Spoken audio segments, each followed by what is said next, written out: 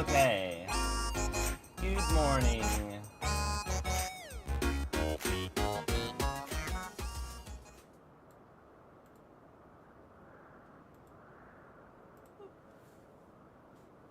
Many cutscenes are going to play in sequence fairly soon. Let me actually check something really quick. I'm realizing I haven't listened to my VODs. I want to see if this volume mix I have going on has been good. Which I should have done off stream, but I don't usually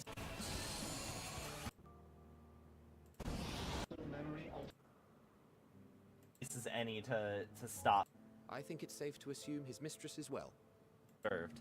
Remains in our memories alone. Oh, yeah, that volume mix sounds good. Also, wait, is my... Okay. I was a little bit blurry in that video. Okay.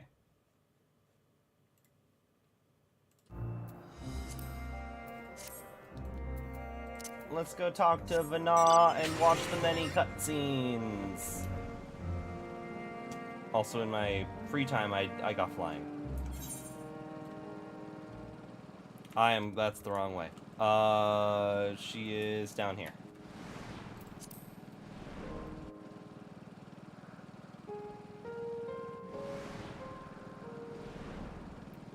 I need to understand why Vinal would not tell the others also to try and end the final days. Unless she is like, well, world's doomed, guess I gotta...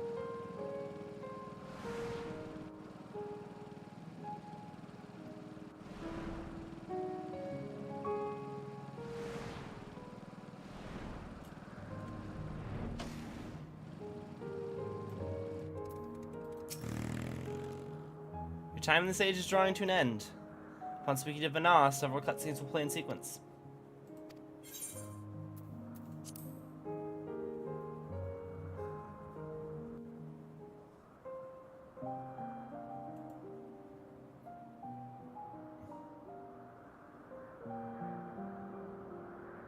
So, it is within.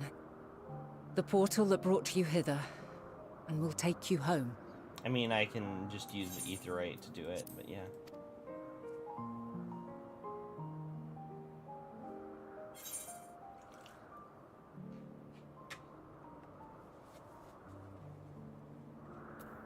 Perhaps I should stay and help.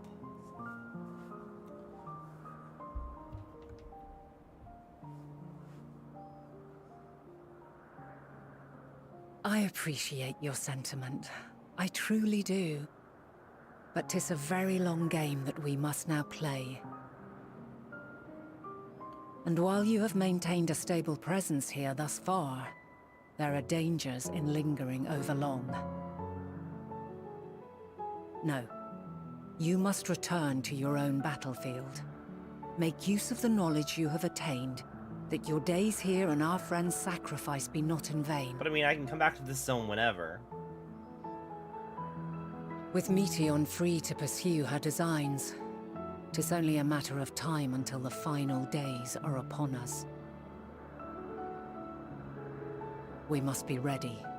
From fortifying our defenses to securing our escape, there is much to be done.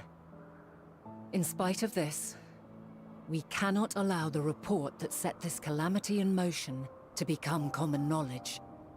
Were the masses to learn the fates of the other stars, I fear the situation would spiral out of our control. I must carefully consider who can be trusted and bring them into the fold.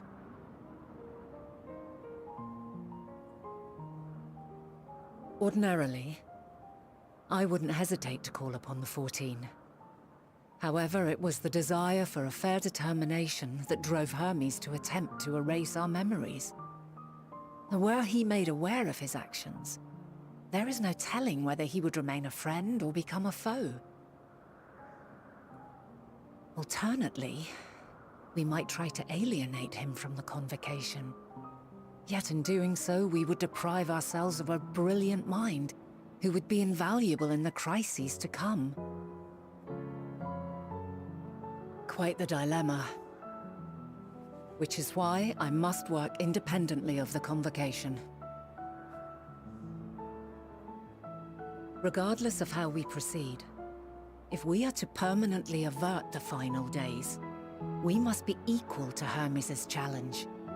We must prove that mankind is worthy to exist. And this hinges, I think, on how we confront the all-consuming despair that accompanies a senseless and seemingly inevitable end.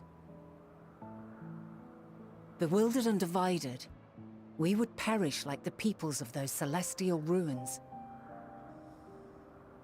We could not hope to survive the final days, much less take the battle to Meteon at her nest.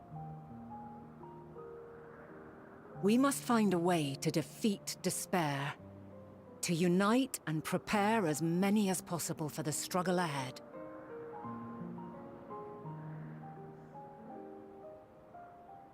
Heavy will weigh the burden of guiding this legion of souls. Yet I have faith in mankind's potential. As long as he believes in himself, there is naught he cannot achieve. So I will not give up on him, on us. You may find your world to be very different, or perhaps the erasure of our friends' memories has sown the seeds of a conjunction between us. We cannot know until the moment is at hand. So shall I strive to do my best, taking naught for granted as I walk my path.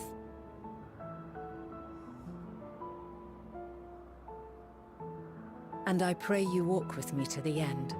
That's the name of the expansion. As you move forward, so too will I. As will all, resolved to fight for the morrow. And when mankind has found the strength to stand against despair, we shall silence the song of oblivion. She who sings it will learn our journey is far from over.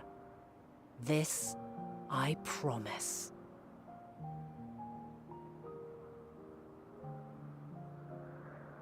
Fare you well, my light of the future, till we meet again.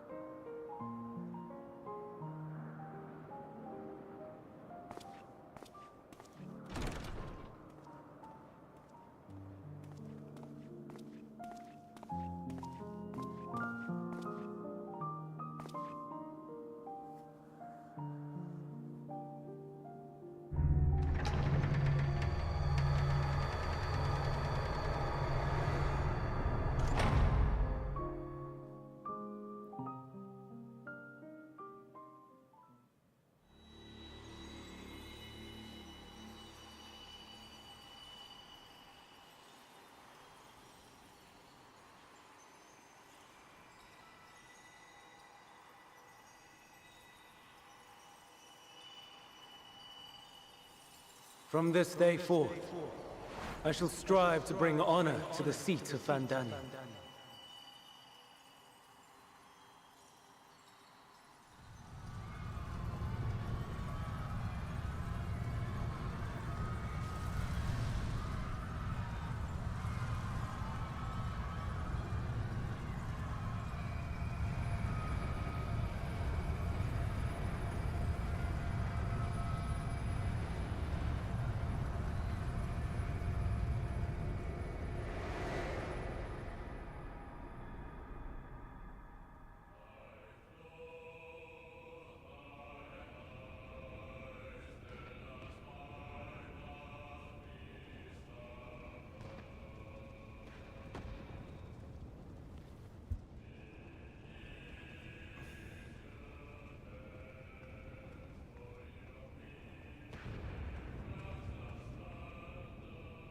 Even now, I remember standing there, locked in a moment where the sky is aflame.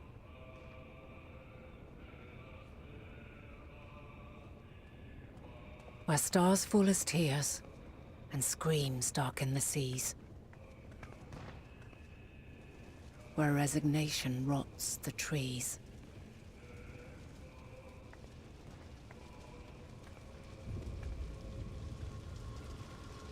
Where terror twists magics into abominations. Such is the lament of they who have gone before. The song of they who tried and failed to create a better world. The song of the end. Just watch that?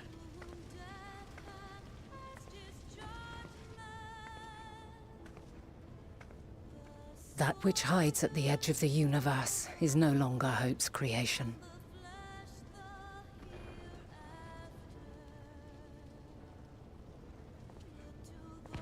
It is hopelessness incarnate.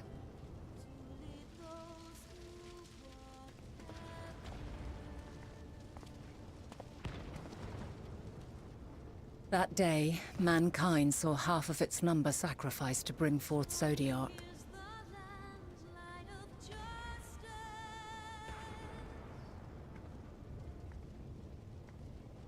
And covering the star in a shroud of ether, we forestalled the final days.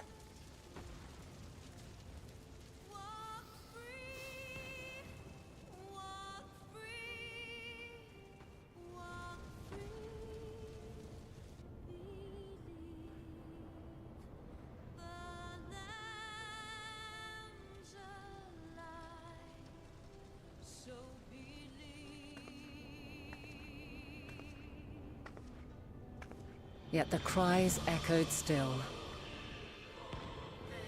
We wept for innocence lost, wailed for death inevitable.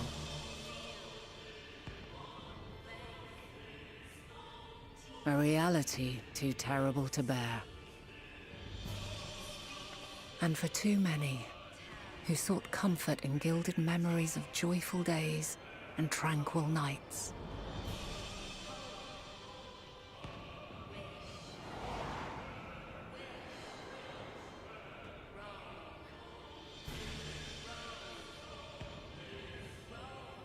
This is all wrong!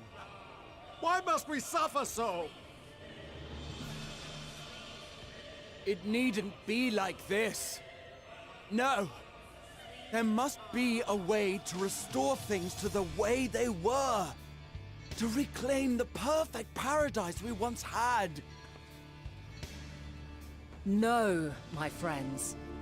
Suffering exists, and we cannot pretend otherwise. No civilization, however great, could eliminate it. If we would live, we must accept it as our constant companion. Let us not seek to forget this tragedy. Let us carry it in our hearts, that we may grow stronger and know true happiness. We can't accept it! We won't accept it! It will be ours again! A world free of sorrow! No, it will not. For there has ever been sorrow. Mankind was but spared its biting sting for a time. So please, open your eyes. To try and reclaim those lives we lost by sacrificing yet more isn't wisdom. It is weakness. No paradise is without its shadows. If we cannot accept this truth and learn from our pain, then our plight shall be repeated.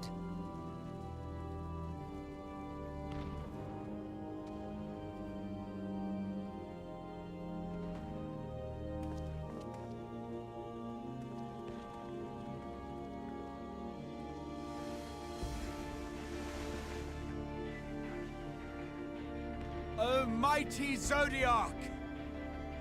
God, born of our boundless faith, we bid you, hear our prayer. Accept this offering of lives, and deliver unto us the lives we once had.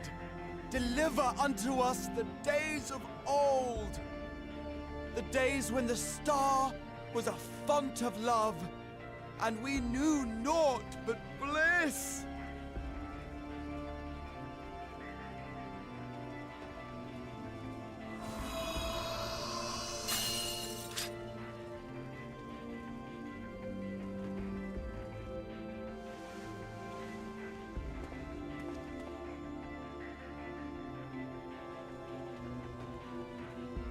You would destroy it?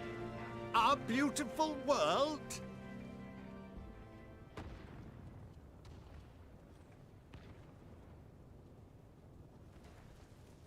Lands that stretched on forever. Skies one could drown in. The heartbeat of nature, silent yet strong. And amidst it all, a people. Beacons of light and life. Laughter that warmed my heart like naught else before. They are my meaning and my purpose. My love. In spite of, or perhaps because of this, I choose to believe in mankind's potential, in his ability to find a way forward. So let there be no way back. From that temptation, I sunder us. No more shall man have wings to bear him to paradise. Henceforth, he shall walk.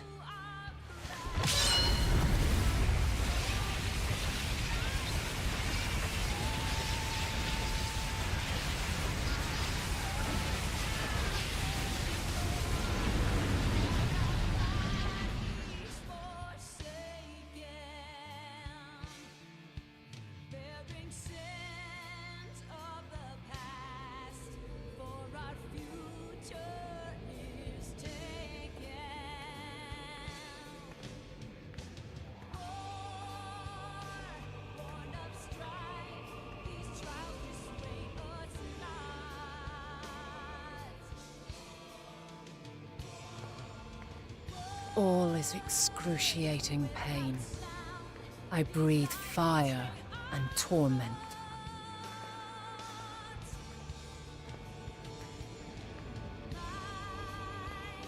I birth a world of suffering, to mire and plague.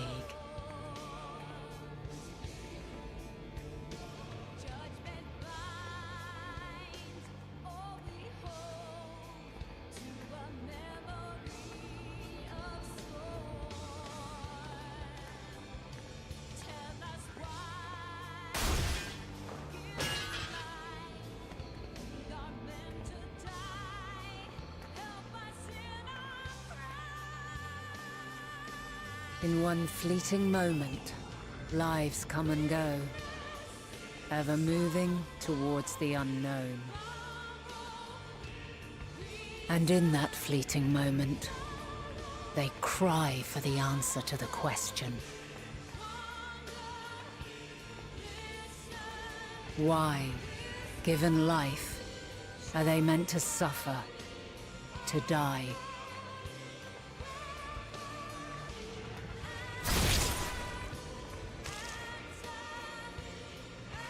As fragmented, imperfect beings, yours is a never-ending quest.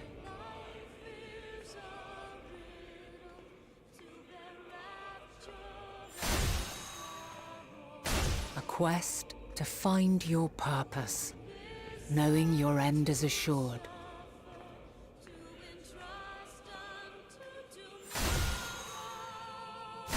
To find the strength to continue when all strength has left you. To find joy, even as darkness descends. And amidst deepest despair, light everlasting.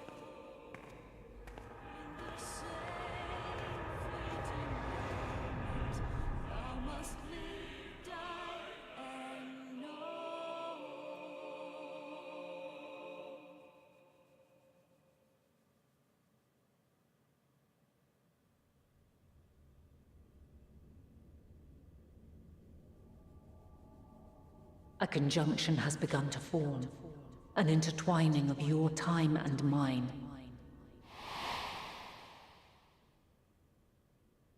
When you truly understand what is at stake, and your journey has prepared you to surmount the insurmountable,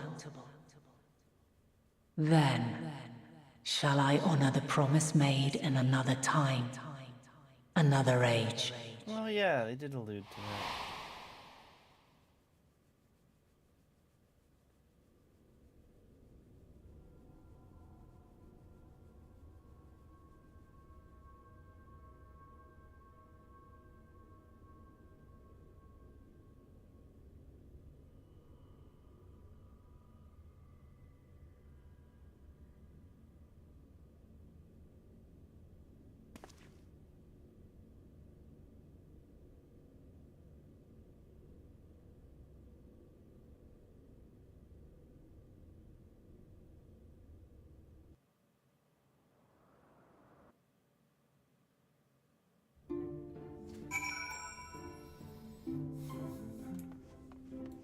What if I wanted to go back, though?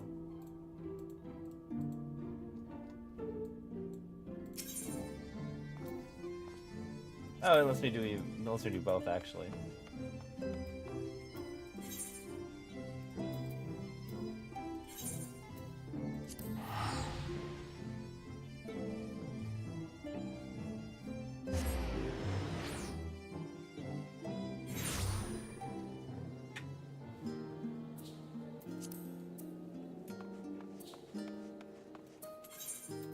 Alright, I should also change back into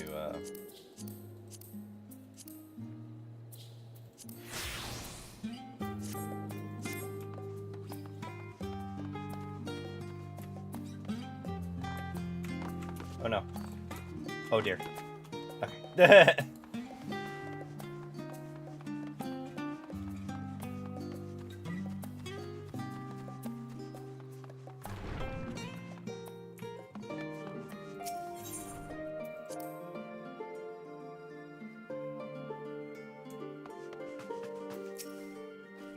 I've been knack turning up exactly when needed, and this is no exception.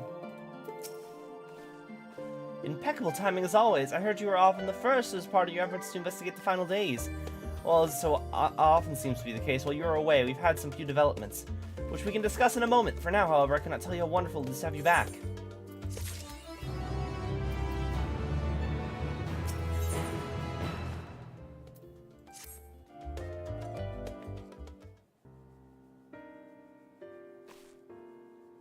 Have you learned aught more of the final days? A whole lot, actually. Then the journey was well worth the risk. No doubt your newfound knowledge will be a great boon to us all. What risk? Like, I mean, you had no idea I was going into the past. You thought I was just going to have a chat with Elidibus who's already dead. Unfortunately, during your time in the First, events here have taken a turn for the worse. The Scions are running themselves ragged trying to contain the spread of blasphemies, but it's a losing battle. To try and ascertain the where and why of it, Eorzea and Alphino have been traveling all over. Of all the regions they've visited, Locus Amoranus is one of the worst affected. Dan Critistinian and Graha took a detachment of allied soldiers there to offer aid and succor to those in need. But the province is vast, and they've only managed to visit a handful of coastal villages. It was an accomplishment worth celebrating still, but a drop in the bucket at best. In the meantime, Y'shtola and Master Matoya have been making a concerted effort to establish contact with Hydaelyn in the Ethereal Sea, but to no avail. As for Tataru and I, we've been keeping a close eye on the Forum. From what we gather, they've been constructing a vessel to ferry people to the moon, an ambitious project that has likely been years, if not decades, in the making. However, since we've seen no sign of it thus far, I suspect it's still incomplete. You'll recall the proposal issued by Master Fortuno and to the people at Razat Han. Following their discussion, Vritra declared his support for the plan and urged those who wish to evacuate to accept the Forum's invitation. So far, so good, but that's where things get a little strange. Apparently, the Forum caught wind of the lunar teleporter at the Tower of Babel and decided to use it to deliver people to the moon instead of their mysterious ship. Therefore, to secure safe passage for the Hanish refugees to the tower, Alphino, Eorzea, Estinian, and Graha traveled to Garlemald not long ago. Trouble is, the capital was hardly the safest place to begin with, and now... the final days have come to Garlemald.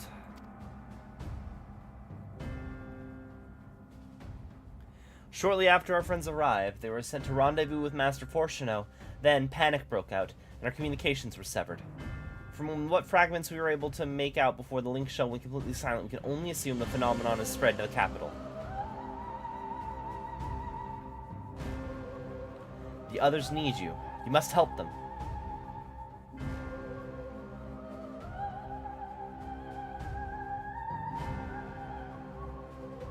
Having you there will make all the difference, I'm sure of it. Camp Broken Glass will be their first port of call. You'd best start there. Hopefully Lucia will know where they are. There's no telling what you'll be walking into, so you'd best take every precaution possible.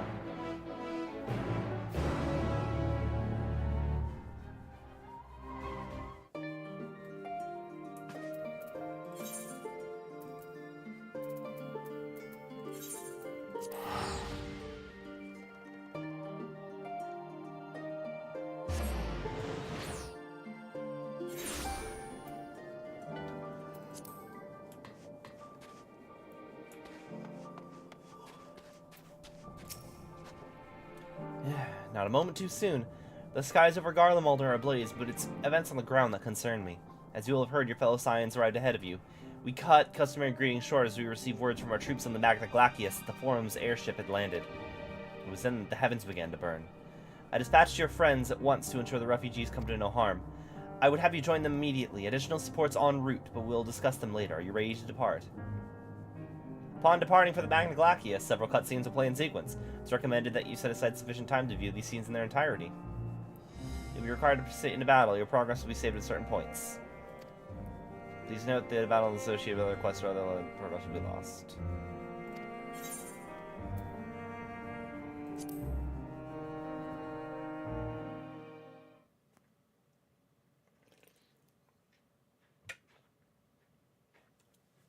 Earlier on the Magna Glacius.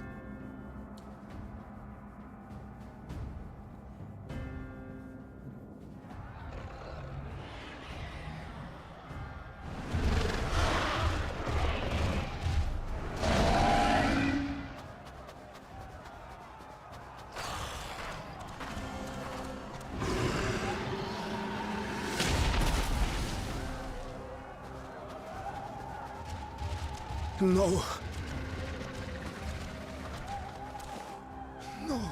No. We were promised an escape. Not the same moon we fled.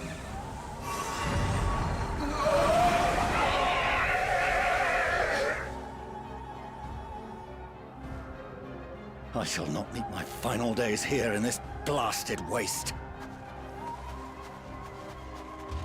Calm yourselves. Your panic is our greatest enemy. Come, we must build a line of defense.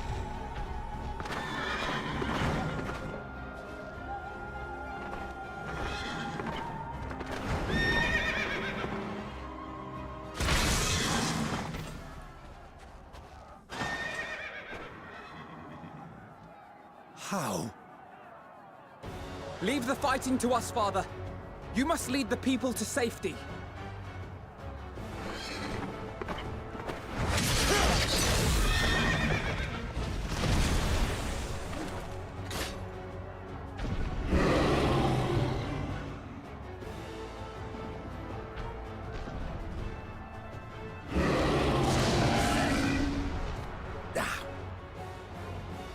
I can handle this pair. You shall tend to the refugees. Let us be about it.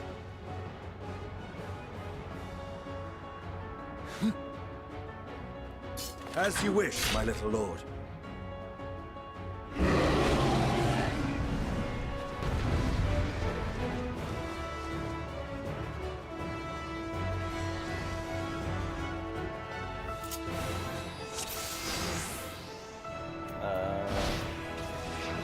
I'll command the beast's attention. See to the wounded. I will in a sec. Help is at hand.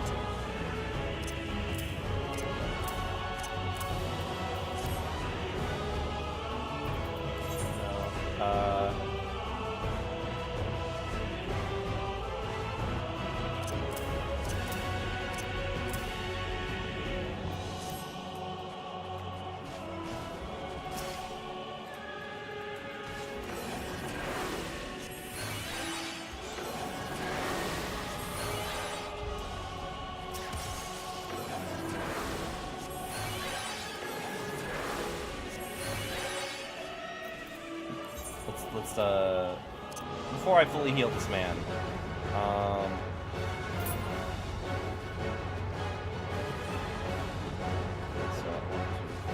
so be here. So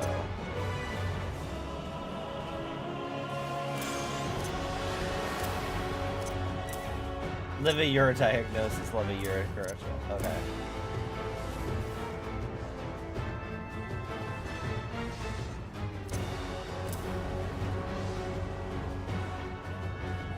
That's good. Yeah. Target's HP. Yeah, okay, that's fine.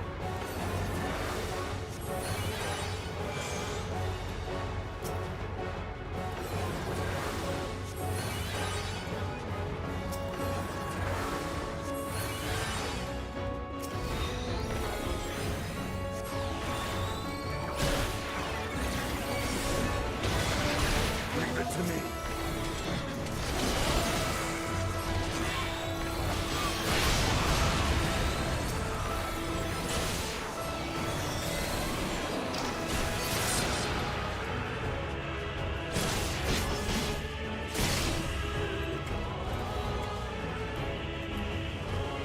Oh, that's not great.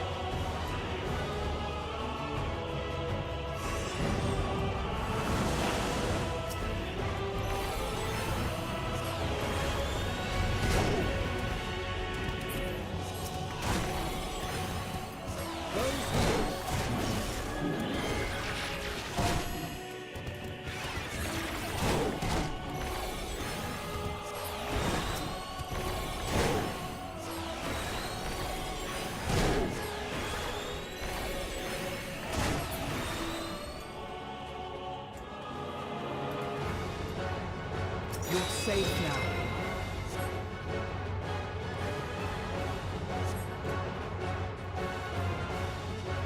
Easy now.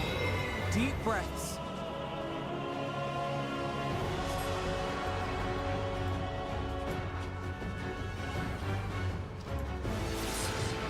Refugees, but for yourself.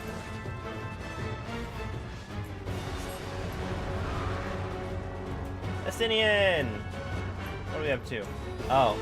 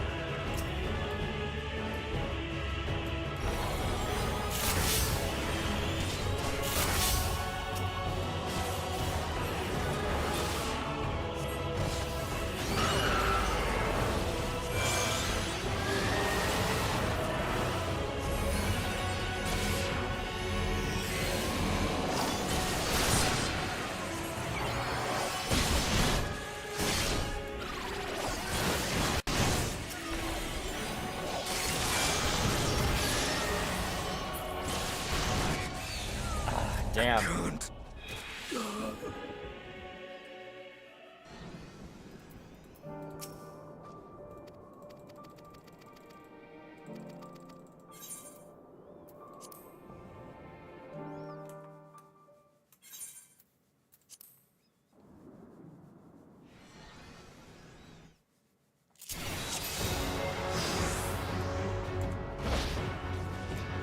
I'll command the beast's attention.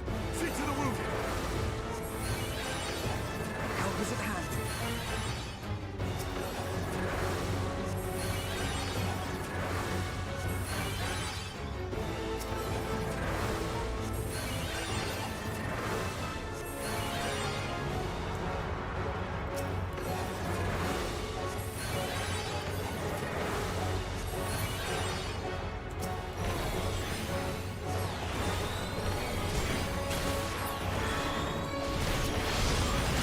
Leave it to me.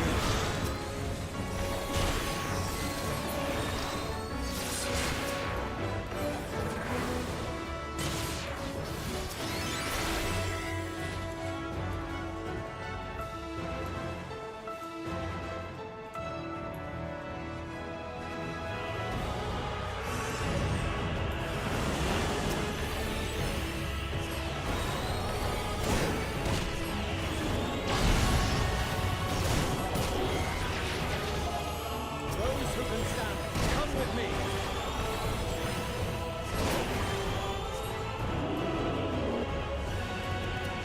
Easy now. Deep breaths.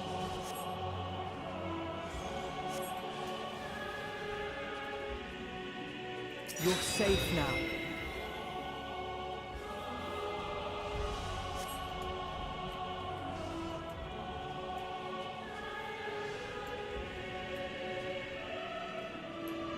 Worry not for the refugees, but for yourself.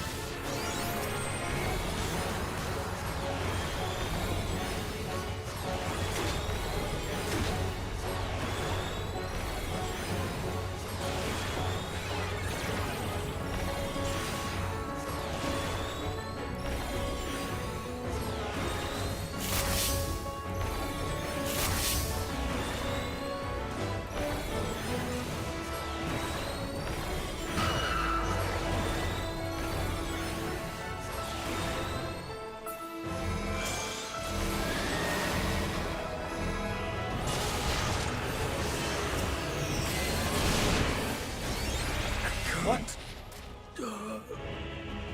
We lost even faster. What the fuck? Yeah, this match is play very easy. Let's go.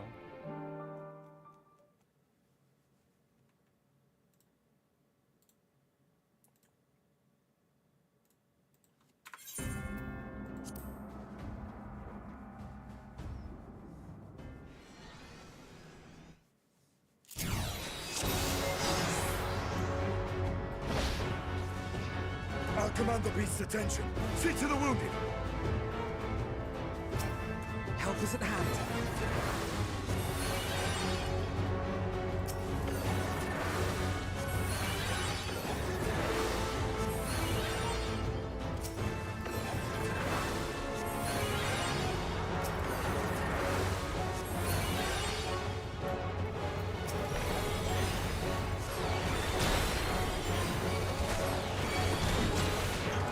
Leave it to me.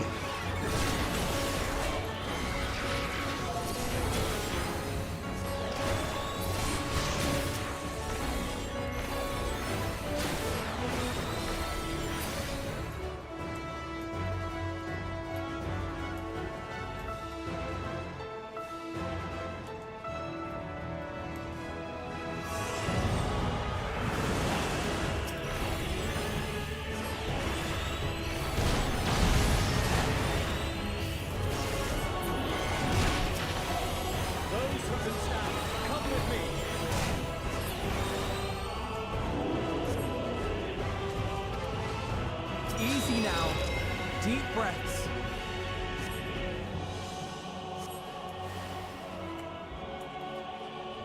You're safe now.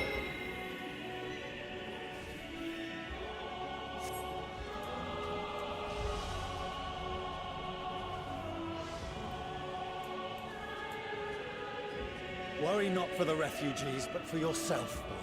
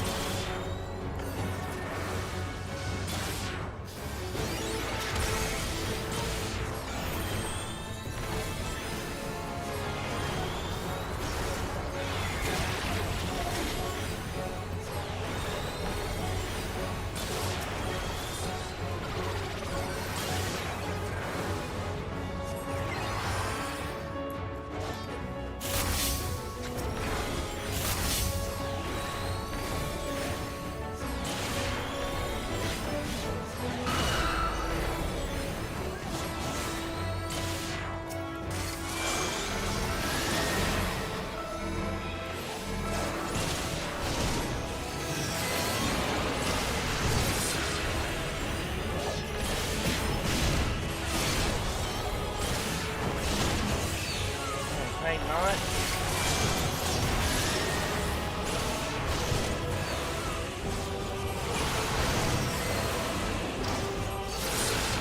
Okay. I couldn't stop the bombs.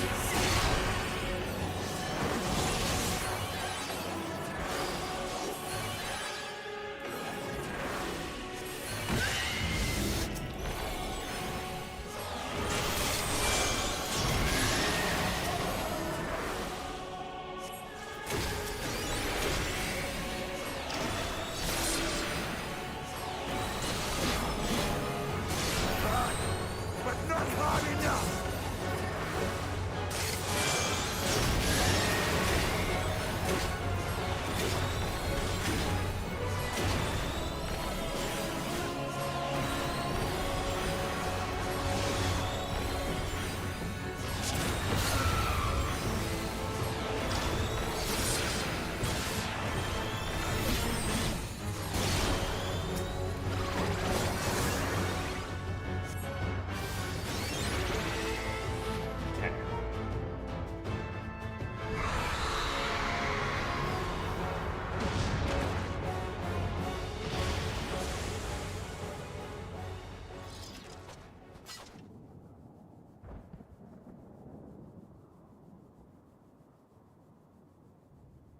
Help! Someone, please! What?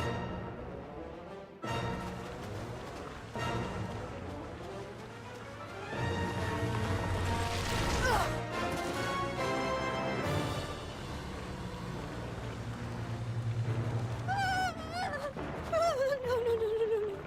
Don't. I don't want to die. Forward! Let not a single fiend escape! Oh! Euless is alive? Wait, that's I thought Euless would have Euless and transformed. the army. So, you've recovered then? In time enough to be of aid, for once.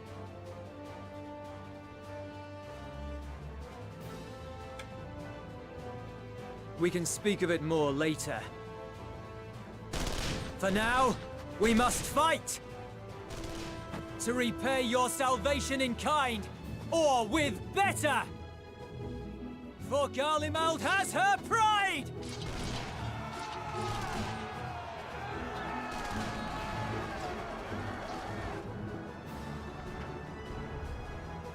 Of that I've no doubt.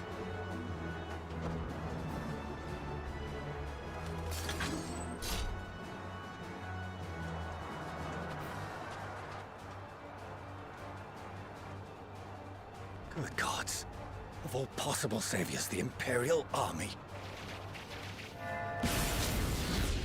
Oh!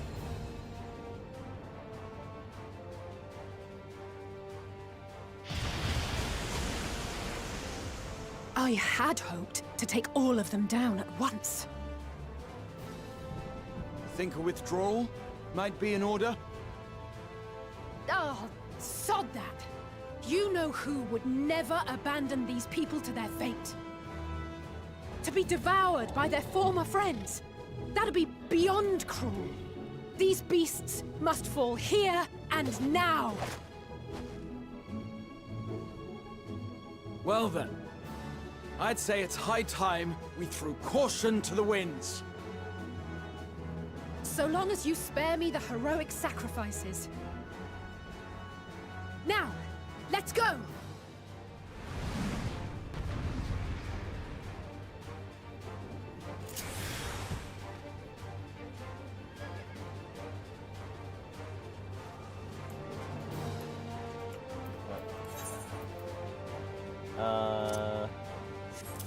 Oh, of course Eorzea has freaking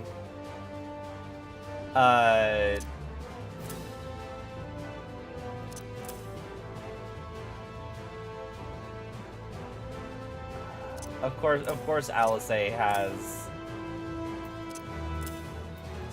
oh, that's not it.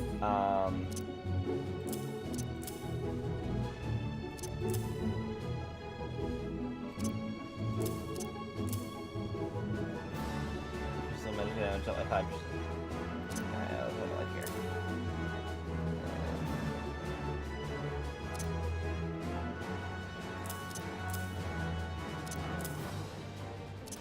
I'll put it down there. Of course, Eorzea has the limit break button.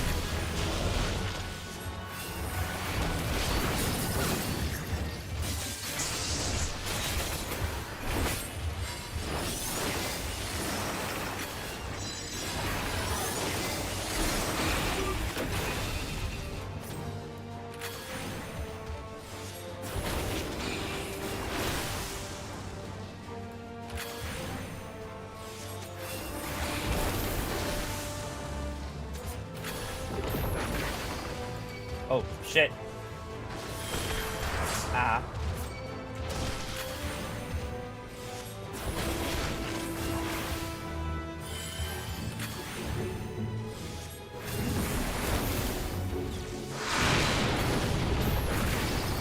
I'm not done yet.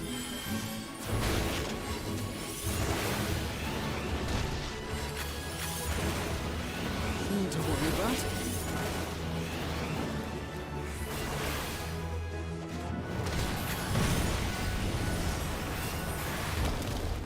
The air crackles with energy. Find cover!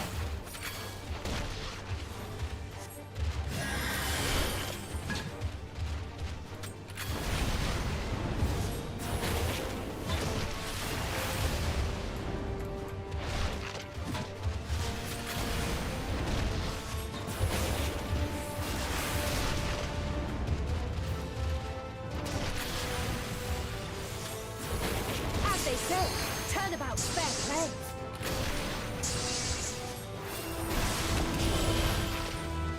On guard.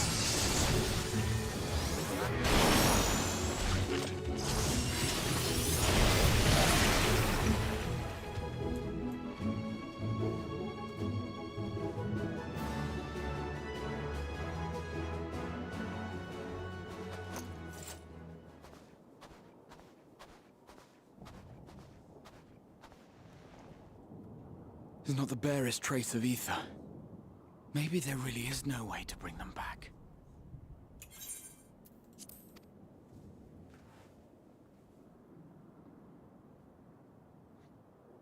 Thank you for saving our lives once again. I remember you, from Purusha. You helped us there too, didn't you? Ah, you're from Palaka's stand. I'm glad you're still in one piece.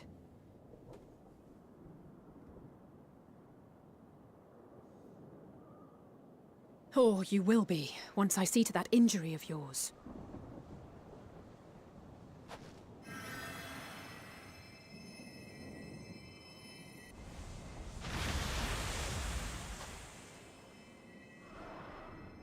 Look out!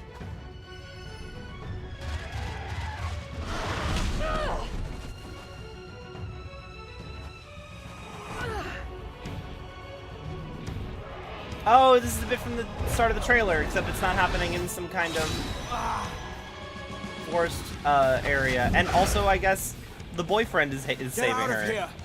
Quickly!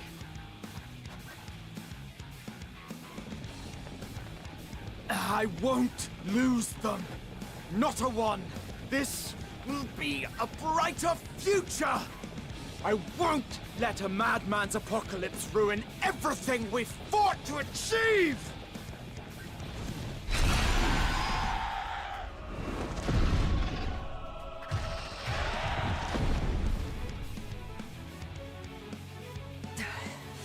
Get it together, Eorzea. You're embarrassing yourself. And in front of Father, no less. You might never measure up to our champion.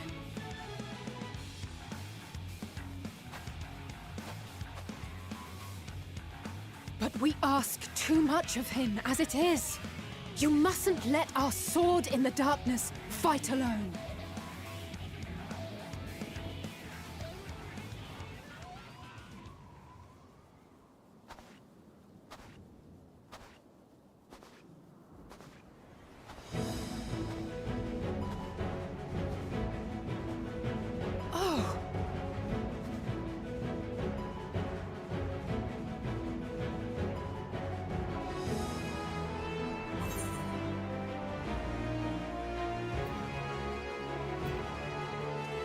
I can't say why you'd never skip your squat regimen because I fight with a book.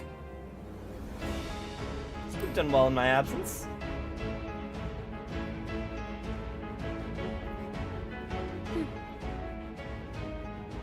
I can look after myself, you know. That's just a thing from the trailer.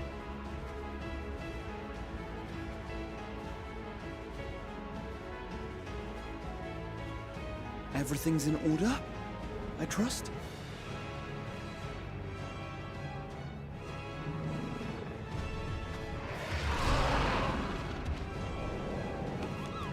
I've had enough of this rabble!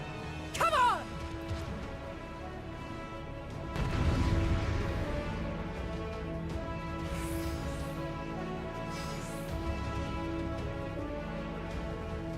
Oh, a trio for the ages. Oh, I need... What's go.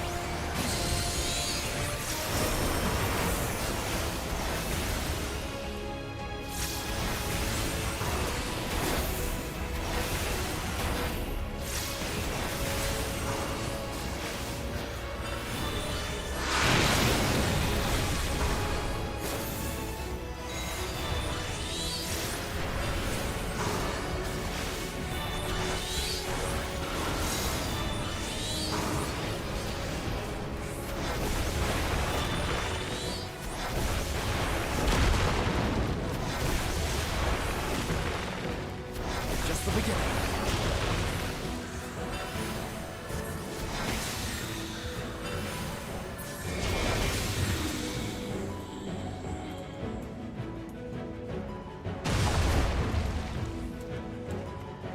I had a feeling I'd find you here.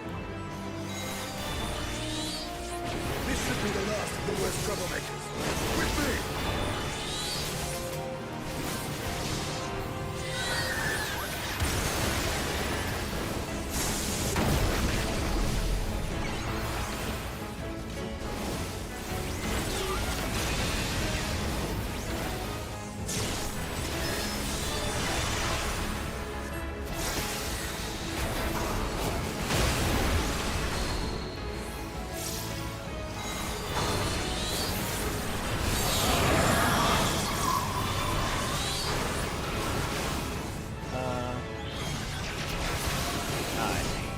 Oh god.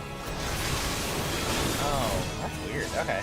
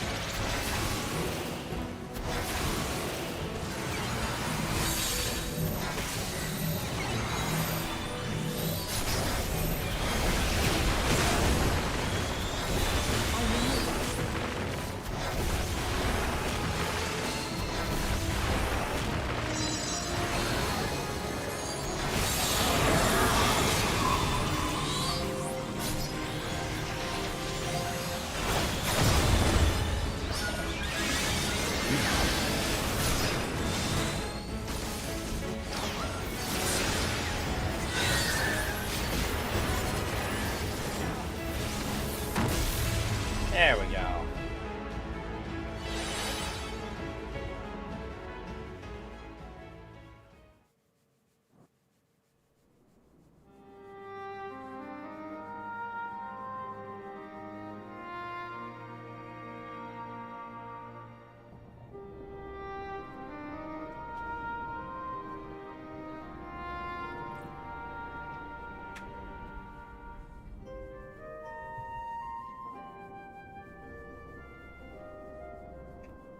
You must board without delay. The ship will depart ere long.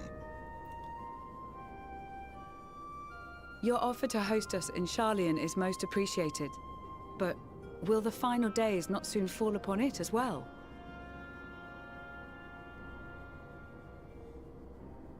Your hesitation is not unwarranted. The satrap entrusted me with your lives, yet I have failed your comrades. Nor are you wrong to fear that this corruption will continue to spread. I cannot promise you complete safety, even in my homeland.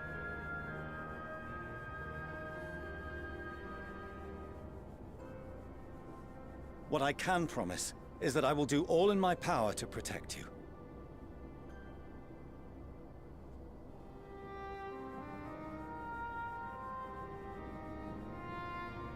That power is not inconsiderable.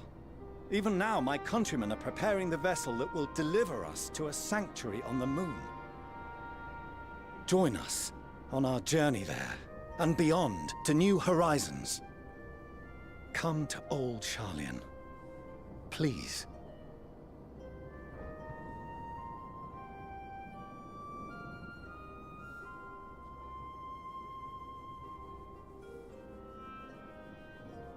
We would be fools to refuse such a generous offer made in earnest.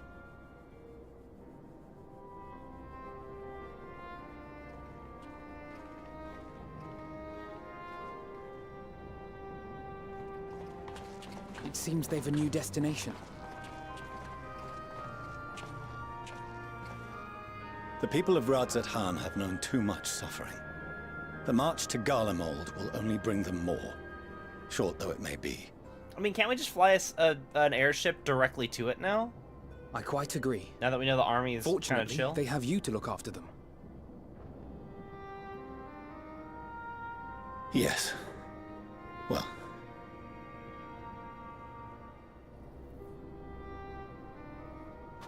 Behind you! Just there!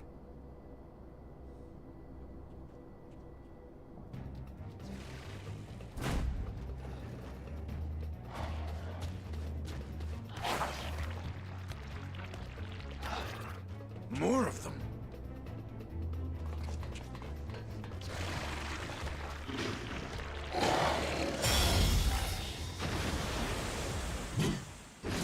Oh my god, Xenos!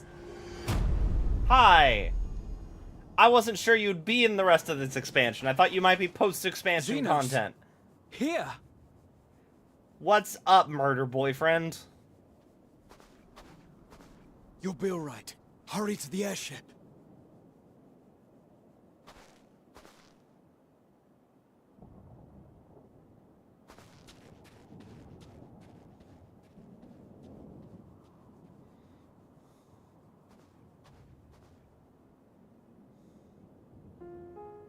Why have you come?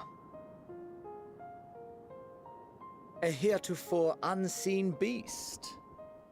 'Twas ripe for the slaying.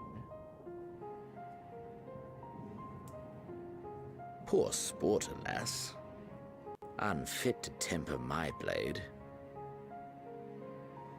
Oh, for the love of... You cannot still be on about a rematch. That is, and has ever been, my sole concern.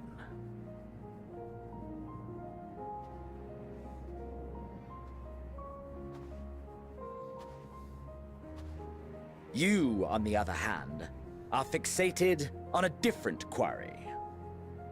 Does he know? Your passion pales before mine. Yet neither hate nor despair seem sufficient to recapture your misdirected bloodlust.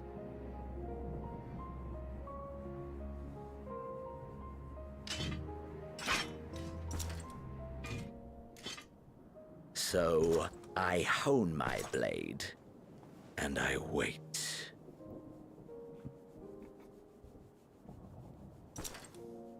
That's it. That's all you care about. Yeah, you see why we hated Garlemald, Ulyss? Like, I'm not saying there ain't good things to Garlemald, just, Garlemald is in ruins. Our homeland, the nation you rule, is as good as gone. Along with so many of its people. Not just soldiers like us. Not only those who fought and killed for power and duty. Innocent civilians.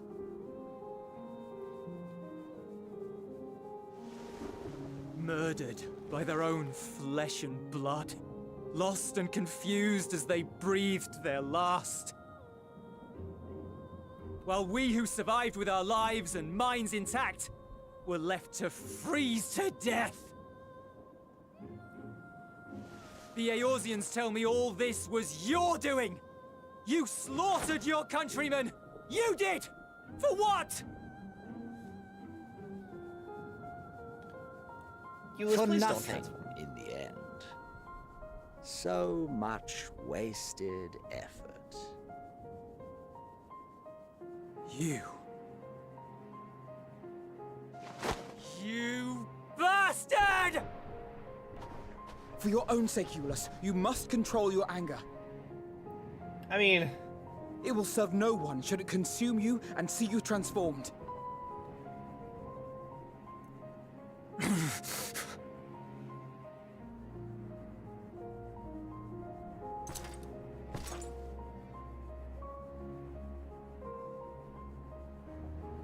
Would you be happier had I a good reason? I mean, he's got a point there. If my motives met with your approval, would you no longer resent the outcome? If so, then perhaps a beast's skin would suit you better. Duty, honor, morality. All constructs of convenience when put to proof. Surely the war taught you how easily power becomes the tool of the self-righteous. How the people's justice was merely a means to their ends?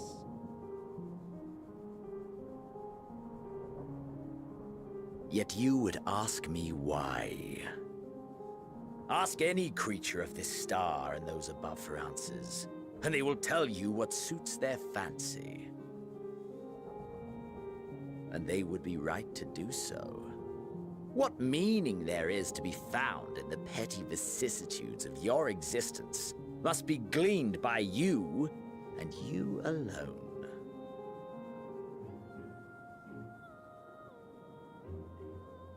Kind of uplifting message from Xenos. Should you seek it in battle in the fruitless pursuit of my demise, then come. Assume your rightful place as a notch on my blade.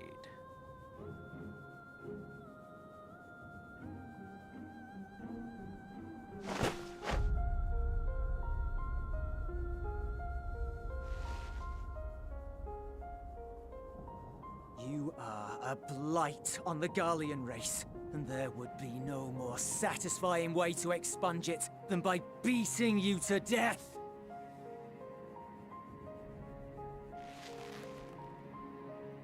But I will not be party to another tragedy. I refuse to lose anyone else because of you. So go. Go!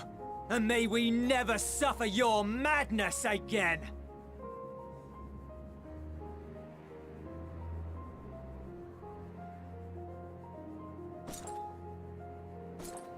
Xenos!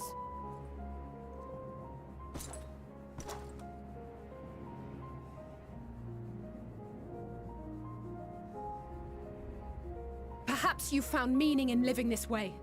I cannot deny you found strength. Yet if you only pursue your hedonistic pleasures and pay no heed to the plight of others, then no one will give you the time of day. I mean, no one's already giving him the time of day. We kind of killed the one guy who was friends with him. You will never get what you want. Not even the battle you pine for so dearly. You'll be alone for an eternity, and you'll deserve every agonizing second of it.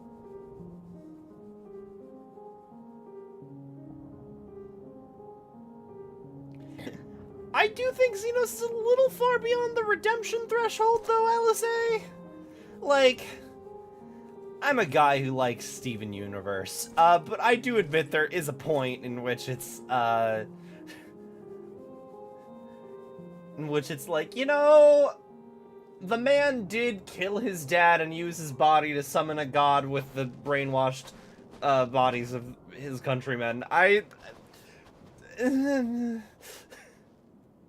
We're ready to depart.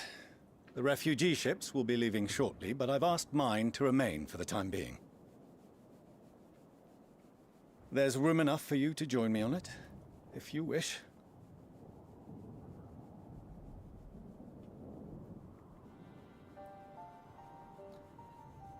Do contain your surprise. I needn't agree with the Scion's methods or intentions to acknowledge that their deeds are deserving of gratitude.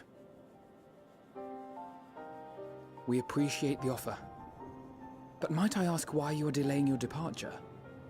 I presume it is not solely for our benefit. I must visit Garlemald ere we return to Sharlayan. Having caused such an uproar, 'tis only meet that I explain myself to the Eorzea contingent.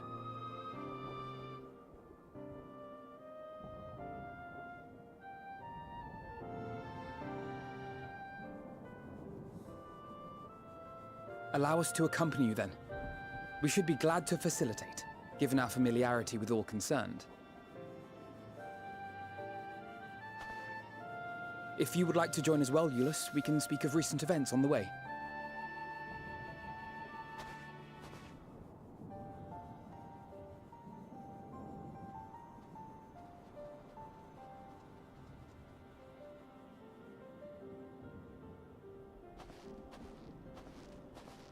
He'll be after your seat on the forum next.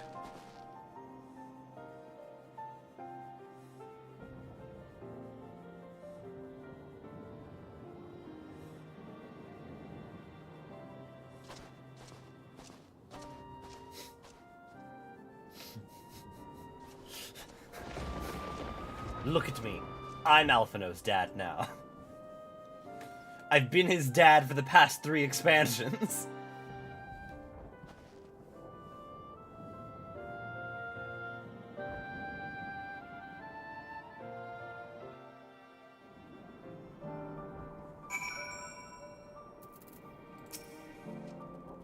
Couldn't save them all, but if we'd arrived any later, it would have been a massacre.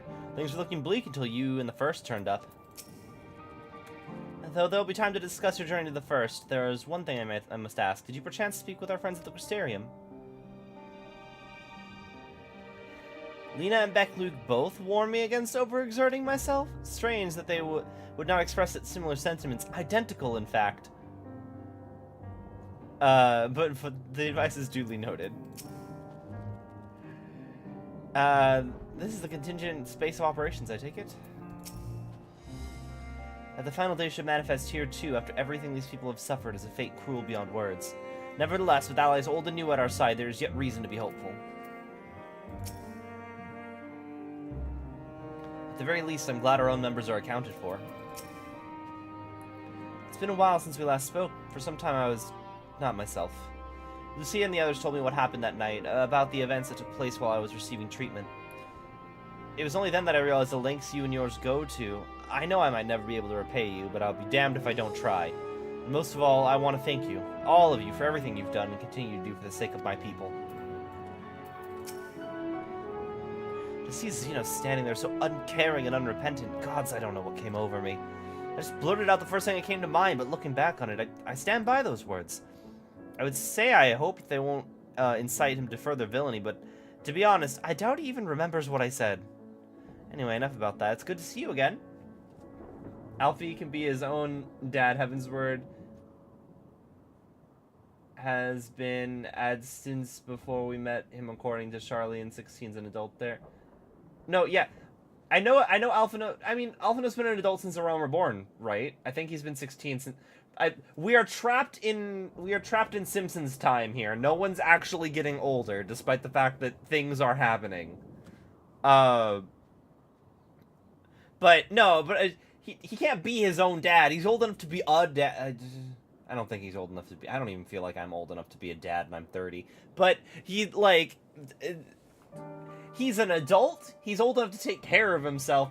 But Estinian's his dad. Or older brother. Anyway, Estinian's shown Alphino more love than Fortuno has, is the point.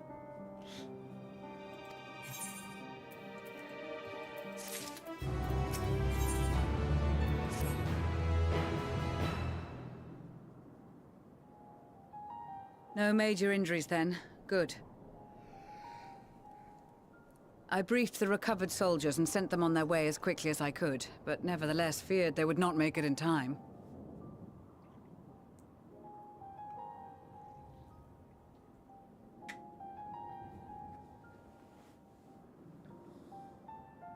The additional support was invaluable. Your men saved more than a few lives.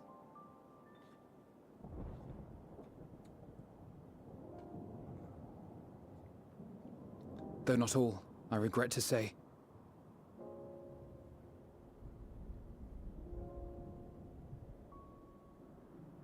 I take it that I'm addressing Lucia Junius. I'm the Forum's envoy, Forchano Leveilleur. And you are owed an explanation for these most dire developments.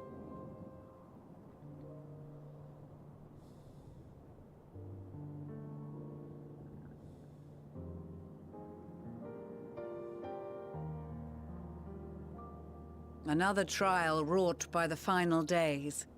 I was beginning to suspect as much.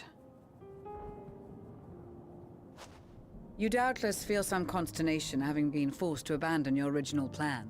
But trust me when I say you were right to send the refugees elsewhere. Beasts have been sighted within the capital. Perhaps it was a stroke of grim fortune that the population was decimated beforehand, as they've yet to appear in any great number, but in time. In any case, Maxima leads the remainder of the contingent in an effort to cull the creatures and evacuate the populace as we speak. Once the airships have taken to the skies, I pray your men can be persuaded to join him. You'll permit us to retain our weapons? I wouldn't have sent you after the Scions were I expecting you to stab them in the back. And I, for one, would not consider past transgressions more relevant than future contributions. Regardless of the circumstances that saw us at odds before, we need men of courage now, more than ever.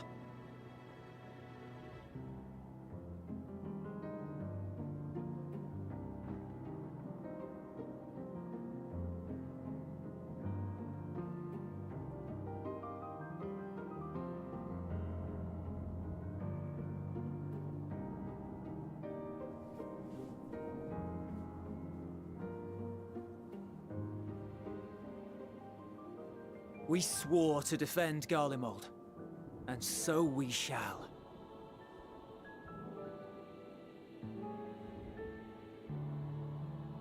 It seems you have everything under control. You will excuse me then, for mine own duties await. A moment, Master Forchano. You did desire to express your appreciation for services rendered, did you not? I did. Though if you intend to again ask that Charlian alter its course, you will find my gratitude insufficient. I mean, I feel like at this point, Charlian's doing what they should be doing. There's nothing so onerous. I wish to hear the details of this grand endeavor of yours.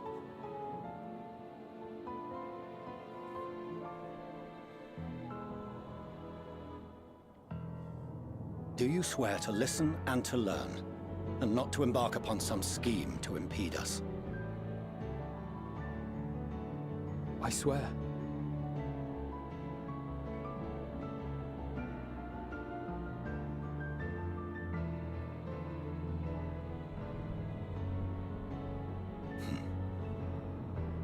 Any other, I would doubt. But you, I trust to keep your word. For not once have you broken it. Very well. I will request that the Forum make you privy to our plans. You may await our summons at the Baldessian Annex, assuming the decision is in your favor. Does that suffice? It does. You have my thanks. Excellent. You can regale us with tales of your most recent sojourn to the First while we wait. Oh, I went to more than just the First, my friends.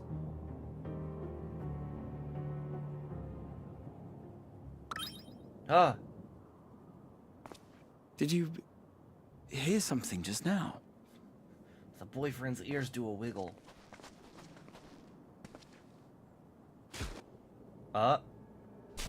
Oh.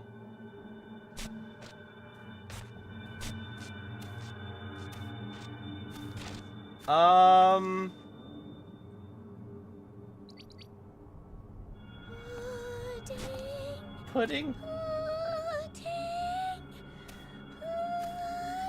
I'm very confused. Is this... am I supposed to be afraid? Where is this star's blasted pudding? Okay.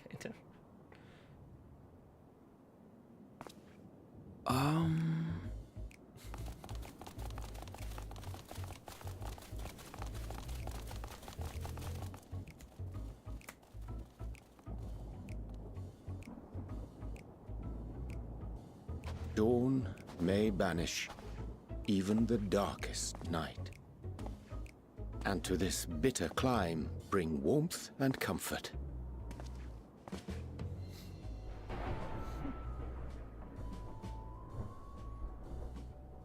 'Tis heartening to see such an assembly upon my return. I thought often of you whilst I looked down upon our star's brilliance from the moon above.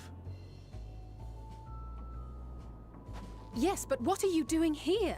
And dressed like that? Aren't you cold? Alice, say you're wearing short shorts.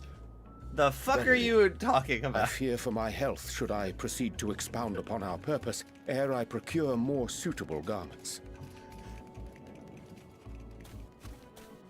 Then allow me to summarize. We're here because none of you lot are up there. Nor has anyone deigned to send word about any changes in the plans. It's rude, is what it is. At least that's what I thought at first, but then folks got to wondering if you weren't in a spot of bother, so we decided to take matters into our own hands. Come down here and help, if our help be needed. So she says, but it's also something of a convenient excuse to visit Eorzea. Eorzea made it sound absolutely marvelous. More so before the impending doom, but still. Well, there's a good insulator. There will never be a better time. What with the aforementioned doom? Marvellous, they say, yet not an ounce of pudding to be found. I must suffer Eorzea's inferior works no more. Hey! Maybe consider the plight of present company before you go blathering on about pudding and doom? What if, like, Puddingway tries pudding for the first time and realizes he doesn't like it? As I was saying, should you require any assistance with whatever, we are at your disposal. We were born from Hydaelyn's love for the lives of this star, so naturally we would much prefer to see them continue. Twiddling our thumbs up on the moon is hardly conducive to that, though, is it? Well, you do still need to... Not when you've all got such precious thoughts and feelings and hopes for the future deserving of more active preservation. Speaking to Eorzea made us realize that while we've carried out our duties to the letter, we've failed to fulfill them in spirit.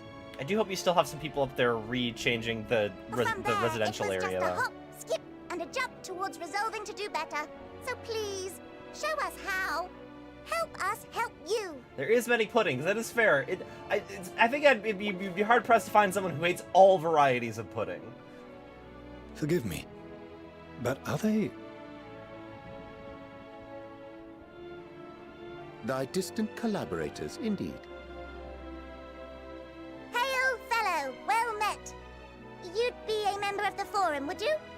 It's an honor and a pleasure to meet you at last. I'm Livingway, Hydaelyn's right paw. That last bit is very important. As am I, if I may humbly say so myself. I bid you welcome to our star, Livingway. On behalf of the Forum, I thank you for traveling such a distance to meet us. As you have surmised, preparations for the Exodus have not proceeded as smoothly as we had hoped. I should be happy to personally escort you to our headquarters in Sharlayan, where you may advise us as you deem fit.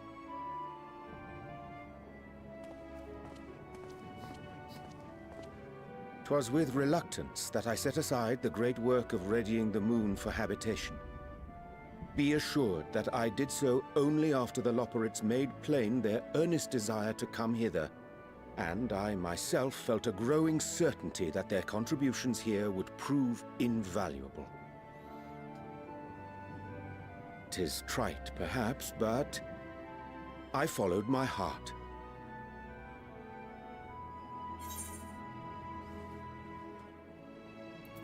May thy disciples banish this darkest of nights.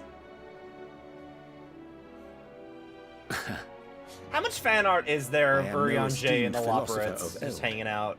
Nevertheless, 'tis my hope that what little knowledge I shared shall serve them well, and perchance help save us all. Will thou attend us at the Forum and lend thine own wisdom?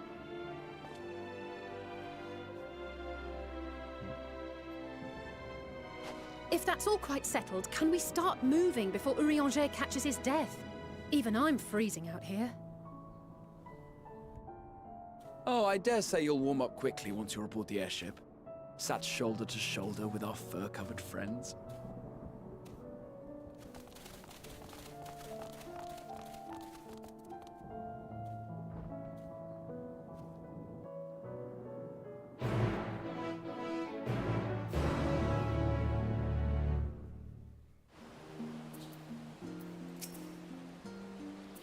I dare say Master Fortuno was as nonplussed as we were to learn the identity of Heidelin's lunar custodians. As he will soon discover, they have much more to offer the Forum. Might I suggest we return to the Annex forthwith? We may have time to discuss thy recent adventures ere we are summoned to the rostra.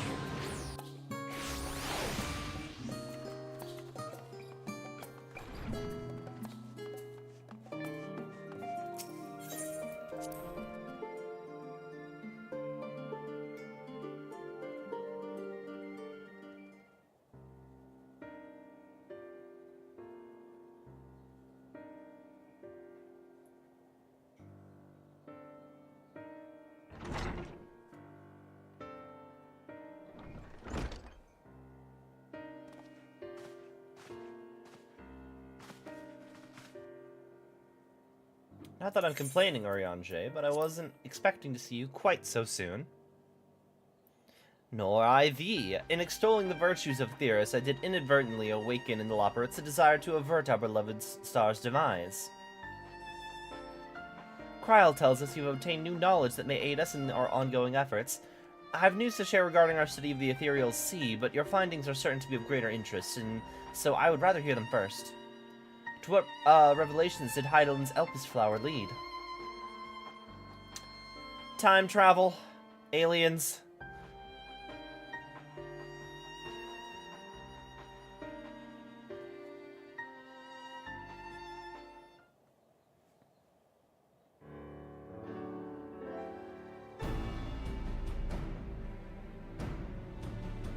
Then this dynamis is what drives the final days. If it and Akasha are one and the same, it's all but proves Nidhana's theory. We're an entity through sheer force of emotion to channel this vast dormant reservoir into a raging river. Its power might surpass even that of ether. But if our star is so replete with ether, said entity would need to be outside its influence to effectively manipulate the dynamis of the great expanse. Medion. Or rather, the sorrow and suffering of fallen civilizations that has been hoarding for a millennia. Untold anguish and fear and hatred drawn from every corner of the universe for a single purpose, the destruction of Aetheris. And a foe is no longer some unknowable calamity. We have but one aim, to defeat Meteion. You make it sound so simple, but you're not wrong. Vanquish Meteion and we deliver the world from the final days, but to even attempt it, there are two conditions. First, we must determine her location. Before Meteion escaped, an enchantment was placed upon her by Vana, the woman who would become Heidelin. The implications of temporal magics are not entirely understood, and so we cannot assume that our Hydaelyn and Vana, and the Vana that you met in Elpis are one and the same. Nevertheless, due to her intrinsic qualities as an all-powerful being, I'd wager Hydaelyn possesses the knowledge we seek. Whether she would share that knowledge with us, however, remains to be seen. After all, she intends for us to flee Eorzea, not stay. Do you suppose she has abandoned her pursuit of Medium?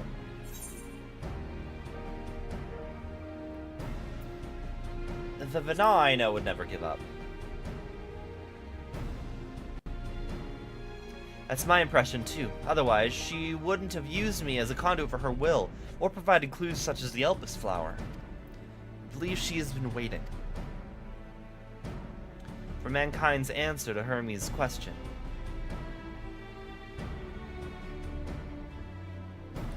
So, what's the second condition? We must find a means to reach Medion. Naturally, our chosen method will depend entirely upon wheresoever she has made her nest.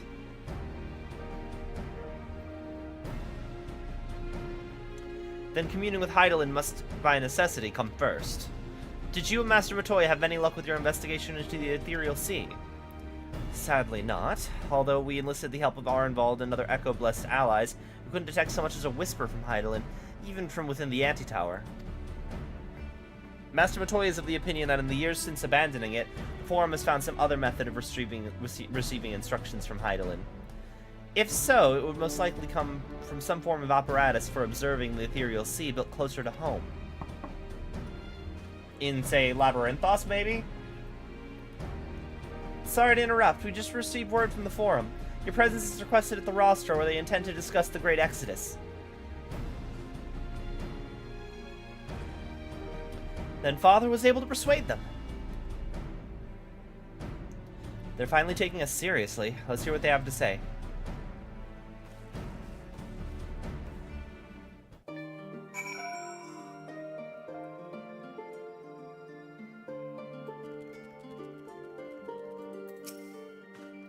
To think the Crystal Tower of the First is capable of such feats as sending one's soul into the distant past.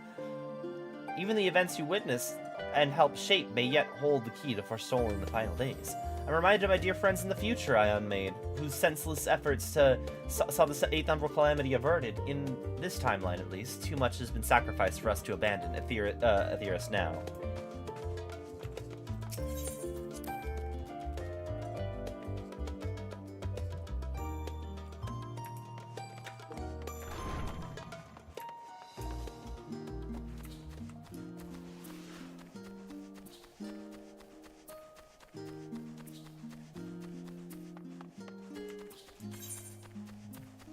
Probably could have teleported, I'm realizing.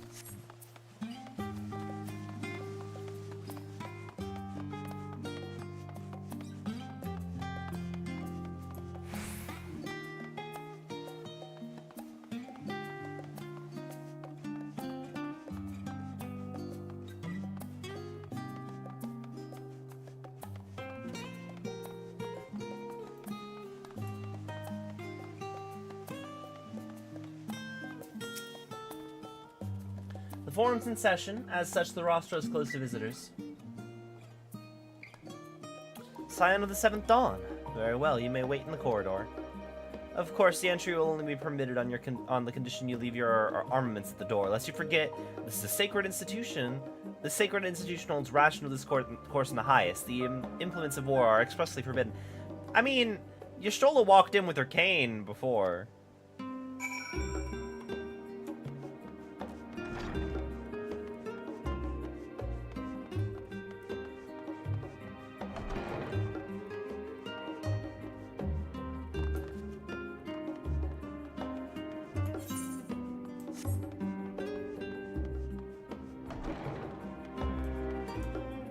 Why wasn't the waiting point at the front?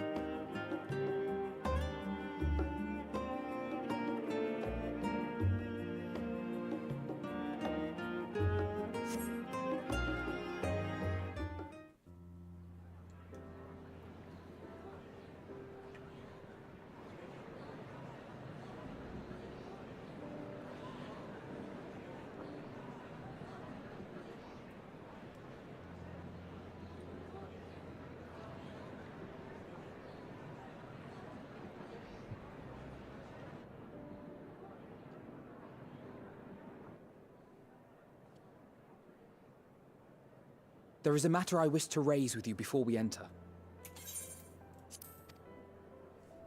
We are here to listen and to learn.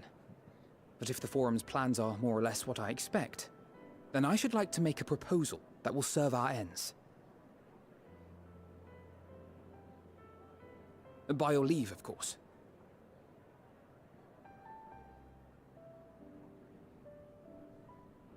I don't see why not. Your words and wits have gotten us this far. Agreed. I will present our queries so that you may consider the most advantageous way to advance your proposal without distraction. Thank you, everyone. If I may have your attention, the ad hoc session will now commence. The purpose of today's assembly is to brief the Scions of the Seventh Dawn, at their request, on the Great Exodus. You may enter.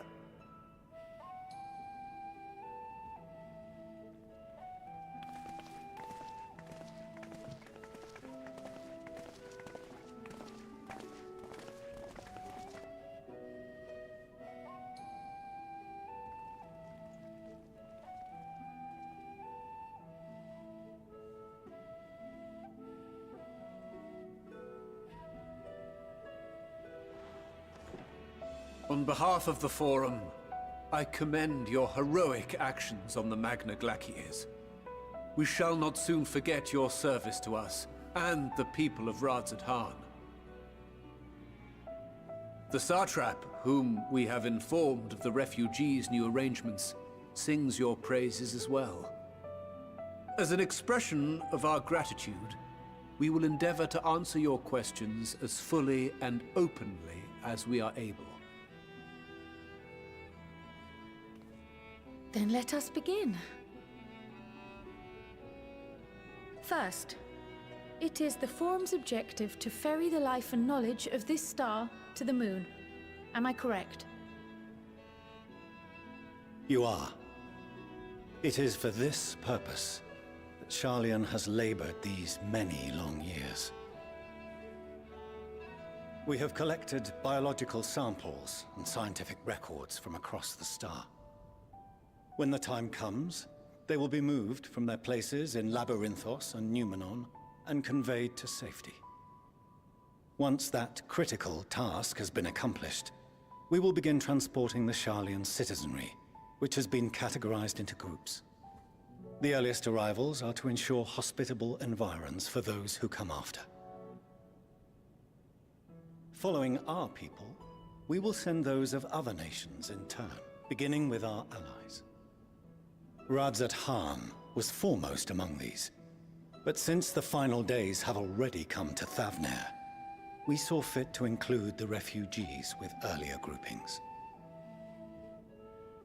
An ambitious plan.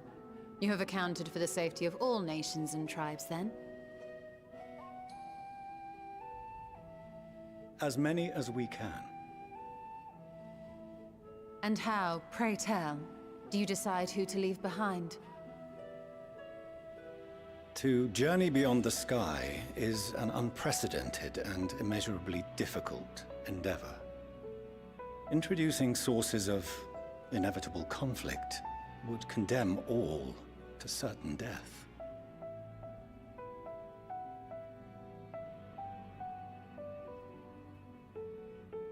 Questions as to the validity of that approach aside, are your plans proceeding apace? We're under the impression that your primary means of celestial transportation is incomplete.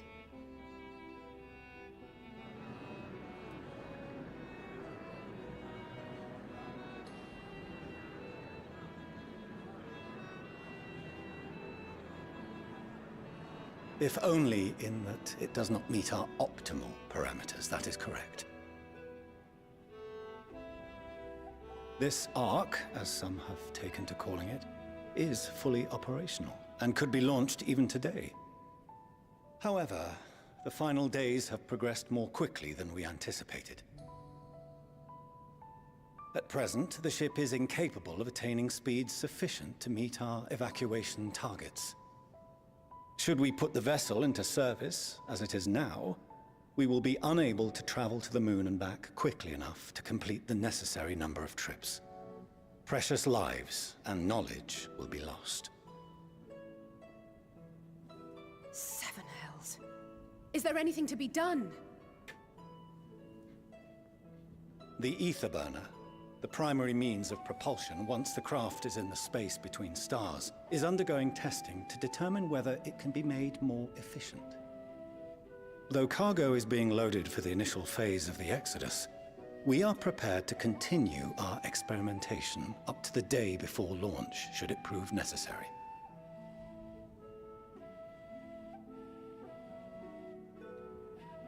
What if the Scions were to solve your problem?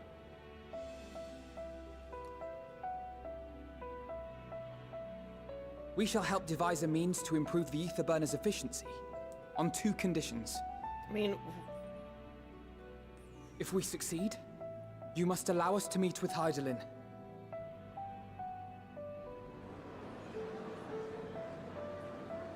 "'Twas simple enough to deduce.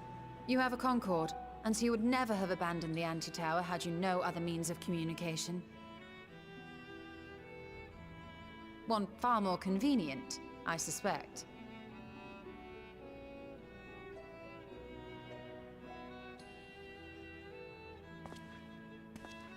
The second condition, also to be met upon our success, is that we be permitted to propose another use for your Ark.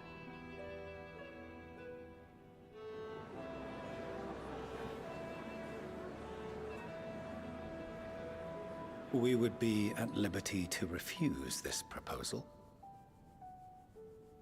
Of course. If we cannot prove its merit to the 99 here, who are we to stake on it the lives of all peoples of this star?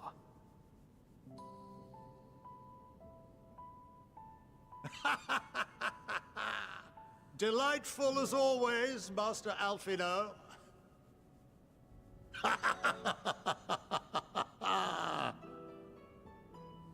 Oh, we couldn't have asked for a finer plan. Allow us to solve this complex engineering problem of which we were entirely unaware until moments ago. What could possibly go wrong? The satire He has a point. writes I am itself. like, why do you think that you could figure this fucking thing out?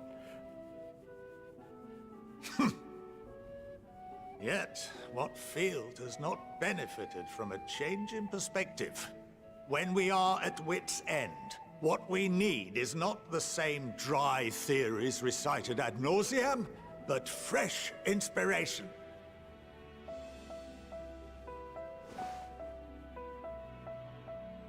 I, for one, have faith in my erstwhile students to provide it, and I find their terms to be perfectly acceptable.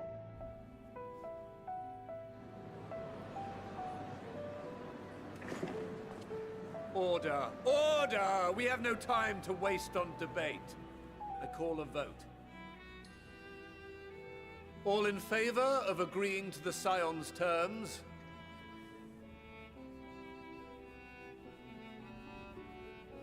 I feel like we can already just request the meeting with Hydaelyn. I don't think we need to do anything for them to ask that. Like, among their number is one of the people directly expressly chosen as her chosen. Like, and we've saved their asses already. I feel like they should just let us talk to Hydaelyn. 71 in favor, 28 against. The ayes have it. Fortuneau, as the architect of this project, you are the best candidate to show them its current state. And bear in mind that regardless of your personal misgivings, he didn't vote. This is the will of the Forum.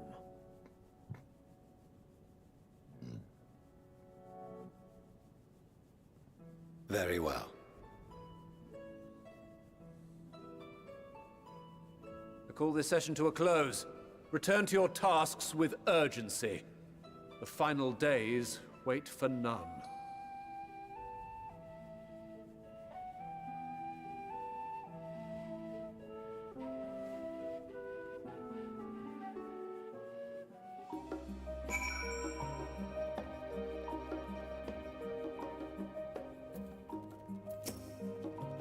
Rest assured, I have every intention of honoring the Forum's decision. While I very much take issue with the Forum's approach to selecting whom to save and when, they're not wrong for wanting to minimize potential conflicts. Fortunately, if this plan of ours actually works, the Great Exodus itself will become entirely unnecessary. I'll admit to bringing up the issue of the Forum's incomplete arc was more than a little daunting. They were, to their credit, quite open about the current state of affairs. What was even more surprising, though, was when they took Alphino up on his offer. I'm a little vexed that we've yet to learn of the Forum's replacement for the Anti-Tower, although I expect that in time they'll share that too with us, and with Master Matoya, if they have any sense. The further we pursue the mysteries of the universe, the more I struggle to comprehend the fortuitous nature of time itself. We measure and quantify it based on our observations of celestial bodies such as the sun and moon, but from your account, it's unclear whether the ancients viewed time in a similar manner. I did mention this because while Vanan knew the final days would reoccur at a defined point in the future, she presumably had no way of knowing exactly when. Even so, the completion of the Forum's preparations to escape the moon aligned closely with the advent of the final days is surely no coincidence. Ooh, that's actually something I'm thinking I didn't think about. Hang on a second. Perhaps if Midgard Somer were still alive, in the traditional sense, that is, he would have offered to help the vessel attain the necessary speeds. Then again, there's no guarantee his contribution will make enough of a difference to matter. Of late, I've seen no sign of the Loperates. This being the first opportunity to experience the wonders of Sharlayan, the potential for misadventure is nigh infinite. My affinity for espionage may have earned me the title of Archon, but I was completely unaware of the Forum's plans. There must have been clues here and there, had I mind to look for them, but contemplating that possibility only serves to further wound my pride. Not that anyone could have realistically surmised that their brilliant stratagem was to build a giant ship, fly to the moon, a still larger vessel in truth, and use that to travel to another star. Even now, the whole idea seems positively absurd when spoken aloud. Alright, I'm curious. It's probably... There's probably no point to it, but let me see really quick.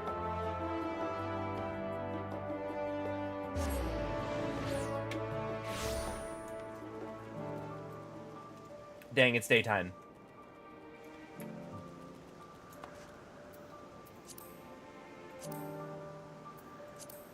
Okay. I'll head back to Sharlayan now. I wanted to see... not Crystarium. Jeez, my home area is still the Crystarium. I hadn't thought to check while I was here the first time, but I'm curious if there's a moon in the sky in Elpis.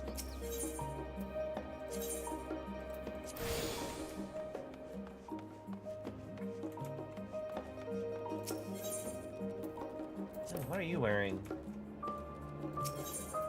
No, I want to check out this man. No, I want to click on the person. Oh wait, is this Crypt Lurker stuff? Okay, never mind. It looks different than when it's on my small rabbit lad.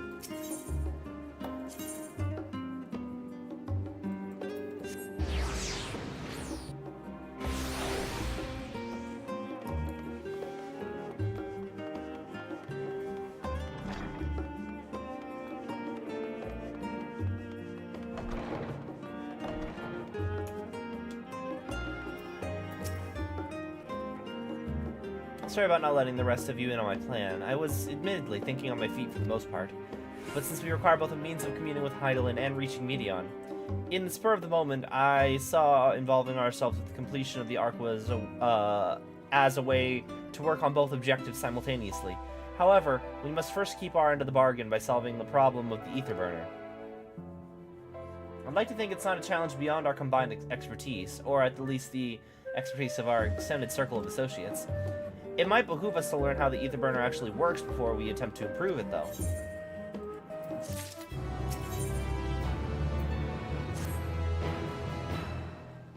As instructed, I shall take you to the Ether Burner.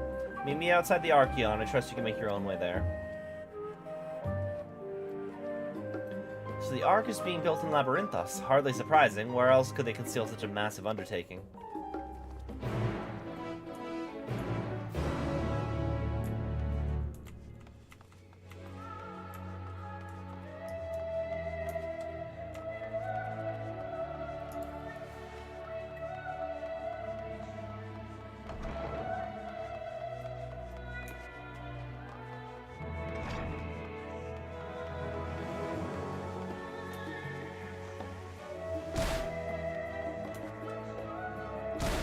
Oh wait, I'm going the wrong way.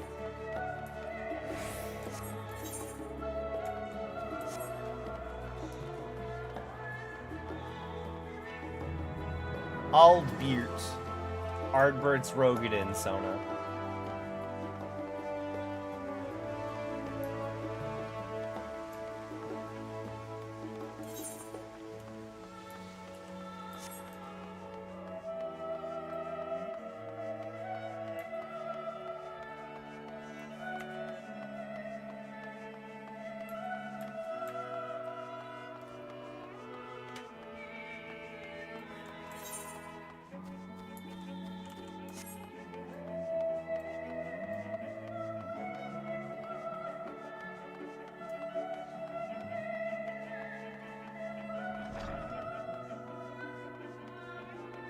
I forgot there was a way in here from the Rostra.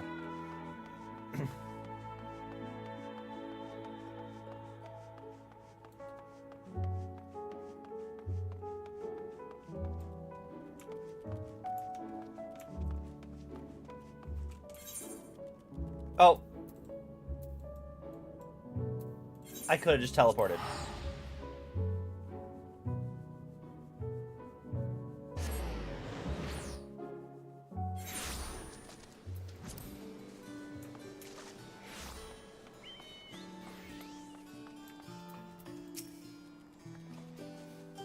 My destination lies in the lower levels. Forum, in its wisdom, has granted you access to the Archeon's lift.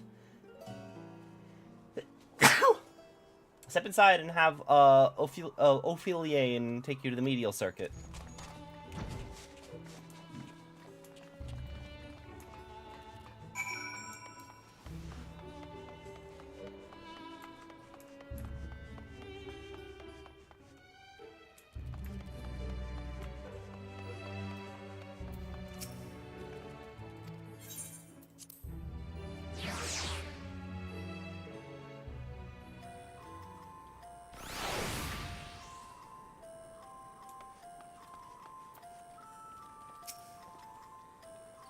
I have sent your associates to Log Station Alpha on the other side of Miral Agronomics. Actually, there is something I've been meaning to... Never mind, I can wait. Let us attend to the matter at hand.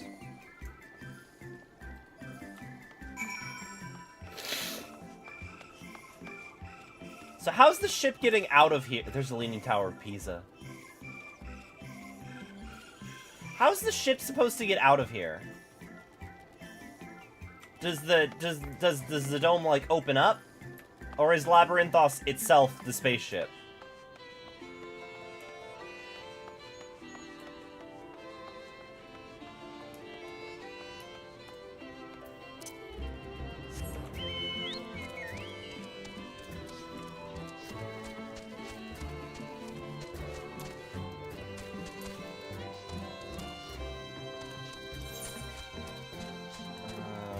Where are we headed? Down here.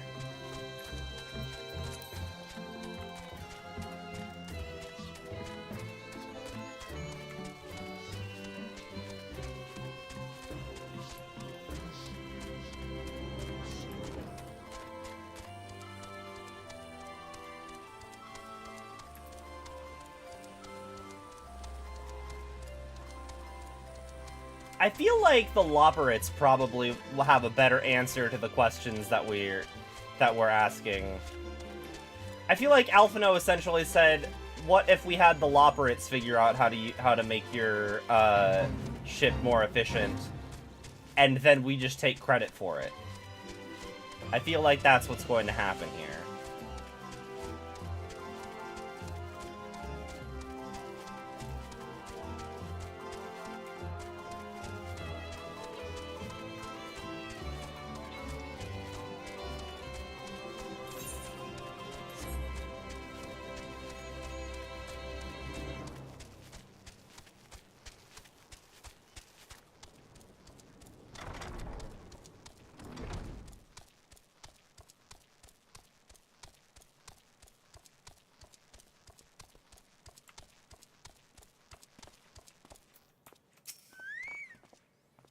fields you passed along the way were brought back memories of Ferndale. Unfortunately, we were never blessed with such abundant crops. The further we underground we go, the more surprises we find. We must be close to the Central Circuit, which is where Charlene's greatest secrets are held, if the tomes I perused told the whole story.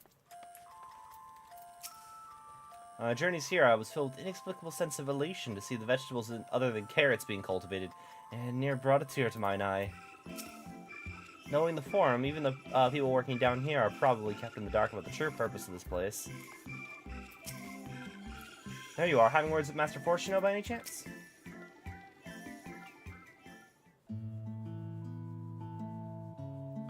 We're to wait here until Father arranges us to use the next lift. Here, being Log Station Alpha, where the atmospheric conditions of Labyrinthos are regulated. Water is drawn from underground and dispersed as vapor, simulating the formation of artificial clouds and rain. By manipulating the temperatures and air circulation, they are able to create an ideal environment for the growth and preservation of the biological samples kept here.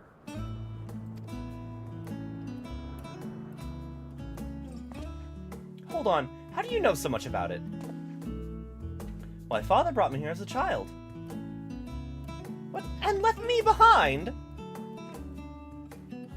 Actually, you're the one who left me behind. You went off somewhere with Grandfather. The night before, I'd been asking Father how clouds are made, so he decided to show me. It was fascinating. I peppered him with with questions the entire time. 'Tis all too easy to take for granted the many interweaving aspects of the natural world, to grow inured to their wonders. But, having gained an understanding of the complex mechanisms employed by the Loperites in recreating a similar environment, I have come to view such processes in a new light. The subterranean gardens of Labyrinthos, the lunar prison forged to contain the ancient Zodiac, the habitations built for all mankind beneath the moon's surface, each unique yet undeniably similar. 'Tis no mere coincidence.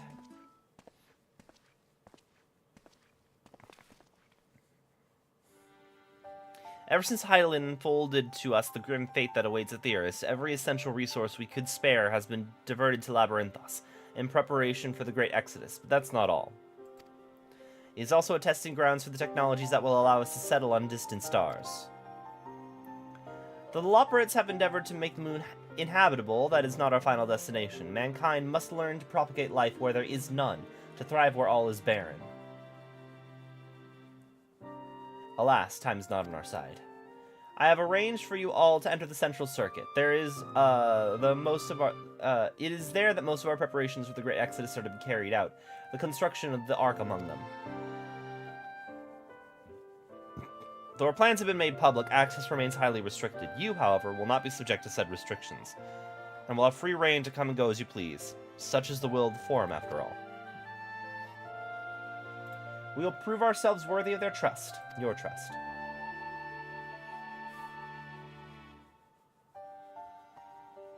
Let us proceed.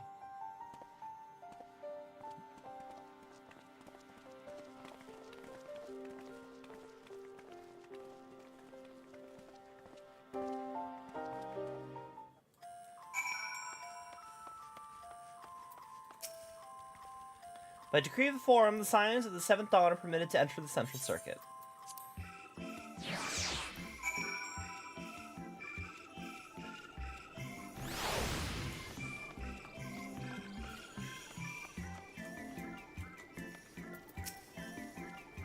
This is it, the Central Circuit. We might finally have a chance to commune directly with Hydaelyn, provided we'd somehow manage to succeed where Charlene's first engineers have failed. Still, it won't hurt to have a look. Please tell me that we're almost there. Or is there another underground level we have to reach? And even more central than Central Circuit, perhaps? The further down we travel, the more expansive the sky above becomes, artificial though it is. Would that the heavens elsewhere could be so idyllic. I imagine the secrets kept here would be of great benefit to mine own research, but I'll refrain from indulging my curiosity for the time being. I have no idea what makes Alphino so confident we can solve this problem of theirs. Relentless optimism, I presume. A not unwelcome trait in youth. but less so in a gambler. Aye, let's resolve to never let him set foot in the gold saucer. The temperate environment here is not unlike that of Bestway's burrow, though the diverse vegetation doth produce far more complex bouquet of aromas. A welcome difference indeed, for I have grown weary of the scent of carrots. The sooner we can get a look at this ether burner of theirs, the sooner we can start working out how to improve it.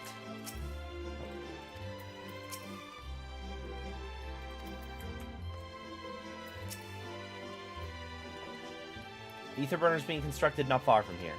Overseeing the work is Kokal Dan Cole, after whom the forge is named. Once the necessary introductions have been made, I shall leave you with him to discuss particulars. This way.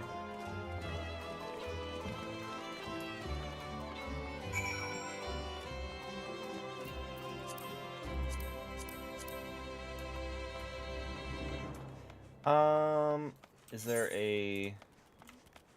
Where are we going? Okay, you know what? I'm gonna go attune to this aetheryte really quick.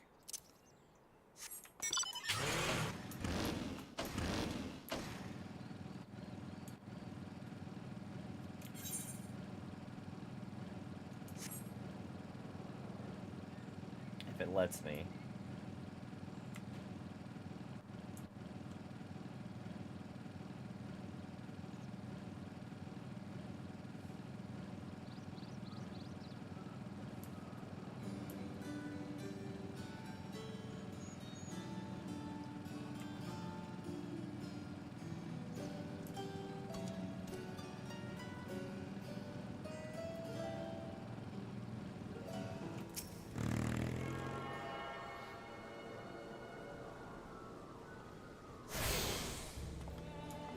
Now then, really quick.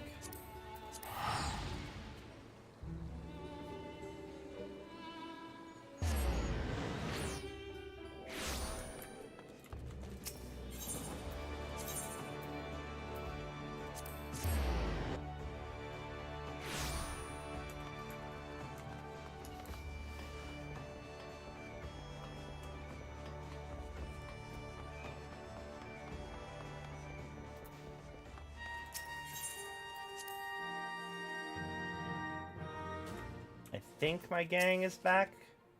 Yeah.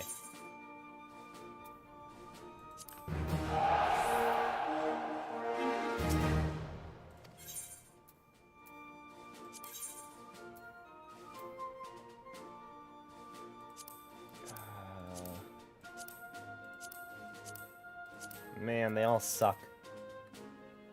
Can you take this one? No. This one?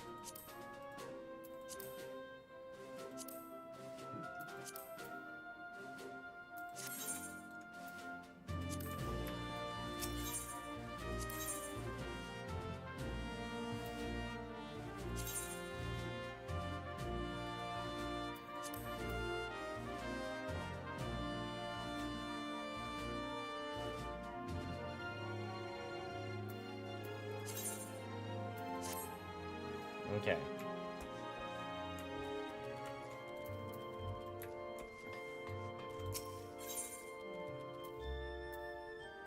Okay.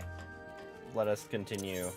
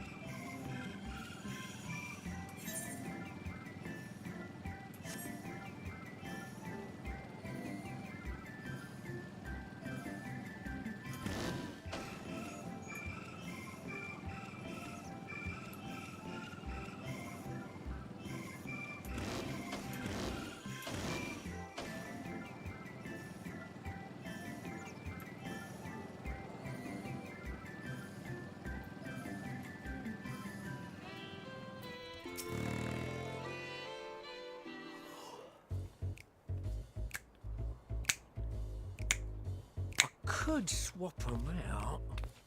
No, been there, done that. Damn near lost me eyebrows. Think, Coco, think! We'd be well on our way to paradise. Visionaries patting themselves on the backs for their grand accomplishments if you'd only think! Yes, that does sound rather lovely. Yeah! I mean, Master Force, you know, what a pleasant surprise. We're not blasting off already, are we? The schedule remains unchanged, for better or worse. Which is why the Forum has elected to accept assistance in resolving the ether burner conundrum.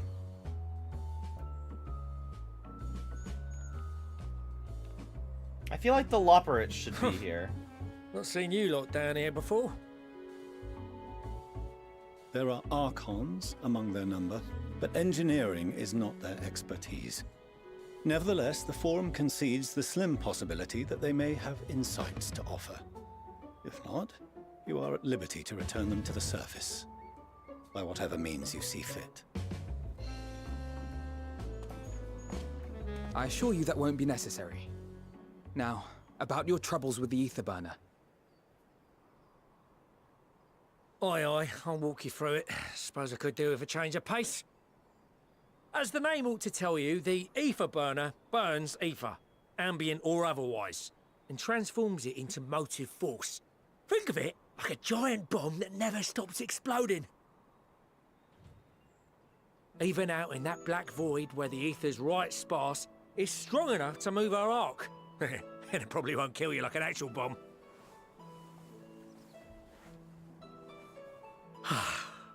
But it ain't perfect.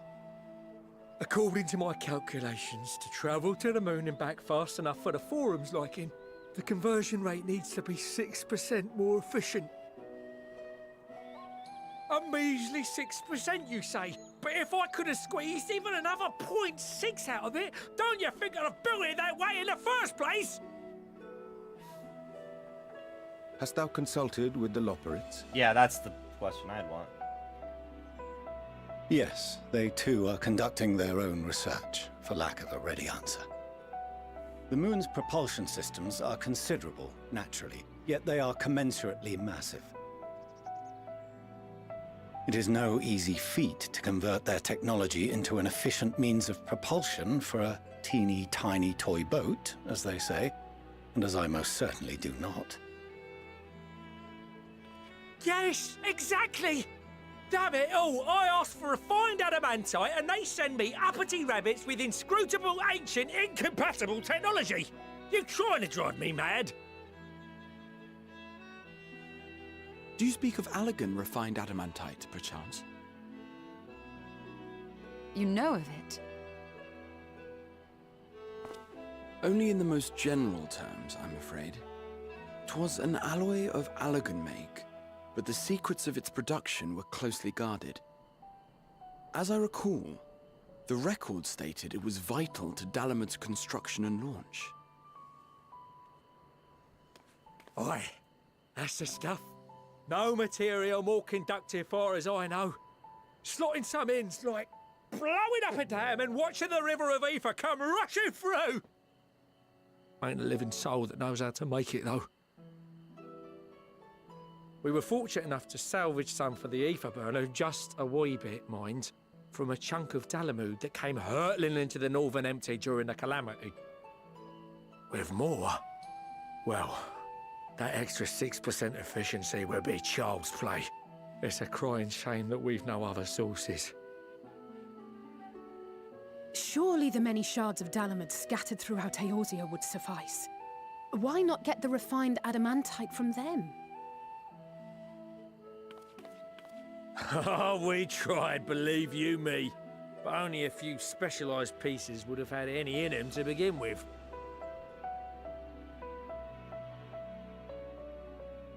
Drive calls from Ragnarok-class internment hulks.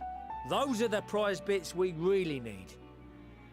According to the Gleaners, getting to them means delving deep into the shards. And the defences are still very operational and very eager to blow them up. Well, that does sound like something we can help with. It's rough going in there, even for the cream. Not sure they'd make it out alive. Weren't we near that part of the Ragnarok when we went to destroy Bahamut? Yeah, that thing that we did, canonically. Thankfully, I did it. The thing that literally everyone hearing you speak this line has done, because it is mandatory content incredibly important to your character and closing out those plot lines.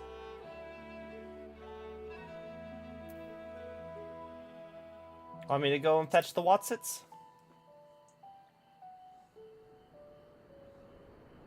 That may be for the best, though you doubtless find the task too dull for your liking.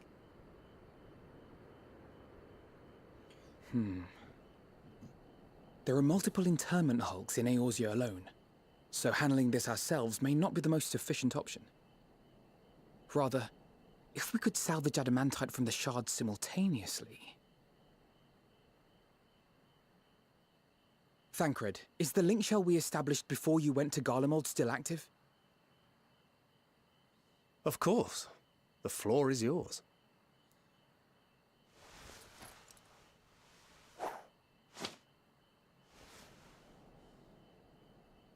What's all this? Gathering firewood, so to speak. We alone can accomplish little, but joined by others, we may yet build a bonfire to carry us heavensward. That was 3 expansions ago, Alphino. Keep up. This is Alphino. The Scions have need of you.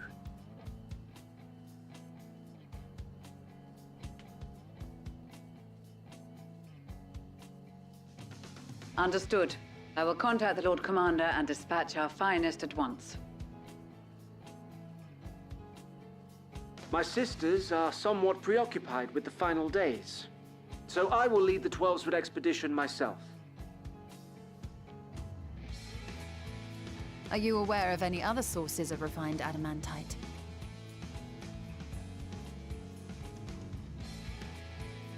Logically, such an invaluable alloy would have been utilized solely where absolutely necessary, in components intended to conduct or collect surpassing amounts of ether.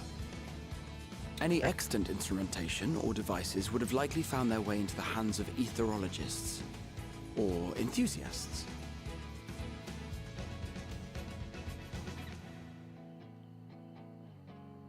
Magical artifacts of Allagan design? The Eastern Alliance will send word to one and all. Are there other ways we may offer aid? No shards of the Lesser Moon scar our soil, but our stake in this cause is no less for it. Is there anything in Othard that might be of use to you? What did you say? Oh, you got friends in far places, lad. Any road, if you're offering, I wouldn't say no to one of those Far Eastern sacred relics. Some of them can hold enough ether to summon a whole damn primal. Yeah. Buy a source like that with the ether burner, and 3, 2, 1, kaboom! I gather you heard his explosive enthusiasm. Might you secure us a suitable relic? It shall be done. I know little of machines, but I promise we will do our utmost to gather the materials you need to finish your starship. I am glad for the work, in truth. Better to busy oneself than wait and fret over disasters foretold. Then why are we all still standing about yapping? There's plunder for the taking, and I'm a born plunderer. I'll be an old Charlian before you know it. Start mixing the grog! I'm certain that can be arranged. Thank you all, and do be careful. Just like that. Aye, just like that. Our refined adamantite is on its way. Now let us consider our next steps, shall we? There's yet much to be done.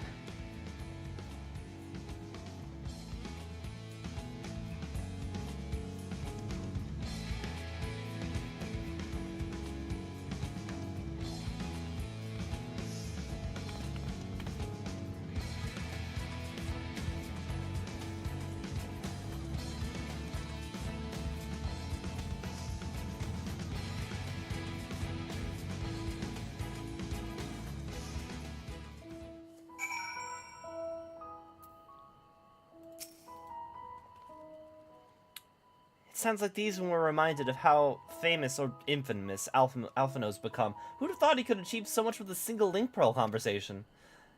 As we're expecting rather a lot of visitors in the near future, I'd best return to the surface and inform the relevant parties. I also have a contact of my own that might be worth a try. And who might that be? That's for me to know and you to find out. And on that note, I leave matters here in your capable hands. Best of luck.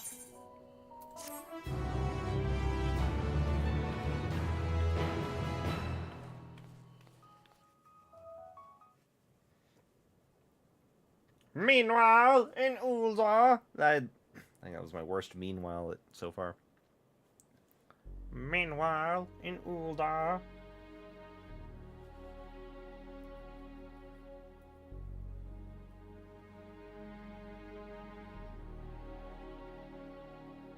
Our course of action is clear. We must harvest refined adamantite from the shards of Dalamud and procure arcane relics of Allagan make. Summon the best and brightest of our immortal flames and form an expeditionary party at once. Call upon the Sultan Sworn and Brass Blades for support as you must. Papashan, send word to the guilds.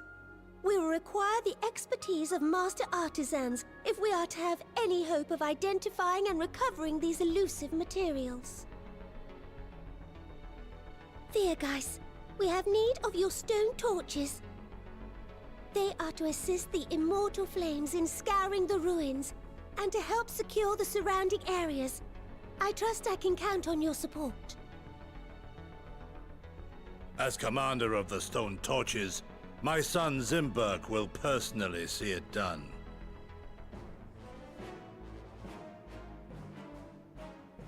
Pippin, I would have you lead the raiding party. Assemble your finest, and with Tizona's blade clear the way. Lord Lolorito, I pray you take charge of the search for Allagan relics. Surely you know of some being traded on open or clandestine markets, or sleeping in collectors' vaults. Of course, I ask not that you do this out of the kindness of your heart. By all means, profit on the transactions. I wish you the joy of it. The final days descend upon our world. If circumstances are truly as dire as they say, Uldar's best efforts may be for naught. And yet, when we Eorzeans rose from the ashes to rebuild our broken realm, did we not learn one simple truth?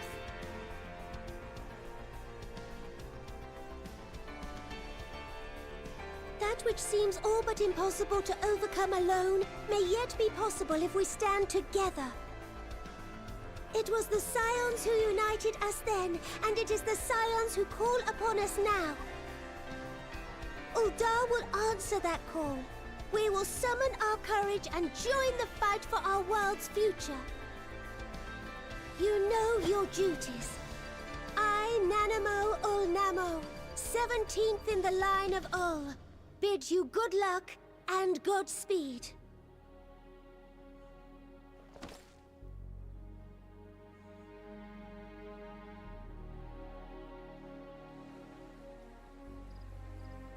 Meanwhile, in the Black Shroud...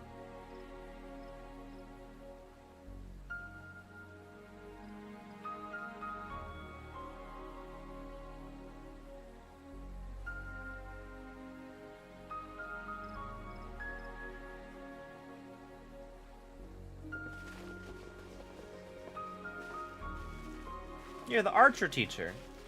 I started archer on one of my alts recently. I remember your face.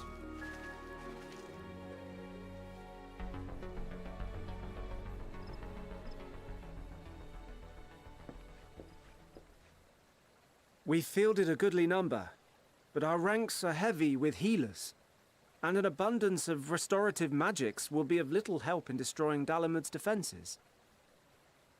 Still, it has ever been thus with Gridania.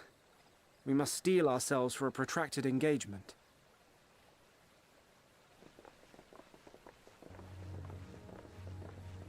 In that case, might I suggest taking us along?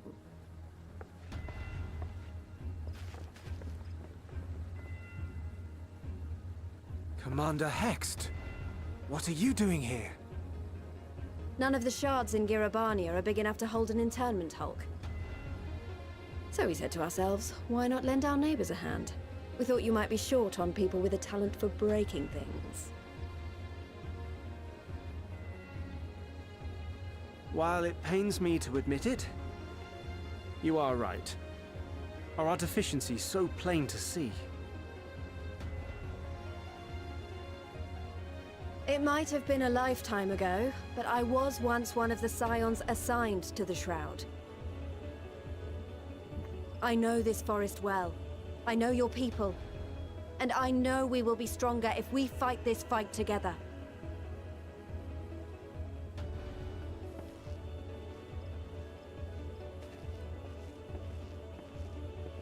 Then I will impose upon you with a clear conscience. Come, let us speak of how to integrate our forces.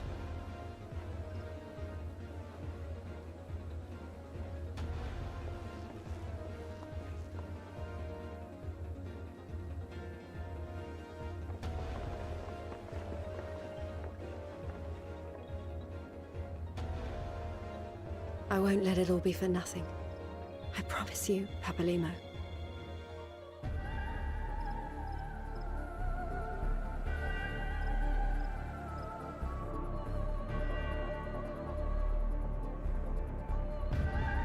Meanwhile, in Kurthus.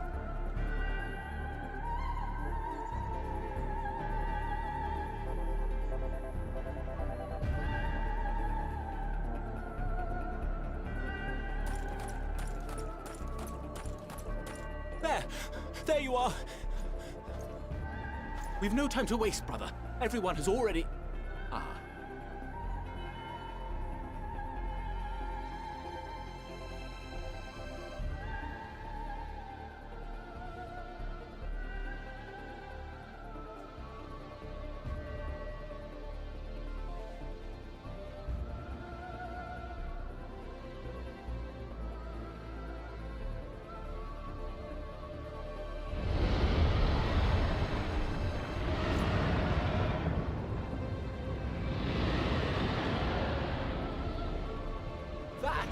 That was a roar! A dragon's roar!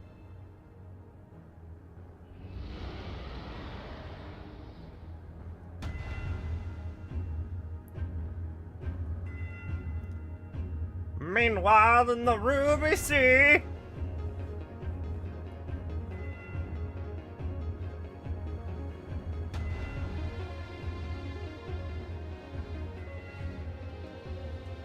And so, in summation, the Eastern Alliance, as well as the Honourable Lord Lolorito himself, reached out to me for assistance in procuring these treasures of the divine, and I, in turn, do beseech the Confederacy for aid.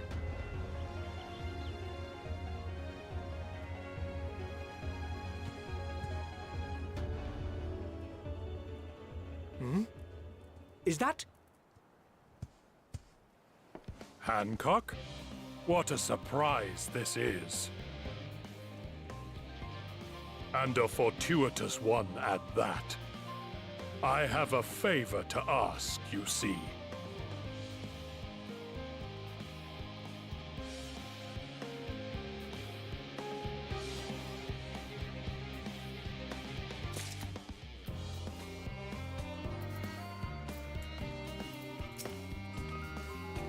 Appreciate you doing all this, but I ain't getting me hopes up just yet. The Bahamut is long gone, the internment hulks are far from safe. It could be much worse, of course. They won't have to fight their way past Mirror City and dragons, nor is there any danger of the Elder Primer won't be summoned again. Even so, I dare say that there are still a few Alagan creations and contraptions left remaining to bar our friend's way. I only hope that Grandfather watches over them.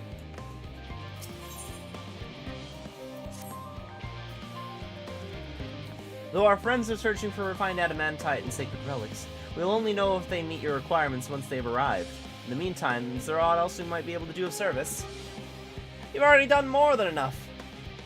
If I had to say, though, I could use someone who knows a thing or two about a login technology. You there, lad with the red eyes and matching hair. You seem to know more than the average scholar.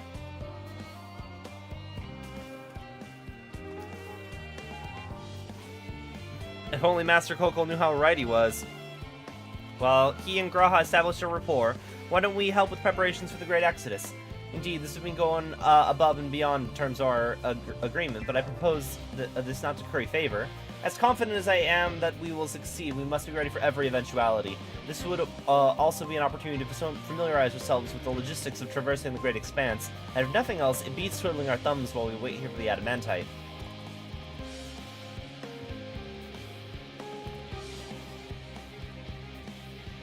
Well, ain't you a bunch of helpful buggers?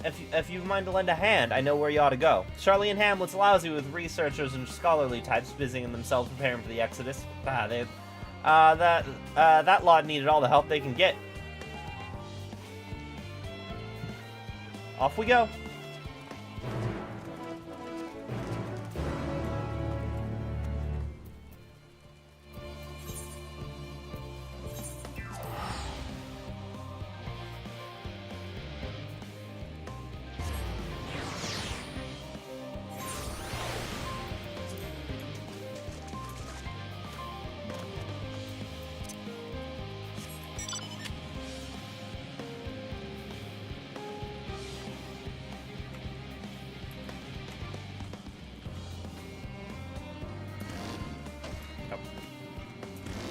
There we go.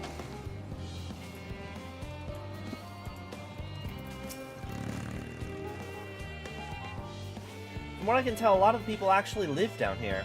I don't know how much help we can offer, but I dare say they'll benefit from some of that fresh inspiration Scholar Monteshane mentioned.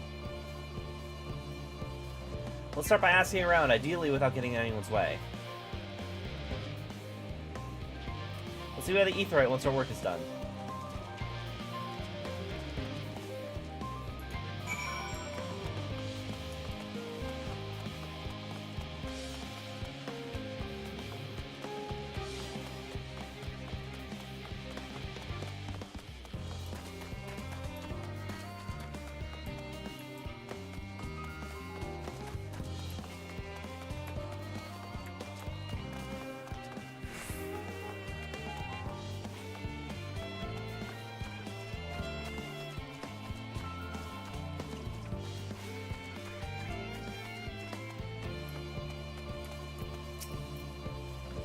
Hello. Are you one of the new helpers?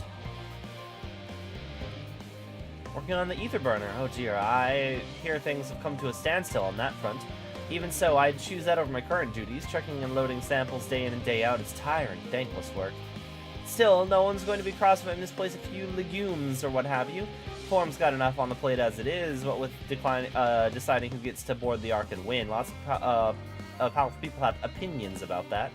My heart goes out to Master Fortuno and the others. Hardly get a moment's rest, I expect. Do they even have time to sleep?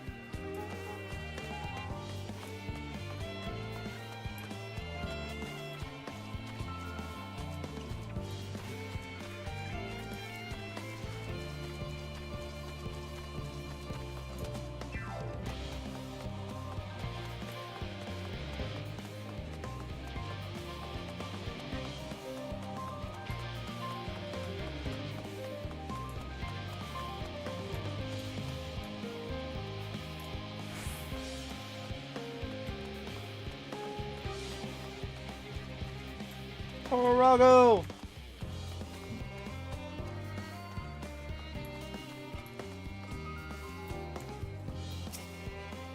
Offering to help? That's very kind, but I should be able to organize the rest of the documents myself. It's mostly a list of things we'll need once we arrive on the moon, and then whichever star we choose as our new home.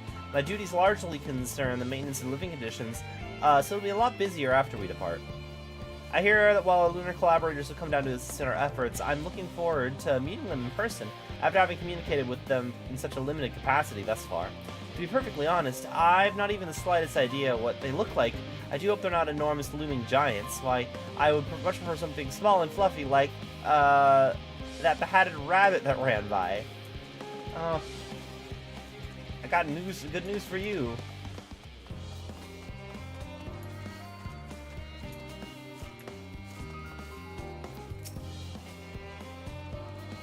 helping with the Ark, even with all the power Master Kokol's managed to squeeze out of the ether burner, it's still not enough, apparently.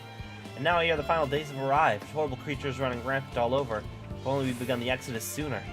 People are dying, and there'll be no end to it if we don't fulfill our duties. But we will. We've spent years preparing for this moment. Believe in the plan, and all will be well.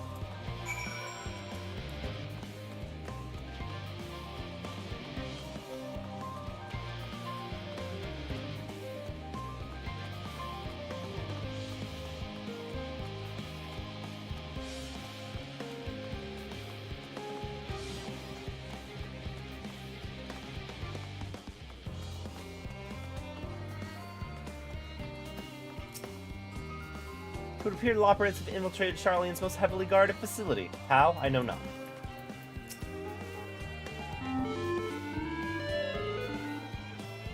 What joy to sample the delights of Aetheris! How marvelous it is to see you again. You'd be pleased to hear I've learned much since our fascinating discussion at the Caratorium. It's all thanks to Eorzea, you see. He taught me the finer points of cooking, which, despite my name, I knew very little about. So many dishes, so many hard-to-pronounce words. Actually, I was rather hoping you'd show me how to bake an Archon loaf. They're quite popular, I hear, though it doesn't sound like it contains any flavor to speak of. Still, if it's the sort of thing your kind enjoys, I shall make it enough to last the whole journey. Crikey, I wasn't expecting to see you here. I'm sorry if I don't have a chance, didn't have a chance to say goodbye, and for having those other Loporrits attack you. Terrible misunderstanding that. Not to worry, though. As all have since recovered from the rather savage beating you administered, they bear you no ill will. Well, perhaps a little on the account of the savagery, but time heals all wounds. Most, anyway.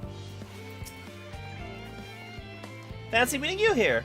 Our friends in the forum brought us to see their teeny tiny toy boat, which was quite impressive considering they didn't use any creation magics. What we're really interested in is Aetheris itself, though we now find ourselves in a sort of funny underground miniaturized version of it. We were hoping the forum would give us a guided tour, but it appears they're rather preoccupied. Honestly, all that time to prepare and they're still not ready. I suppose we'll just have to show ourselves around, or at least that's what we were planning to do until we chance upon Eorzea and your good self. Since you're both dawdling about engaging in idle chit-chat, perhaps you could show us a few points of interest. Won't that be fun?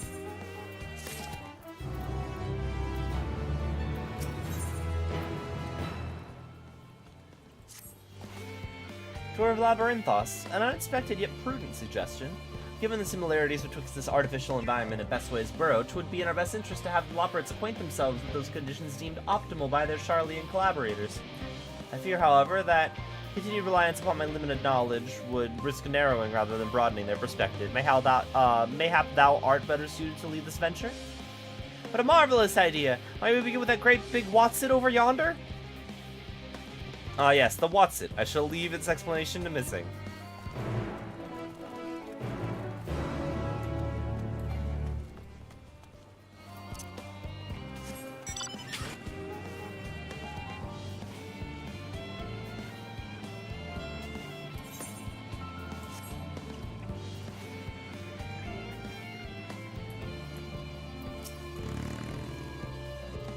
Oh, good to speak. Does it get our attention to its most important features?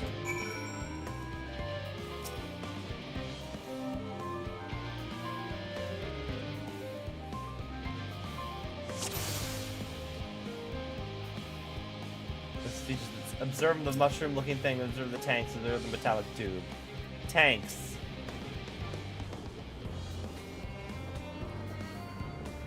It's a little hard to see from here. Is that a golden pipe connected to the top of those tanks? I can see through that window another pipe at the bottom. This is purifying water drawn up from below.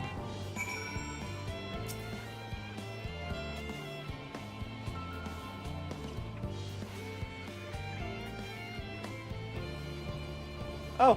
Oh! Oh! An ambystoma, especially lively one at that. It would appear that the concept you observed in another time, another place, is approved for life in the wider world, somehow.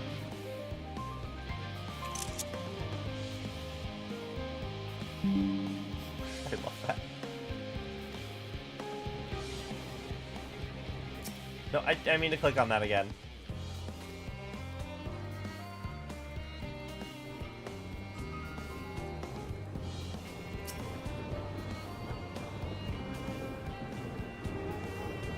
100% water here inside the great big tube? It must be because of the cogs and the gigantic wheel at the top. I see, that's how they draw up water. There's probably some sort of spiral-shaped mechanism inside it, too.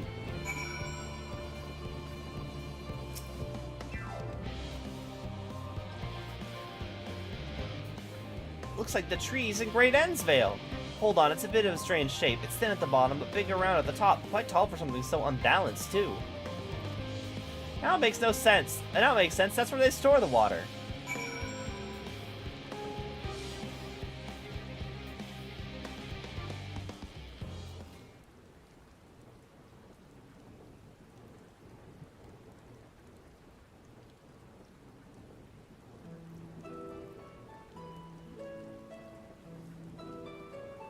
If I were to hazard a guess, the water drawn up from underground, presumably with some other mechanism, is purified here and then stored in that tower before being distributed elsewhere. I'm right, aren't I? I knew it. A design brilliant in its simplicity. I dare say that it would take only a moment to install in even the harshest of environments, for us lopperates, that is. Indeed, securing a reliable source of water is of utmost importance for any fledgling settlement.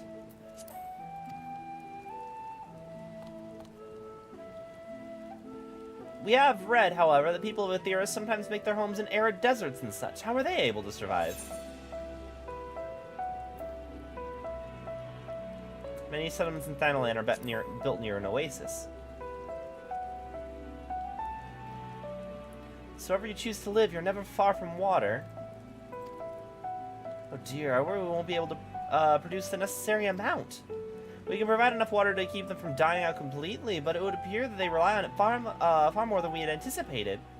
A few adjustments may be in order once you've calculated the average rate of consumption per individual. It may also be worth learning more about how exactly they obtain their water in the first place. Master Alphino spoke of the machinery responsible for that feat during our journey through Lock Station Alpha, did he not? Mayhap the Lopperates would share his appreciation for the engineering marvel. That sounds absolutely splendid! We must journey beyond the sanctuary of the Charlian Hamlet. I shall lead the way. You mean we'll have to break the untamed wilderness? A valid concern indeed. We cannot help but notice the many dangerous-looking creatures with big, nasty teeth lurking beyond the safe confines of this settlement. Were we not escorted here by burly custodians, I dread to think what would have become of us. Regrettably, to many a hungry predator with the aforementioned big, nasty teeth, lopperates appear to be a potential and rather appetizing source of sustenance. Might I impose upon thee to assist in securing safe passage to Lock Station Alpha? For my part, I shall act as an escort to Living Way and Cooking Way. I entrust Singing Way and Growing Way to thy care.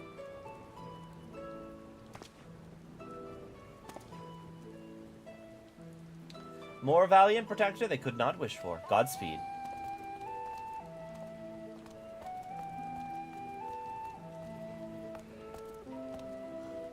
It's all the same to you. I'd rather not be eaten by some horrid beastie. Come along, Growing Way, to the water extraction, Watson.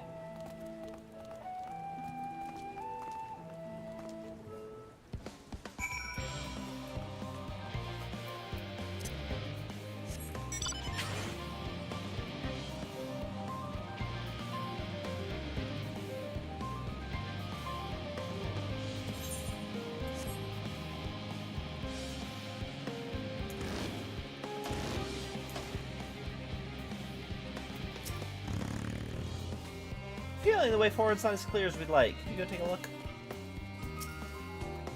Perhaps you could tell local beasties we're not nearly as delicious as we might appear.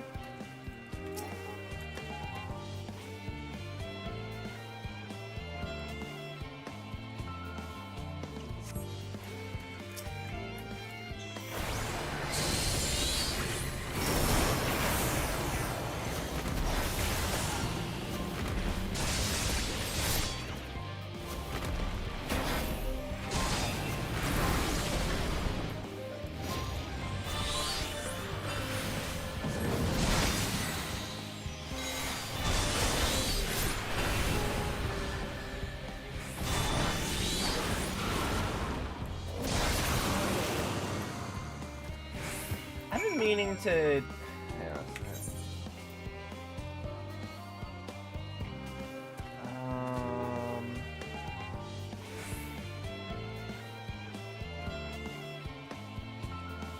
Focus around the target, dealing damage to any enemies you enter. Okay.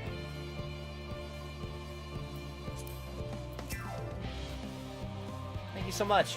I really hope this water extraction is worth these harrowing experiences. All part of the fun, some might say, but I'd rather not be burnt to a crisp if it's all the same to you.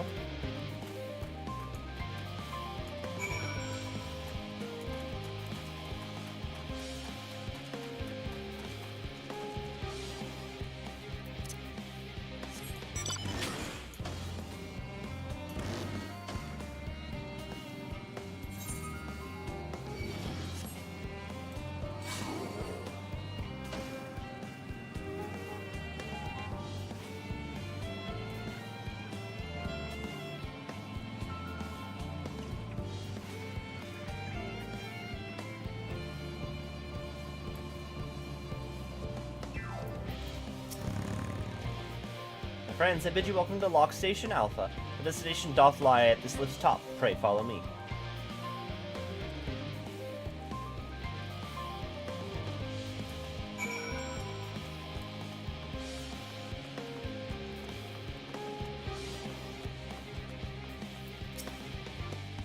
You'll need to use this lift should you wish to go to the medial circuit. Let me know if you're headed that way. I indeed am, sir.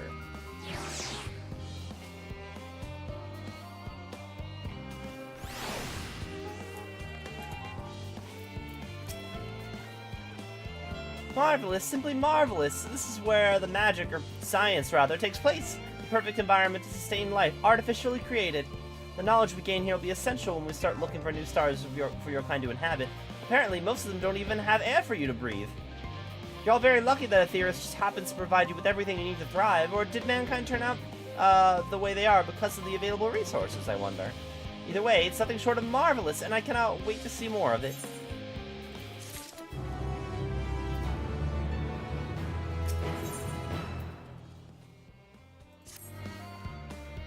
This is all very wonderful, I'm sure, but I was rather hoping to learn more about your nourishment provision facilities. In other words, where is the food?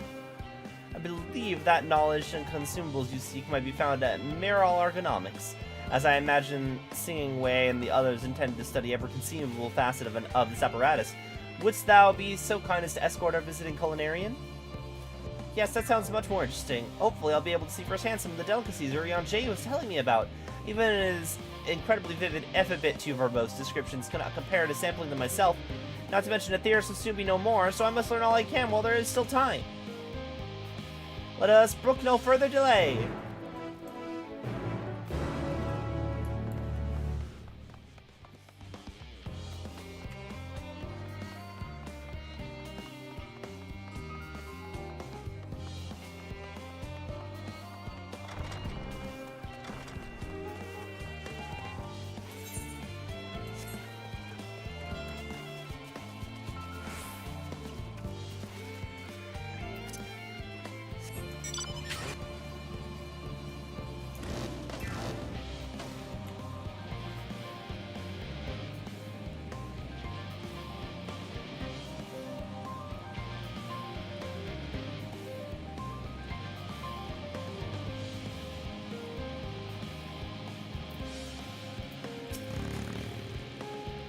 Place, yes, the heavy aroma was enough to guide me here, and I have spotted several of the fruits and vegetables featured on our compendium. I'd dearly love to try some, but I read that those who help themselves to a farmer's craft without permission are often caught and put into pies. Perhaps you could ask whoever's in charge if they'd be willing to part with a few samples?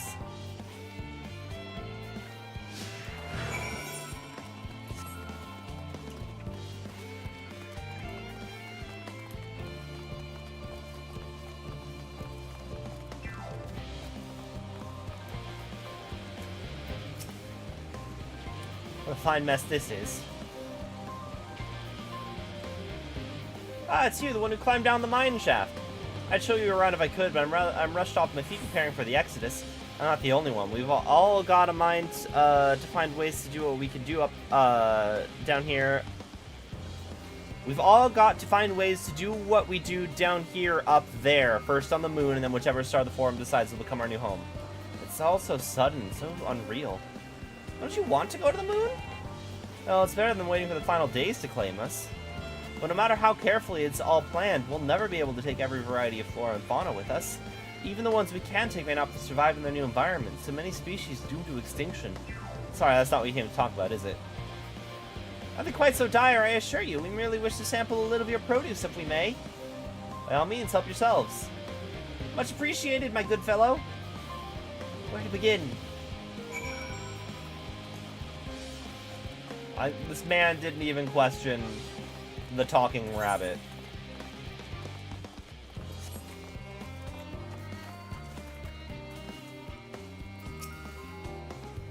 I know, these are grapes, yes? Let's see if they're as delicious as they look.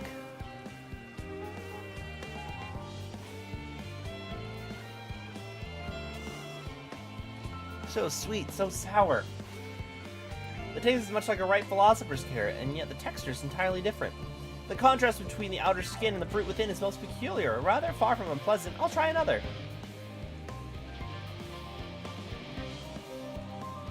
That's certainly giving me food for thought, though in far less visceral manner than any philosopher's carrot. But tell me, what's your opinion of grapes?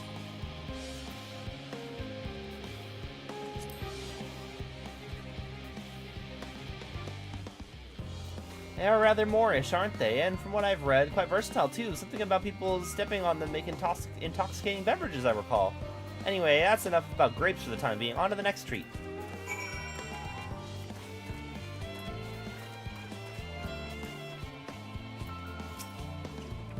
Orange by name, orange by nature. Which came first, the fruit or the color? Who cares? Let's eat.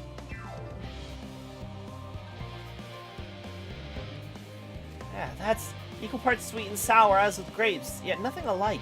I may have to consult Eorzea about expanding my vocabulary. I simply cannot find the words to describe it.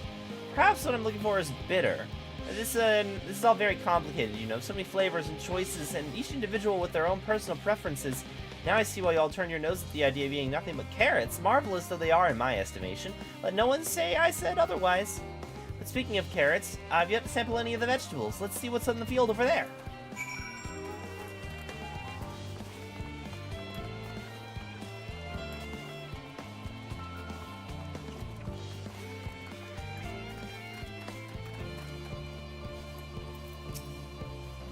Color and textures, so are they some sort of enormous round carrot?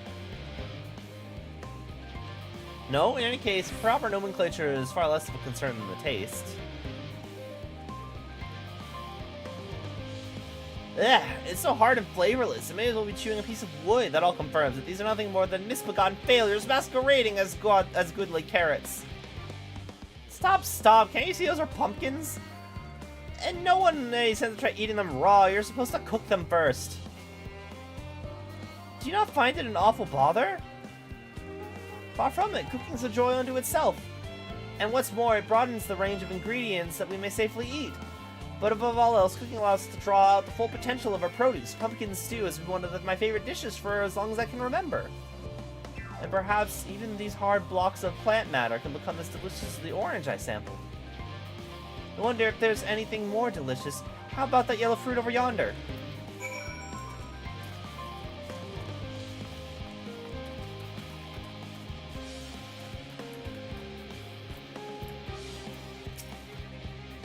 What a wondrous fragrance. With luck, I'll have a favorite, it'll have a flavor to match. I have no idea how these are eaten, so I'll just bite into it. Ugh. My tongue, is this poison?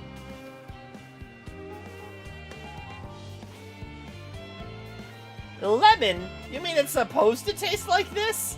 How could something so similar to an orange be so revolting? Maybe sometime before my palate recovers from this ordeal. As such, I'd best call an end to this round of sampling. Let's say our farewells and return to the others.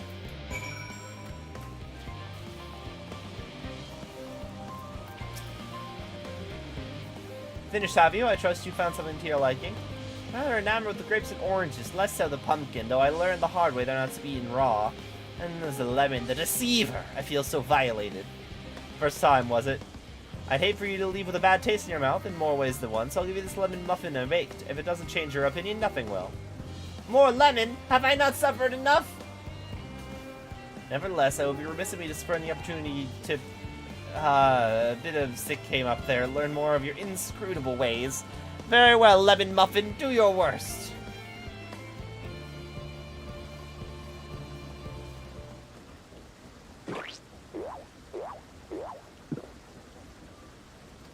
This is delicious! Although I still detect a hint of lemon, my compliments the sweetness as though of the dough to create a perfect harmony. I would never have guessed its vile bitterness could be so utilized so elegantly. My good chap, it simply is breathtaking. See? We rarely use lemon in its natural state, but it has a starring role in all sorts of recipes, and the same is true for many other ingredients. It comes down to making the most of the resources at our disposal, and sometimes that can even be the difference between life and death. I know we won't be able to take every species with us. No doubt the Forum agonized over what was worth preserving and what was to be consigned to history. Hard choices, but make them we must if we're to survive. The strength of will. Now I know what Heidelin sees in your kind.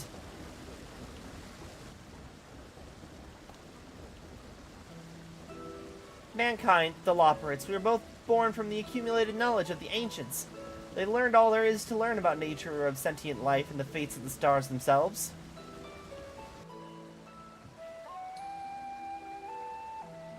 Once a civilization has fulfilled the basic requirements for survival, it'll inevitably seek to eliminate all forms of negativity and achieve perfection. Therein lies its folly and its downfall. For perfection is an unattainable ideal. 'Tis the paradox of the immaculate carrot. Yet civilizations since time immemorial have deemed the pursuit of perfection as progress. They pay no heed to the costs incurred in their futile quest, and it all too often becomes the architects of their own demise, their dreams forever unfulfilled. What then is the alternative? The answer lies in knowing that our existence can never be perfect, to be content with what we have and make the most of it.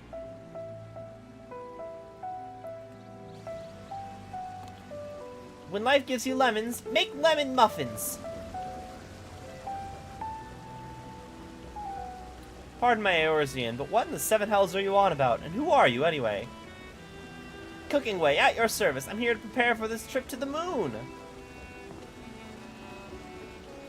And once your kind get there, you'll be able to try my carrots. I've been growing all different kinds. But don't worry, there'll be room for your crops too. We'll work together to preserve as many of Eorzea special species as possible, if you're up to the challenge. Yes, of course. I look forward to it. Well, this has all been highly productive, probably. Let's go see if Eorzea and the others have run out of machinery to inspect, shall we?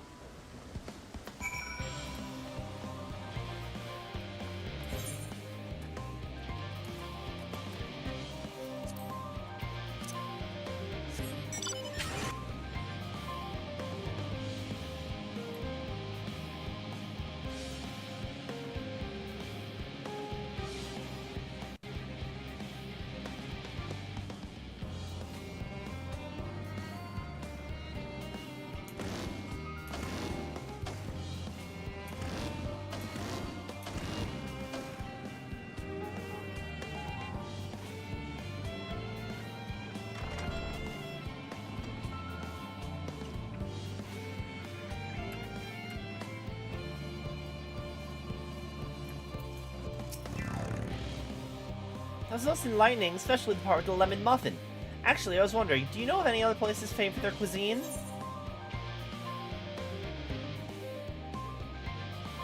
The Far East has oodles of noodles. Would that I had time to visit. The more I learn of Eorzea, the more I wish we could spare it from the final days. Alas, Heidelin's orders are to flee, not to resist. If only there was some other way.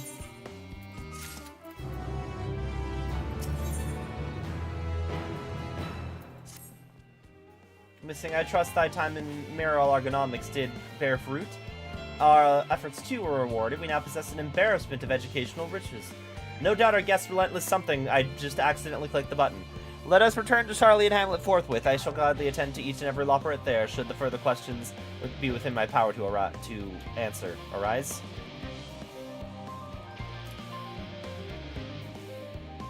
Aww.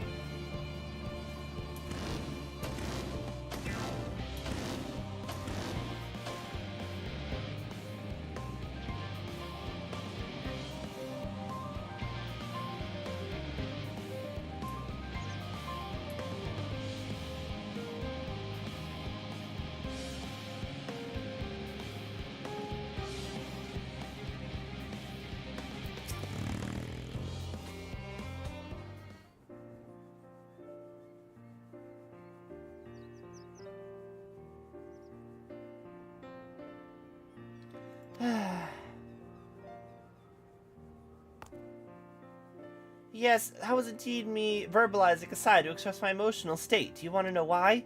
Because I saw the reconstructed environmental data for Aetheris at Log Station Alpha, that's why. Forest was so lovely and leafy. Are all of your forests like that?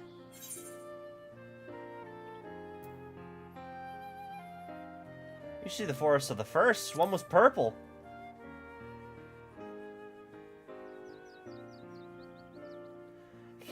Gasp, I say! With a star so wonderful, it comes as no surprise you're reluctant to leave it behind. I was a fool to think otherwise, to assume that the moon was something worth being proud of. How ridiculous we must seem to you, trying so hard yet achieving so little. Not at all. Thy works are no less worthy for their uniqueness. I thought I heard tiny voices. Thancred!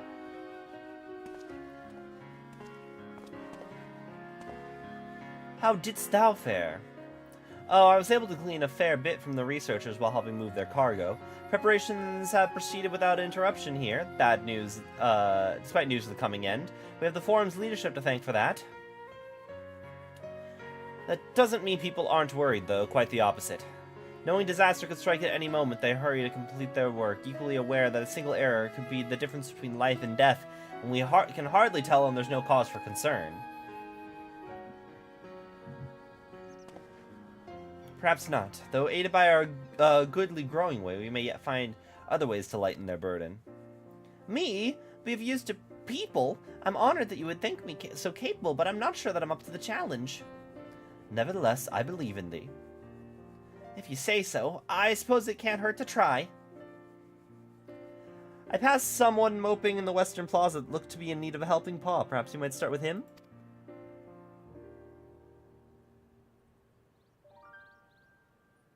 Tis as good a place as any. Come.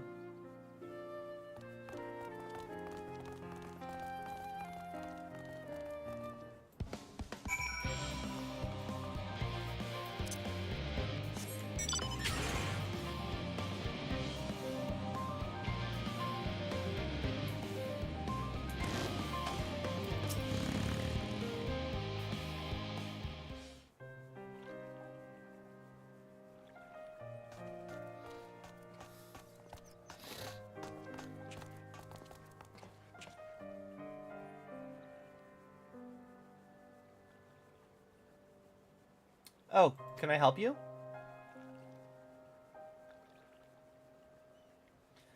It's you who'd help me. Is my anxiety truly so obvious? A burden shared is a burden eased. Pray, tell us of thy troubles. Those little fellows do look like good listeners. I'm an engineer, you see, and what they say of the ship, that it's the sum of decades of Charlian ingenuity, that's built with peerless, Alagan technology, is all true, but I know that none of that's a guarantee. We've never before launched a starfaring vessel, let alone flown it in the great expanse. All the tests we've run have been on the ground.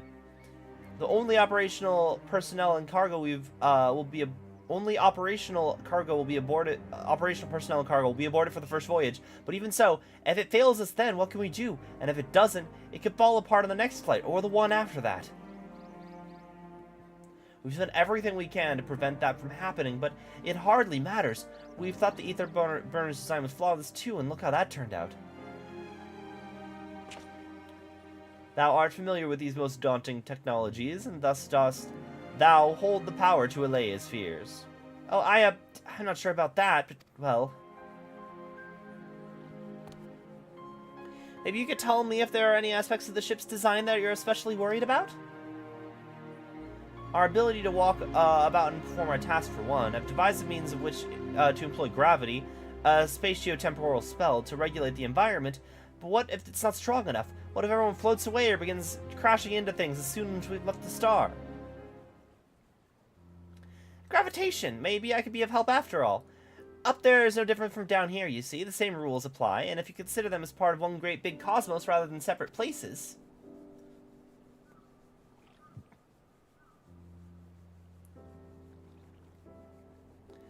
I suspect both parties shall find comfort in this conversation. Yet if Thancred's tale be true, still others would benefit from insights born of experience. Might I prevail upon the Loporrits to attend to them?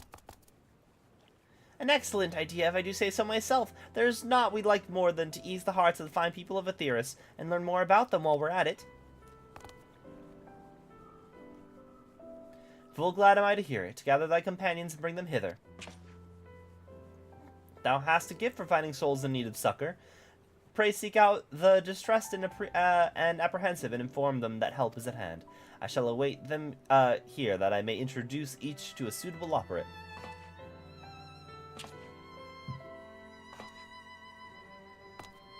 Oh, I do so look forward to that. Place for every loperate, and every loperate in its place.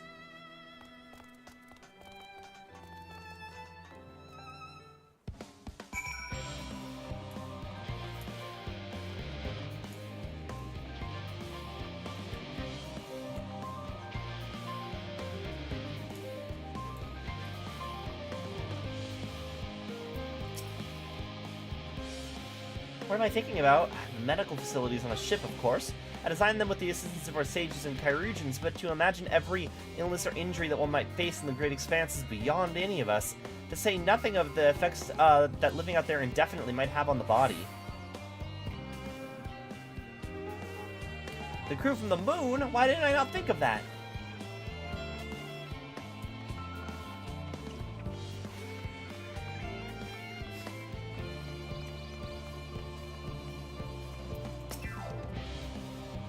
You, yes you idiot, have you seen an envelope lying about?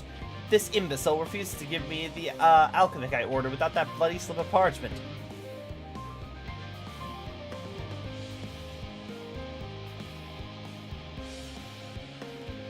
Unless your friends have a spell to make me remember where I dropped my damned envelope, I doubt they'll be any more help than you, and you've wasted enough of my time already.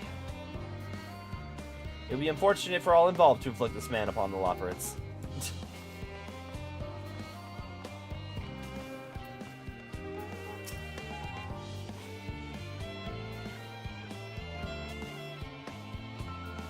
My face? What's wrong?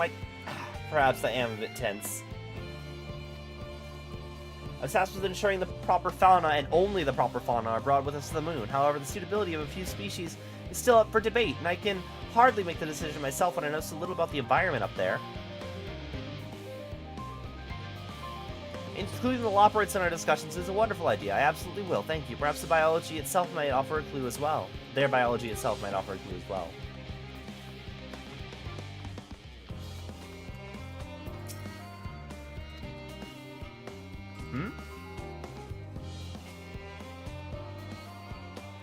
Consulting our collaborators, I suppose that would be more effective than sitting here brooding.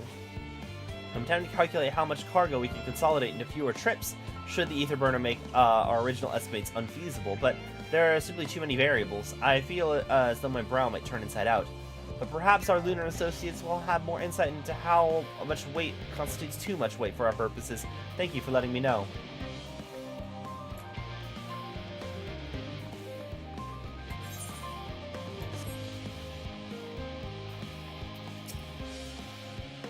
How might I help you? A lovely idea. I too noticed people becoming rather tense, so I rushed out here to pluck some fresh, fragrant tea leaves. Now I only need to track down 100 or so cups. But don't you worry, I can manage. I hope your plan to cheer everyone up goes well. This woman's doing better than you are!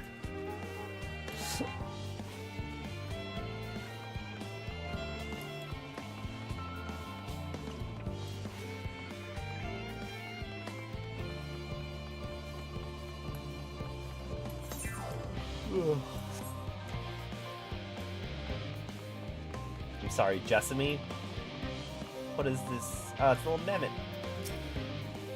Mammoths, unlike those made of flesh and blood, can actually keep secrets, which is why we employ them here.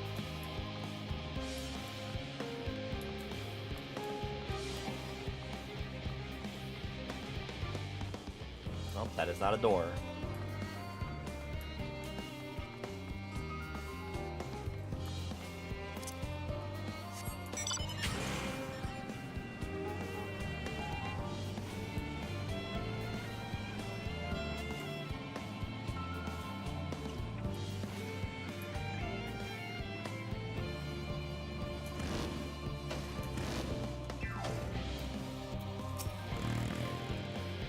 Bunches of weeds on the ground, 56 bunches of weeds, look from out to the mountain, 55 bunches of weeds on the...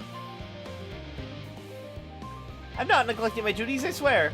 I was in need of a little break, you see, but then I found myself unable to relax at all, so I went on a walk, and then I noticed the weeds, and... Pleasant conversation partners and oh so fuzzy. Goodness me, that does much sound like a better way to relax.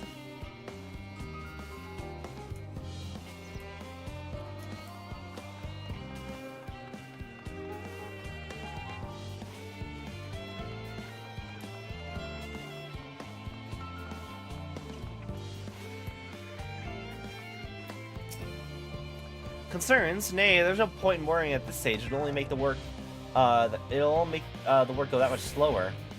This woman seems to be coping well.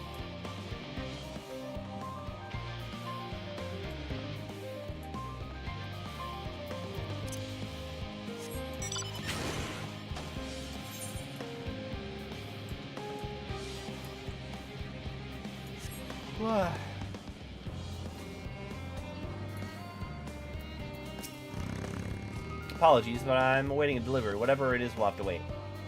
Seems Cleaner's too busy to chat for his benefit or otherwise.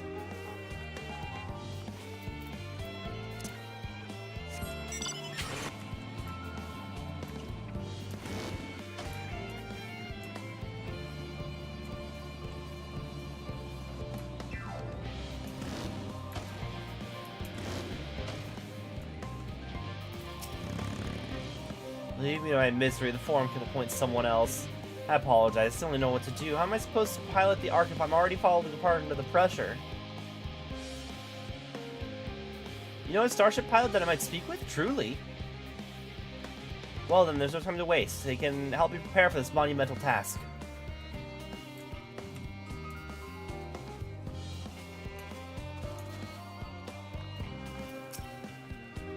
You heard anything of what's on the moon? I've no doubt that we can make it up there, but the searching for a new star part of the plan sounds awfully vague to me. I asked the forum, but they only give us that our collaborators have everything under control. Forgive me, but I don't feel particularly safe wandering through the sea of stars on God's knows what, made by God's know who.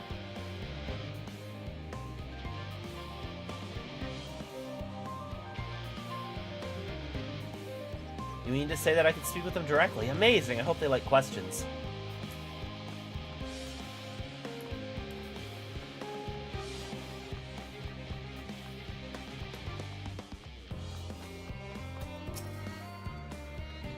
Worries. No, I believe I'm fine, thank you. I've been confiding in my colleague, and it's helped a lot. Can't recommend it enough. This researcher already has the support she needs.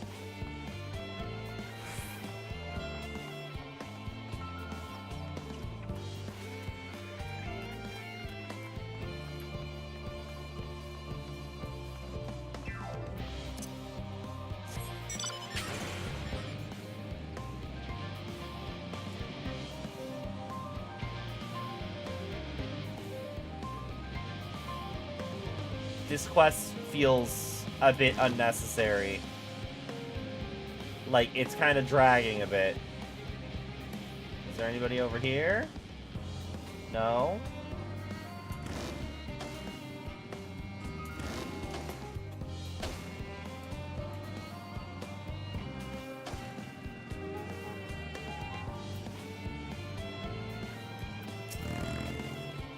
Anything bothering me? Well, I've been loading cargo for bells now, so my back feels like a void sense played it as a piano.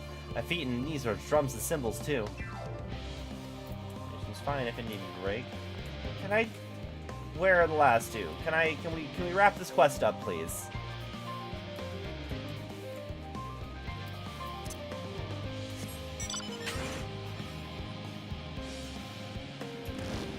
I'd like to get to the part where I go to whatever the final zone of this expansion is.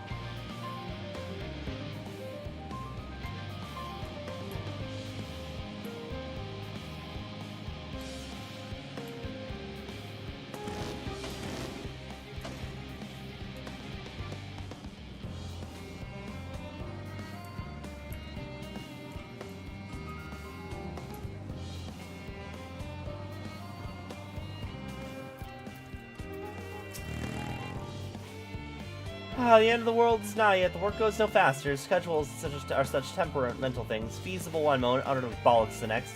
You've never felt so alive. This one is beyond your help. Only sleep can save her now.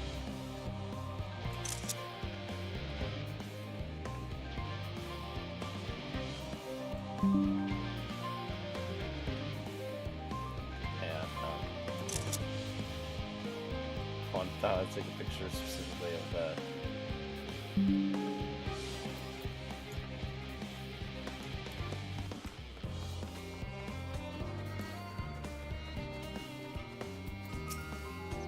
By the gods, my chest is tight. Am I dying? Is this what dying feels like?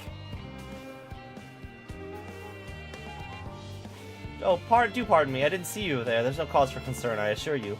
No cause for concern, even though we may need to depart at any moment. And if the hull I designed buckles under the strain, the entire vessel might explode on launch, claiming countless lives and dooming all mankind. But that's highly unlikely. Yes, highly unlikely. Highly unlikely.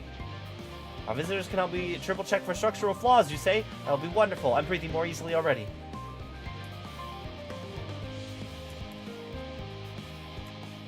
Nope. Come on, last person.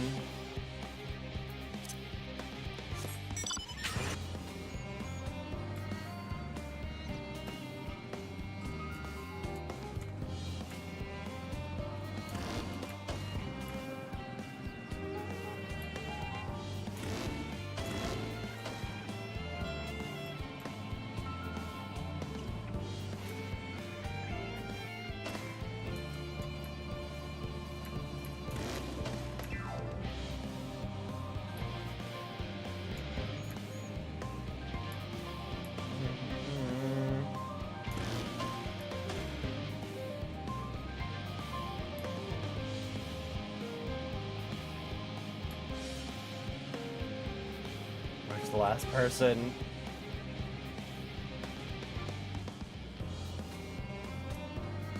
Oh. How did I miss you the first time I was here? Blasted assistants, where have they gone off to at a time like this?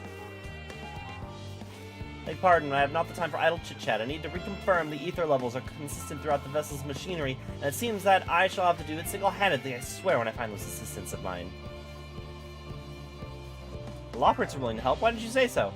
At least they won't moan about how they checked 24 times already and haven't slept in weeks, lazy sods.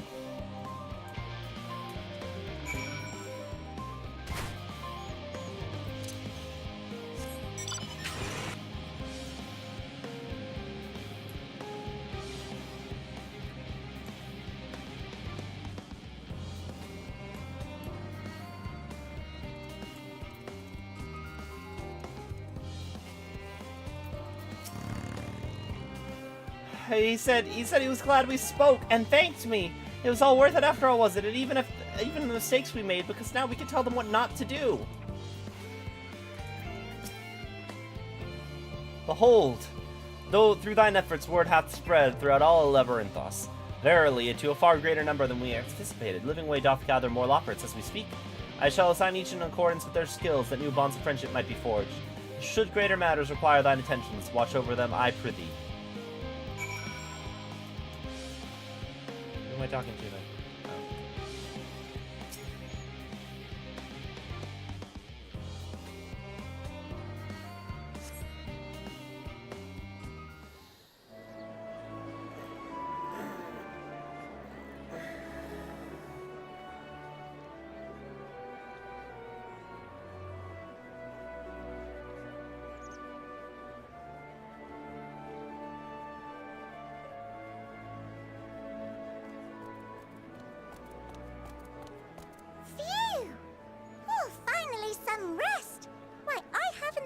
So much in, well, in forever.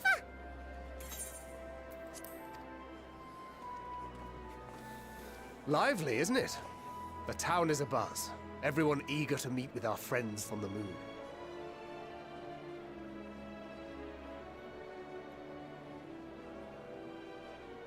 'Twould behoove you to consult with Sleeping Way. As our moon's pilot, his advice should be most pertinent. I'm impressed. Truth be told, I struggle to tell one from another. No offense intended, of course. mistaken. After you and your friends left Mare Elementorum, we spent no small amount of time with your Urianger. Oh, the conversations we had. He told us all about Atheris, answered our every question, no matter how trifling or trivial. Look! Every page filled to the margins with knowledge. When I first arrived, I was struck by how little I knew.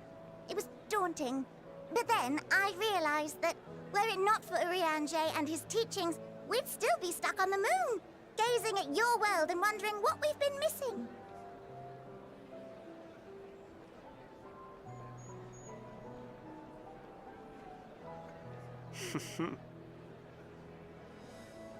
What would they think if they could see Urianger now? I dare say they'd be more than a bit surprised. And impressed, no doubt. Master Louisoix, Minfilia, Papalimo, and not to forget...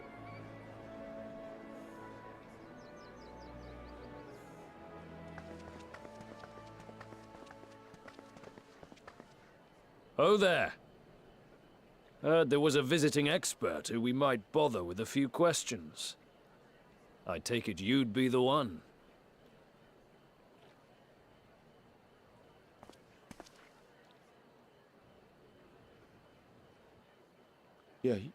Yes, I am.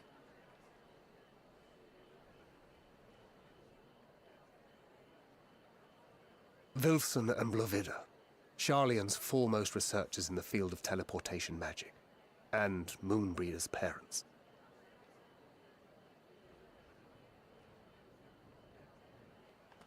It hath been some time. 'Tis good to see you in good health. Likewise, old friend. Blovida and I were most honored to answer the call. Never expected this reunion, though, did we, dear?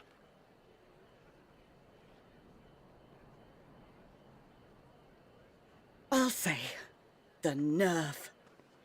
Sending that letter, then running off to the gods know where.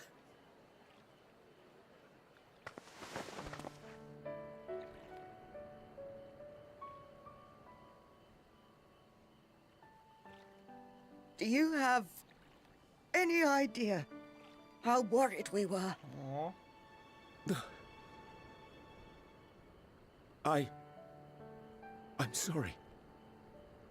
'Twas remiss of me not to deliver the news in person. No, more than that. 'Twas I who... Our daughter was disillusioned after Master Louisoix left her behind. The day the Scions called upon her was the happiest I'd seen her in years. She made her every choice of her own free will. No one could have ever forced her to do otherwise. Don't blame yourself for her death. Celebrate her life. You know that's what she'd want. If there is one thing we resent you for, it was that we could not be there to mourn her with you. Reading the words you penned in that shaky hand, we must have cried as much for you as we did for her.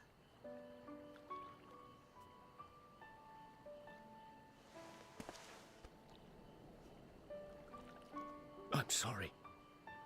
I truly, truly am. I knew not what to say. Knew not how to express my feelings. The poems and platitudes of wiser men, musings on sadness and loss, studied and memorized, and meaningless in the moment. Silly boy. We are all powerless before such grief. Even now, try as I might, the words escape me. But in our hearts, we know, we always know.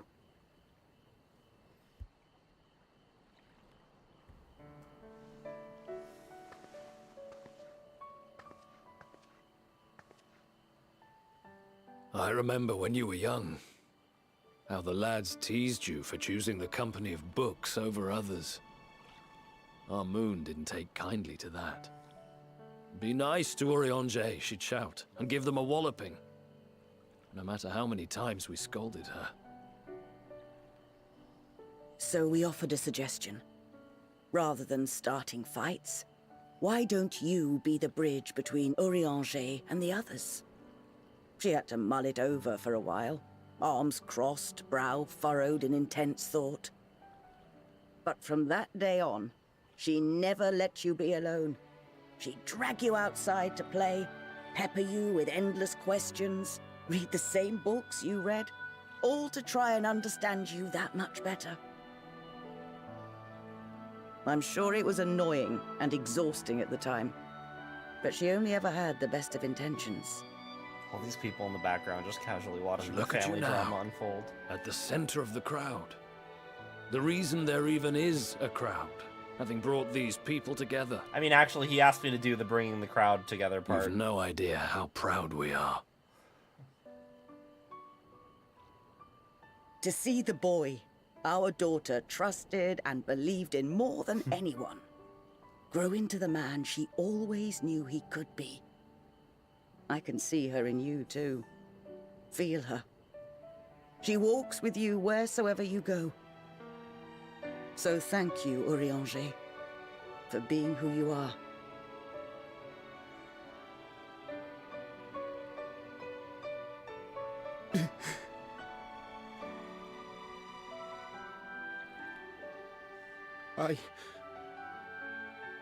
I think I can feel her too.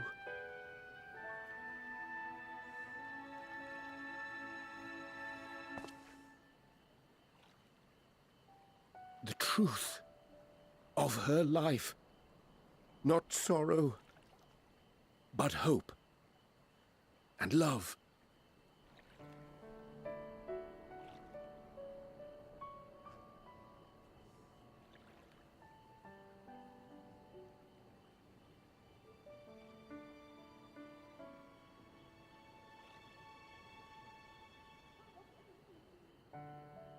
This moon breeder.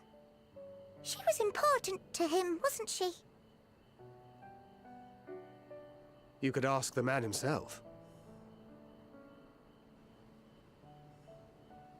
Oh, no. But watching this exchange reminds me how much I've yet to learn about your world. And its people. You can live here your entire life and hardly learn a thing. And that's why it's too soon for this to end.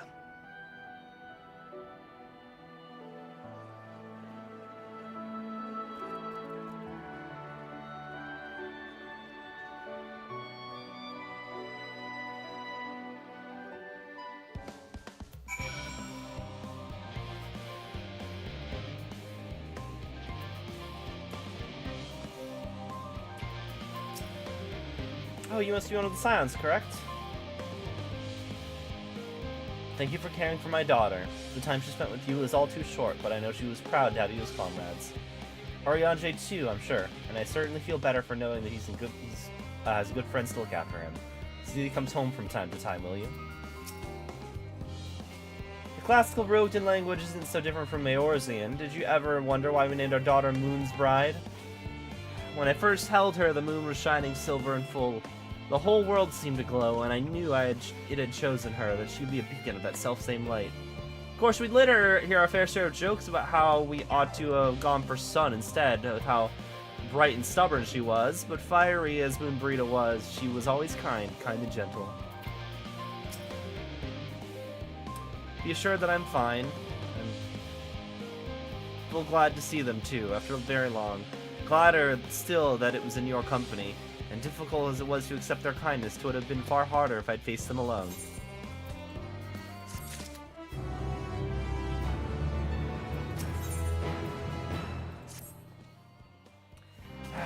Thou hast my gratitude for lending courage to the Loperates.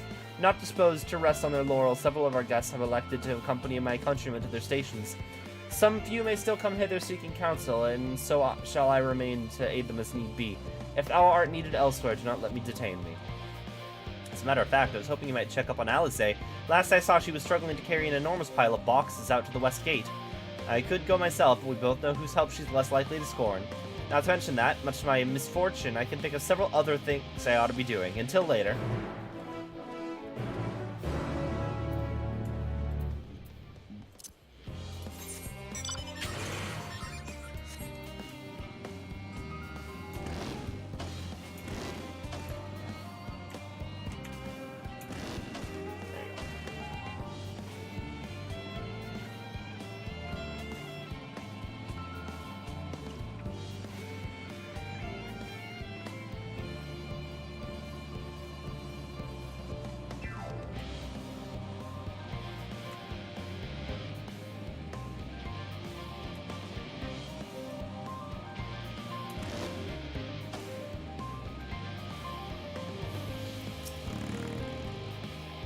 What are you doing out here?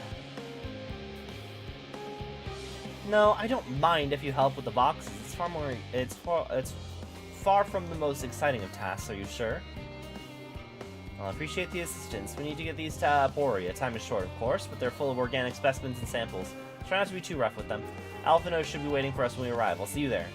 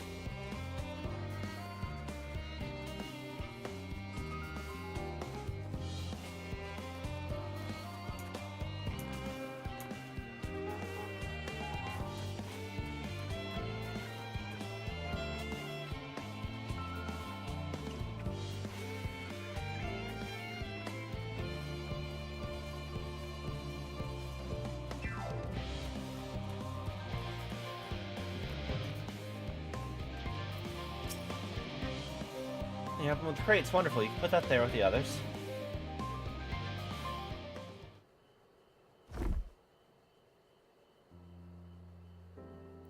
You have my gratitude, but how'd you come to be involved in this? I suppose I have Thancred to thank as well. For wondering why we were tasked with bringing these boxes to Eorzea to begin with, so was I. Turns out this is base operations of sorts. Those with final say as to what's included in the ship's manifest can be found here. Father included, I suspect.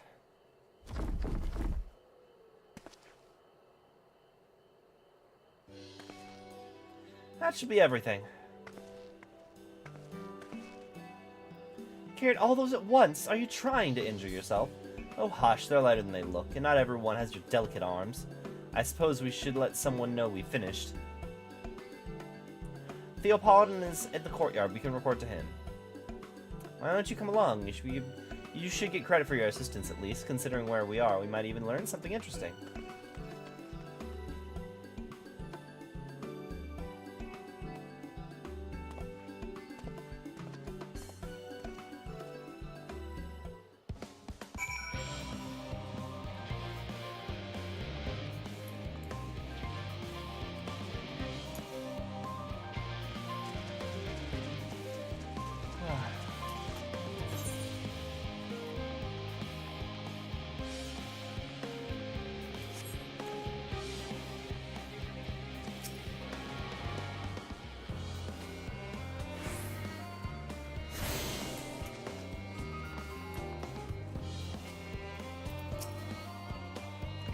It never ends, does it? What can I do for you? We brought samples from Charlie and Hamlet. Series 110? The crate should by the entrance. Ah, thank you. I'd expected one of my colleagues, but we are dreadfully short-handed. Just a moment. You're Fortuno's children, are you not? Alphino and Eorzea at your service. You're well acquainted with Father, I take it? Quite. We've been friends with your parents since the days of the studium. I remember when you were yay high, waddling hither and thither. Clearly, it's been quite some time since we last met. 'Tis good to see you again, wielding your father's knowledge, no less. You knew our parents when they were young? What were they like? Pray, spare no detail. I should like nothing more than to regale you. Alas, I am meant to be in charge here, and reams of paperwork want for submission. We can help with that, in exchange for the sort of stories our parents would never willingly divulge, of course. Very well then, there happen to be 3 sets of documents in need of delivery. How about you take each one?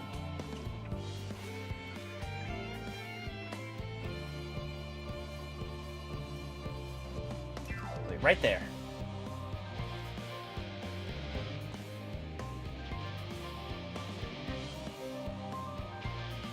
You'll need a forum representative waiting to collect these near the submerged structure. I hope I haven't kept her waiting too long. Never mind Alpha No and Alice Day. I'm sure they'll be back soon enough.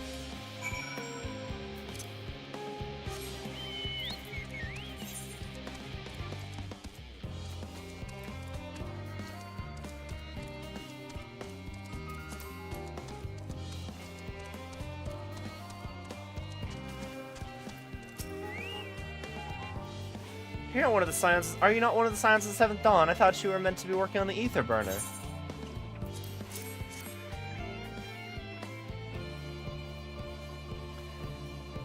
Theopold's paperwork. I was beginning to worry you'd misplaced his quill. I appreciate your help in securing these documents to my hands at last. As for your other tasks, pray keep this between us, but I sincerely hope you Scions succeed. The Exodus is, without a doubt, the most monumental undertaking in the history of the Forum, and so we must be circumspect in all regards. Risk is a privilege we cannot afford ourselves. At its heart, however, Charlian has ever been a nation of the curious. It would be a tragedy indeed if we were the ones to stymie your pursuit of the truth.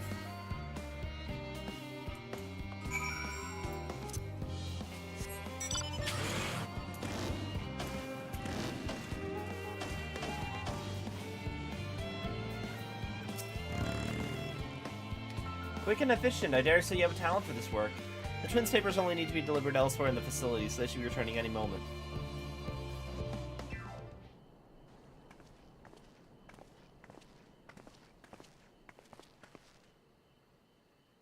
We return with not a scrap of paperwork remaining on our persons, you will note. You both have my thanks, and my apologies for sending you on an errand far below your ambitions. While even as a babe, you struggled out of your swaddling clothes, and... That is quite enough of that, thank you. I was compromising stories of our parents we'd asked to hear, to reiterate.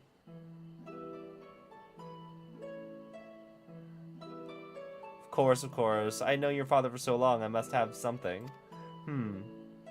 As you know, part of why the Levier name garners such respect in Charlian is your family's storied history. That you two could trace your ancestry directly to those who came aboard Youngcraft's Hope, a lineage few can claim. Never thought much of it myself. It's not as though our forebears founded our nation. They were simply there when it happened. Nevertheless, it has traditionally been a point of pride. This is why Youngcraft's renouncement of the ways of war and pursuit enlightenment through knowledge and reason has ever been our family's creed. Until your grandfather's time, Archon Louisoix looked not to Youngcraft's words but his deeds. He asserted, in defiance of his peers, that choosing to save the great and small from the rising tides was the mark of a true mark of our founder's virtue. Perhaps it was his expertise, his knowledge of ancient prophecy and the fall of civilizations, that led him to conclude that to eschew conflict at every turn was to consign mankind to his doom. There will ever be conflict, and calamity will follow. Thus, to ignore the plight of those one might conceivably save is not wisdom, it's indolence. I remember his words well. Indeed, Archon Louisoix lived by that personal creed, and used every means at his disposal to bring succor to those in need, Charlian or no. No one loved and admired your grandfather more than his son. Yet Fortunato could not reconcile Louisoix's deeds with the philosophy of their forebears and his peers, a philosophy in which he believed so fervently, yet made a pariah of his father. Fortunato agonized over this contradiction for much of his life. God's father. A son may carry his father's blood, but his choices are his own to bear. Is that not always thus? Gods know Fortunato's cranky old goat, so I'm sure you butt heads often enough, yet even so, you must know that you are constantly in his thoughts, every moment of every day. And it's not an exaggeration in the slightest. You should have seen him when you were born. Barely recognizable he was, with the kind of dumbfounded grin I'd not seen since he first took a fancy to your mother. He was particularly skipping when he told me the news. Take my word for it, he loves you to an embarrassing degree. But he is also frustratingly single-minded. Once he's decided that a given action is for its best, he will stay the course no matter who or what opposes him. A profoundly annoying habit when you're on the other end of it, as I'm sure you will agree.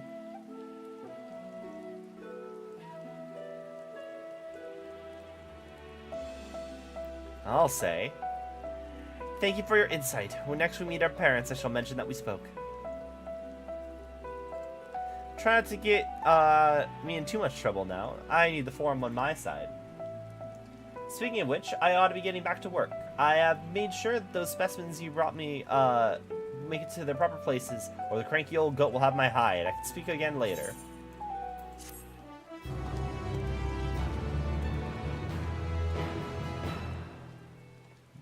Hail, you three! Graha! Surely Kokol hasn't driven you out of the forge already. For better or worse, no. However, he has sent me a task that requires more than my single pair of hands, and here you are. I could use at least one of you, but I won't object to more. Unfortunately, Eorzea and I have prior commitments as we have delayed too long as it is. What about you? Can you spare the time? Yeah! Date with the boyfriend. Let's do it. Perfect. This shouldn't take too long.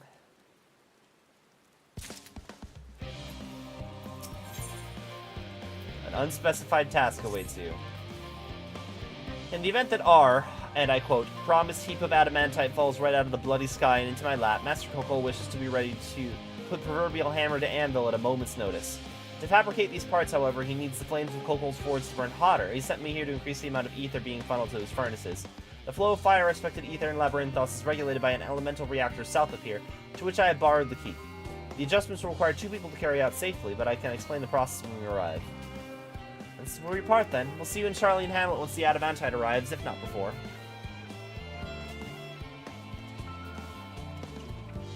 This way, then.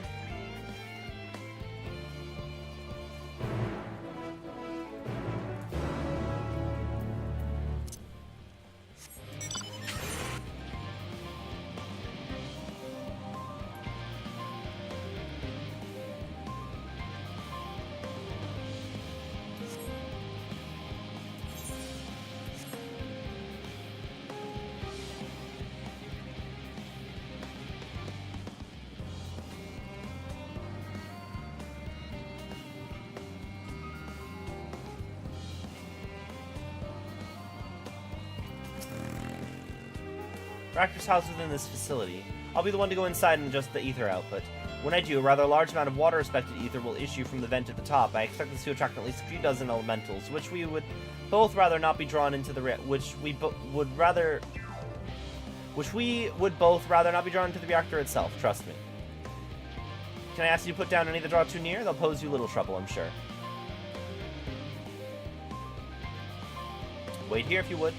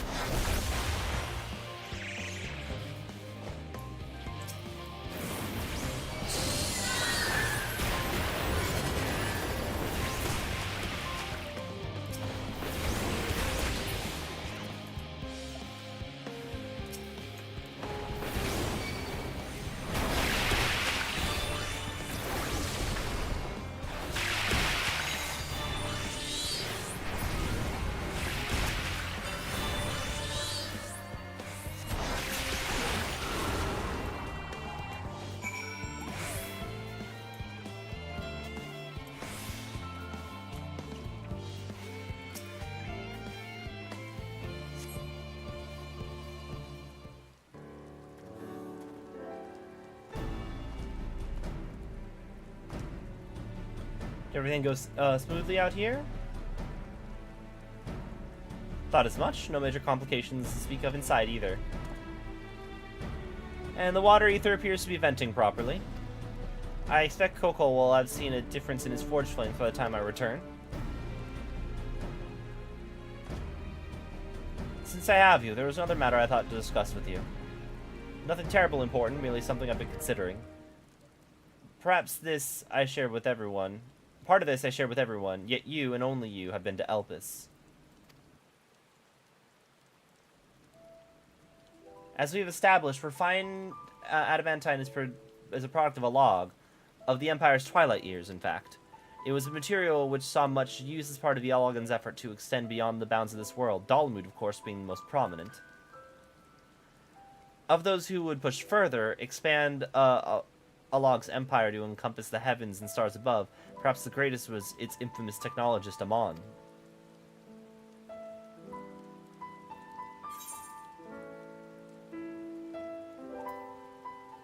Do you remember his life as Hermes?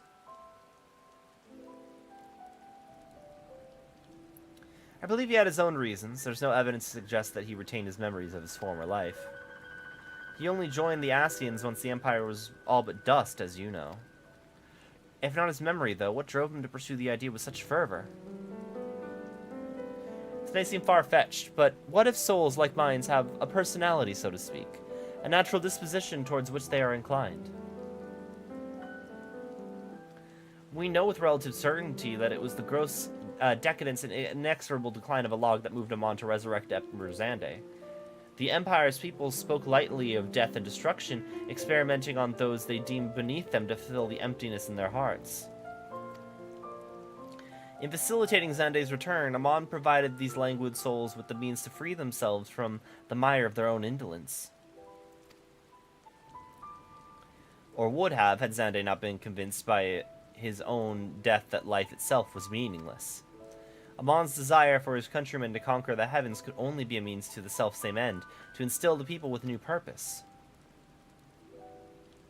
Like Hermes before him, Amon was appalled by how those around him lived, but could not never bring himself to believe that those lives were devoid of meaning. And both of them sought that meaning, that hope, in distant stars. Such is my theory, anyway.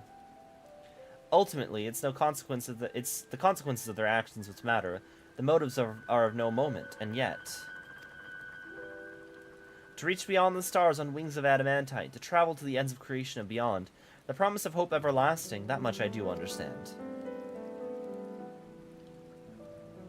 But enough musings for now. Why don't we see how Kokol's getting on?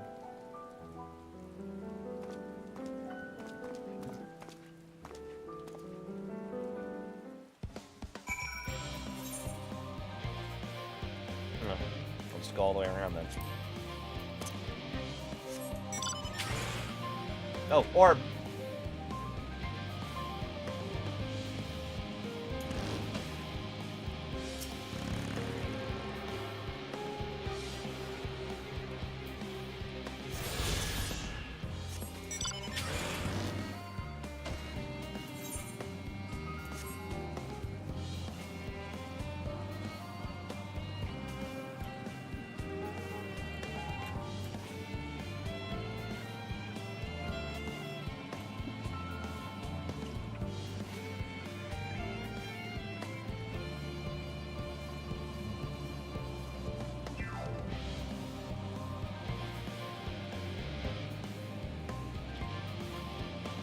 Oh, another orb.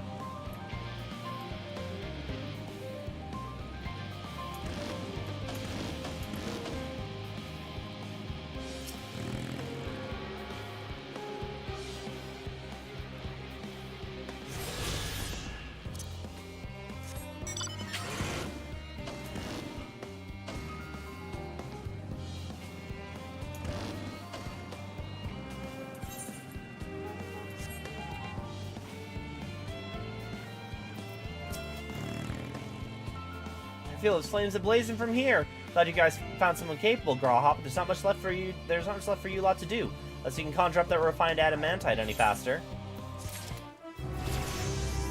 Level up!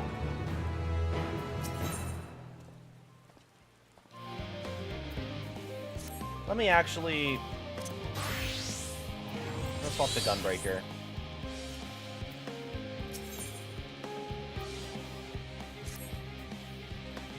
I do trust you to deliver on your promise. I do, only... I hate waiting! I want Adamantite and I want it now! Share your impatience, I assure you. Is there truly nothing else we can assist with in the meantime? I wish. Sitting about's unbearable. Pity the Forum frowns on recreational explosions. Well, so long as they can't prove it was premeditated, get you gone. I got mistakes to make. In that case, I suppose I should go and return the key to the reactor. I'll have one more look to make sure that nothing's gone wrong, unintentionally or otherwise. I'm certain there are better uses of your time, however. I'll join you in the Charlie and Hamlet and on.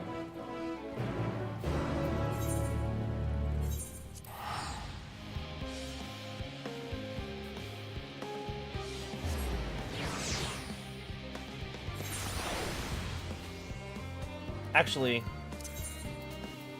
real quick.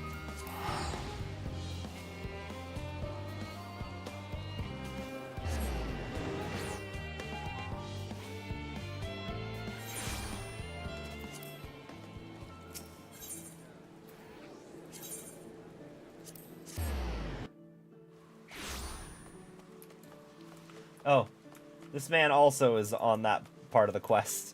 I see he too is wearing the Asian robes.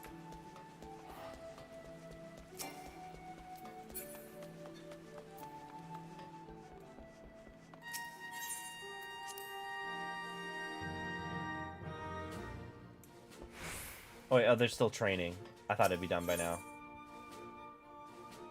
Or just finished. Okay.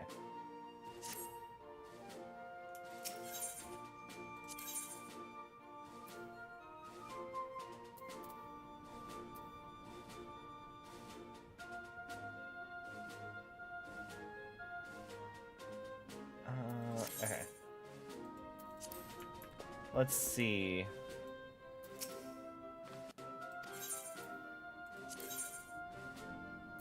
Oh, not gonna have missions.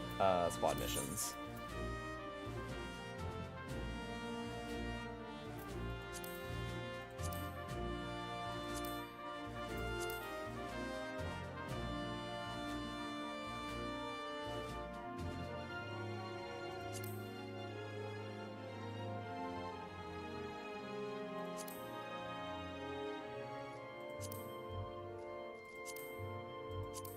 Damn. We need more strength still. So let's do that again.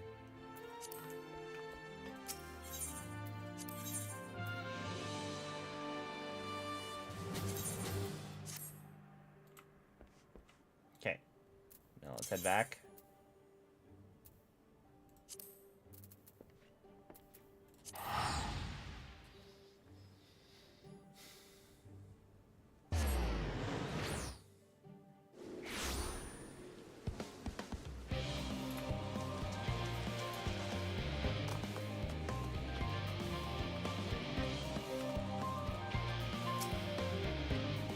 Well, your companions are bound to turn up sooner or later. Oh wait, the other thing I wanted to do, really quick.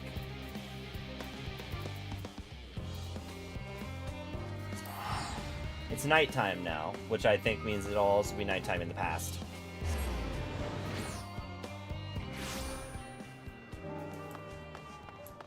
Is there a moon?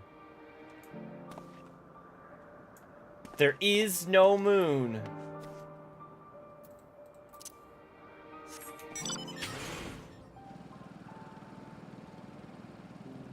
Right? It's nighttime now, right? Eorzea time.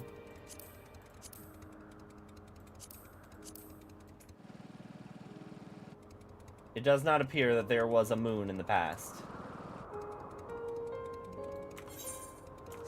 Anyway.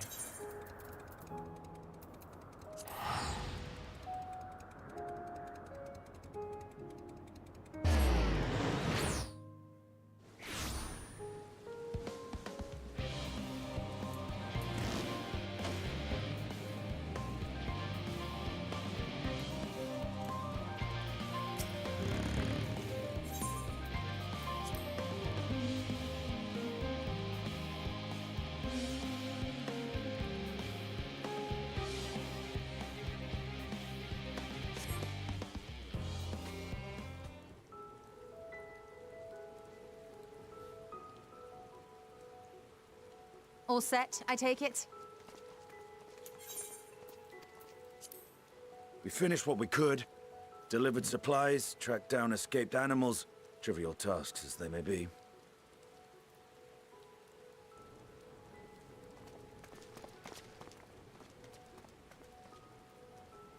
That's enough, don't you think? If there was anything more important still undone, that would be a problem in itself. The vessel is essentially ready for departure. All that remains is to load the final batch of supplies and see everyone on board. Once we've readied the ether burner, that is. Ah, had a feeling we might find you all here. Our consultations with the Loporrits, too, have run their course. Pleased I am to say that our researchers' concerns have, for the most part, been allayed, though some insist on making adjustments to the very end. For their part, Livingway and her peers have graciously offered to stay and keep the people company, lest any lingering queries go unanswered. All that remains is to wait for the refined adamantite. Alphino, are you there? It's me, Kryl. Your special delivery has arrived. Round up everyone and come to the harbor at once.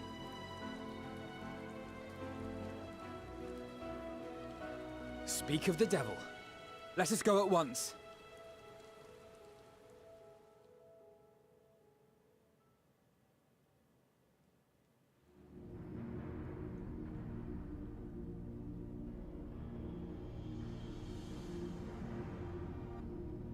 Forgive the intrusion, Master Fortuner. I bring urgent news. A great commotion has broken out in Scholar's Harbor. Your presence is requested, with all speed.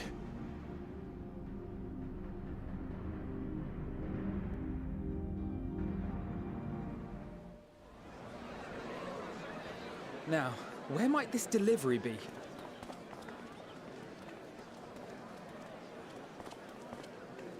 Oh.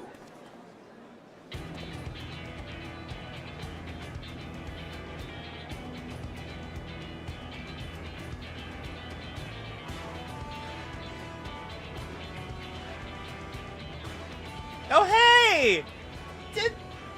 I'm sure it's very important, but we cannot accept these without the proper permits. By the 12! Surely. Our friends from the Ivolus raids! They were relevant after all.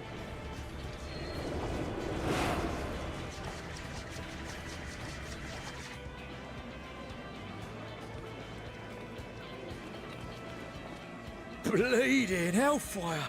They're bringing them by sea and by air. All these folks in these crates.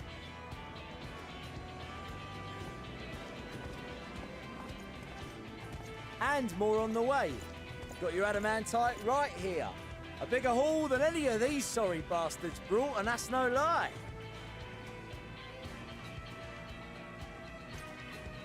Yes, because you were charged with seeing the shipments from Gridania and Uldar here, along with your own.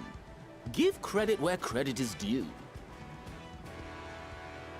Sounds like the sorry whinging of a sore loser. An hypocrite to boot.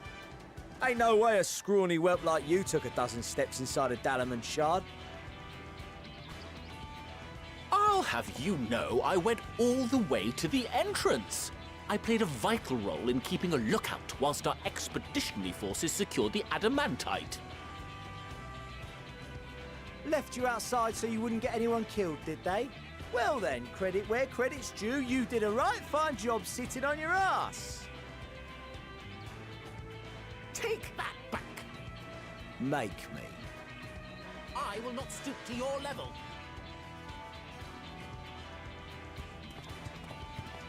My, what a grand welcome party. Hancock and Saraban. We come bearing relics both sacred and Allagan, as well as a few other gifts that may be of help, to be presented with best wishes from the Eastern Alliance.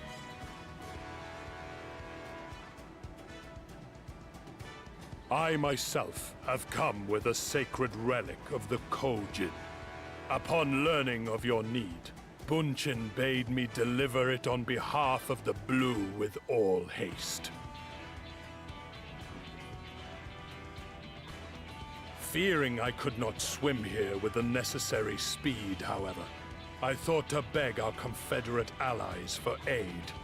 To my delight, Hancock was already preparing for departure at the self-same port, and had space for additional cargo. We did, of course, need quite the impressive vessel to get it all here in time. Fortunately, our majestic associates have been more than helpful. 'Tis an honor to join the Warrior of Light on another adventure, they tell me. They're not here in person because we don't have voice actors for them. That is all wonderful to hear, but what of the extraordinary cost? I shudder to think of the ransom we must pay for such a bounty.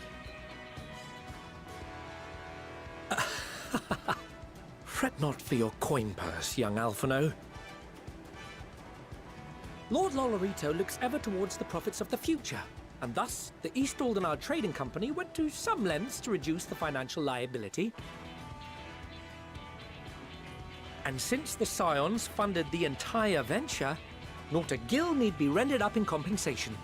Everything is already yours. We funded the venture? When? Don't let the name fool you. This coinkeeper knows a thing or two about spending.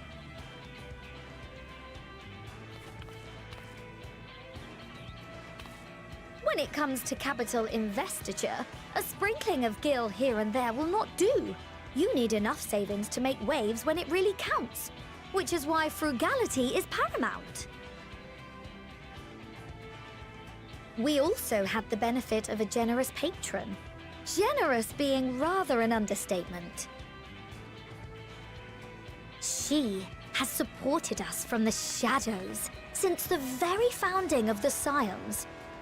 We even had coffers to fill. I knew it. I knew she must have been, yeah. Mother! Chameleons. I remain, of course, an entirely neutral party. I simply thought our family's coffers were needlessly full. We can hardly take them with us on your teeny-tiny toy boat, now can we? And 'twould be a shame to leave all that hard-earned wealth unspent.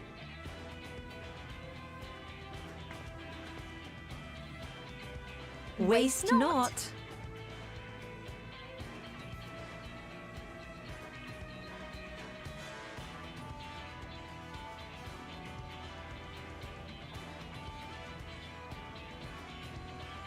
However did you manage so much in so short a time, though?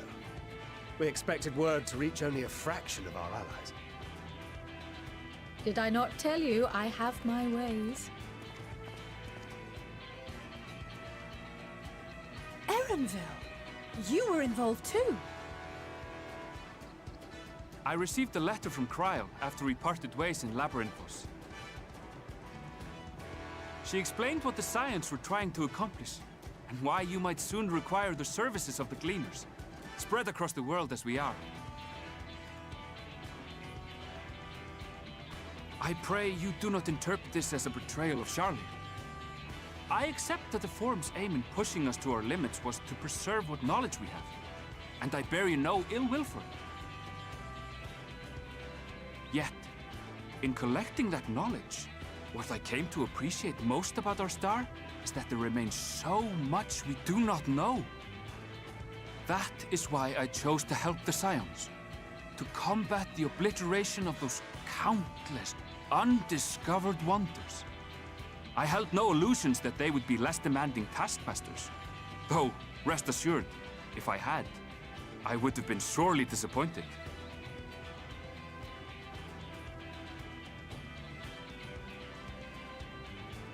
To make a long story short, the whole of the guildship cooperated to ensure your call was heard far and wide.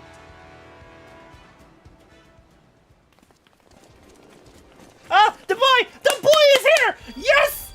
The boy! What's this about a ship Yes! that can fly to the moon? Ah! I am filled with such joy. He's And here. why didn't you mention it sooner? The one time Yes! you don't beg my aid, your problem's a bloody ship that can fly to the moon. Sid, you brought the team. Yeah, I'm happy you're here, Sid. Fuck you. Of course. More important people are here. Finest.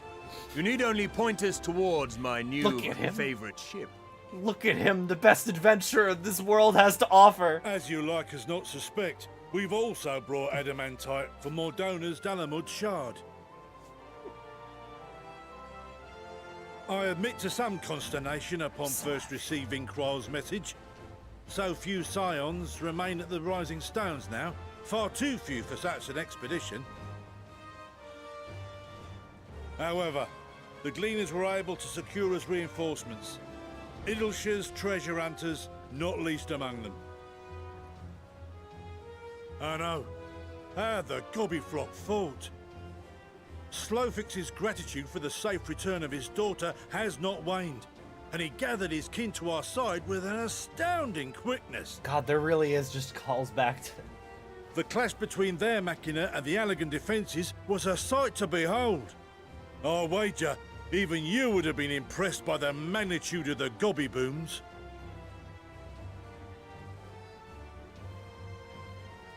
Fascinating as all this is, I fail to see how it explains your presence here. Does Razat Khan not have more pressing concerns?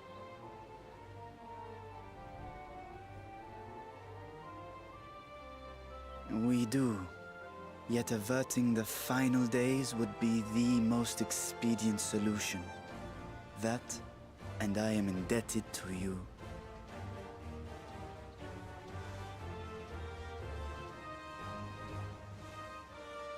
Though they chose to take their leave of Thavnair, those you saved in Galimund remain my people. My gratitude is beyond words. 'Tis appropriate that I aid you in kind. If in the doing we bring salvation to others of this star, so much the better. You will recall that I spoke of my father, Midgard Summer, and his journey across the great expanse. As he traveled betwixt the stars, his resplendent scales drank of the ether in those nigh empty surrounds, and imparted to him the strength to persevere. Thinking they might further your cause, I called out to my kin for consent. Ajdaya's answer was silence, as ever. Tiamat and Chrisvelgre, however, responded favorably to the suggestion. My sire, too, stirred from his slumber long enough to speak and say, "Very well." Thus have I brought you his own worm scales. Fit them to your purpose, and seek a worthier fate for us all.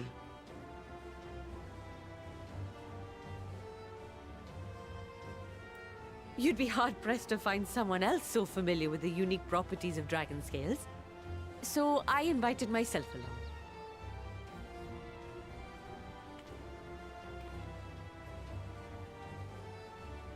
Bugger me, this is so unbelievable. I've gone right back round to believing it again. Forget a 6% gain in efficiency. With all these goodies, we could get 7, no, 10, no, 14 bleeding percent. Think of how far we could go. What we could do with that much power. What we could blow up. If Kokol is duly convinced, then it must be true. In which case, the Scion's end of the bargain has been fulfilled. Would you not agree?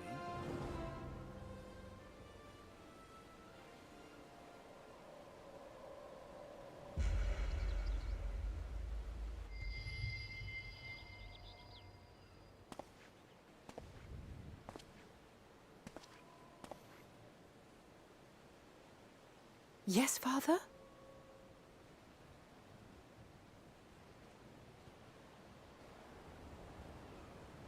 I know not what you seek of Hydaelyn, nor for what purpose you would take command of our ship. Yet this much is certain. To do so will be to dictate the fate of this star and the lives upon it. The lives of each and every creature, in their magnitude and their fragility. Do you understand? And are you prepared? We have seen and we have felt how much each life shapes this world. And so we are determined to abandon none.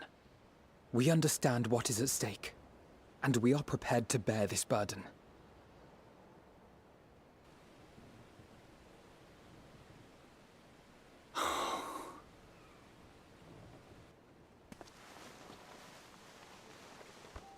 Then I will bear it with you. I beg you, share your struggles with me, as family.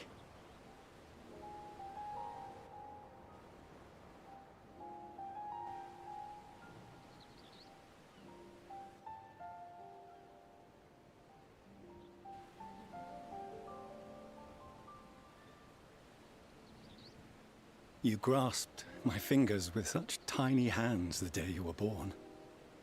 I thought my heart might burst. 'Twas love and happiness beyond expression. Overwhelming, and a conviction so powerful that I trembled with something close to rage. I had heard the final days foretold. I swore to myself then and there that I would not let them steal your futures.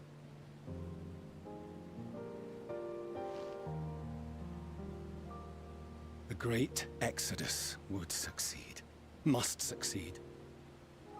No sacrifice or sin was worse than the alternative. If anything gave me pause, 'twas mine own father. The Archon Louisoix openly decried Charlian's policies, a perspective which I regarded with increasing disdain as I grew older. Yet even as part of me thought him a fool, perhaps I also hoped that he, of all people, would devise a brilliant means to save my children. A naive hope, but stubborn enough that I could never bring myself to keep you apart.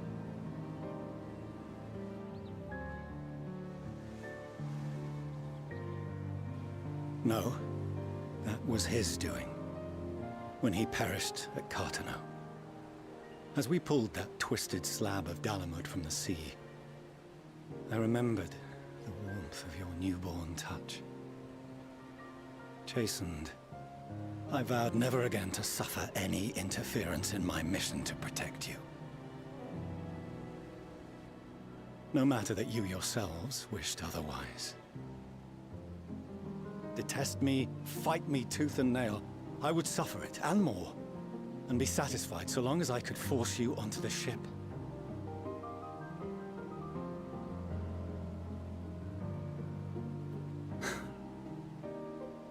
I was wrong.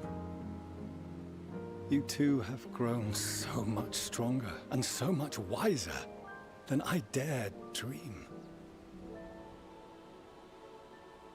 You have earned the right to walk your own path, and already begun to do so. Good. Because there are things we care about, and people we love, and none of them is replaceable. Not a one. It cannot have been an easy journey for you to have come so far. We shall be glad to acquaint you with the finer details someday, once this danger has passed. All that we have seen and heard, that we have felt and learned in our travels. Ours is not a kind world, but it is beautiful. Always. Oh no. Are you quite sure that's wise? After all, someone turns pale and flees the room when he sees so much as an envelope containing word of your adventures. Whatever will happen if he learns what you were really up to? Amelians.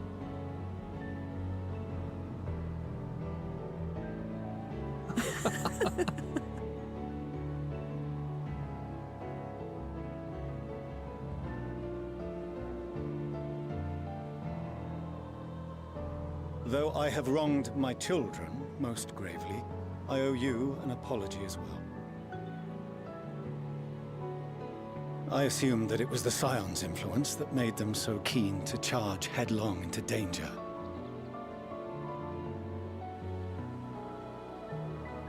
Yours, in particular.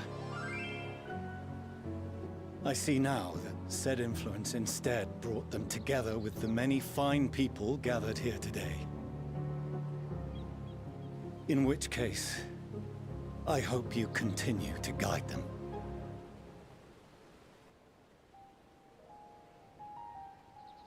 If we've finished loitering about the harbor, might I suggest we put our plans into motion?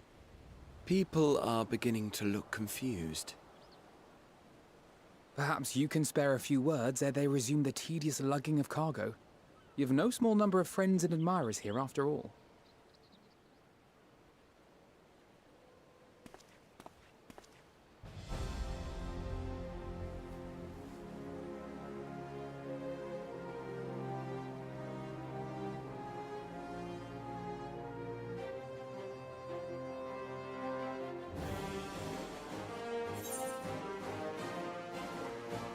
Our moment of triumph is close at hand.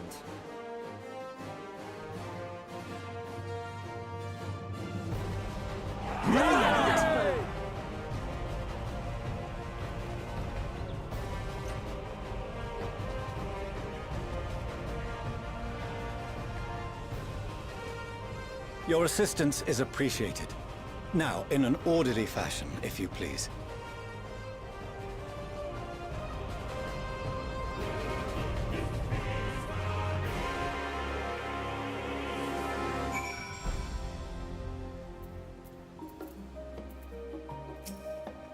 Oh, wait, no, hang on. I wanted to go talk to the boy. Where's the boy? Is the boy here? No, the boy was just in the cutscene. Okay, I would have had to go and talk to Alpha. Father's is just an invitation. As was agreed, he will reveal the means by which Heidelin may be contacted. We are to meet in Emporia when we're ready. Given the vital knowledge she holds, I suggest we leave without delay. It transpires, however, that the Forum's method of speaking with her is not without risks. Curious to hear what those might entail, but regardless, be warned.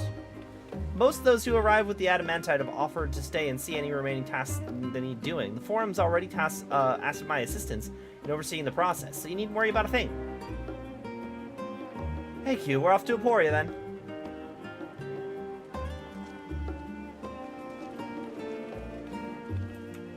Alright, since I'm gun breaking, let me... I need the lad who's not on my shoulder, because he clips through the gun hilt, and that's weird.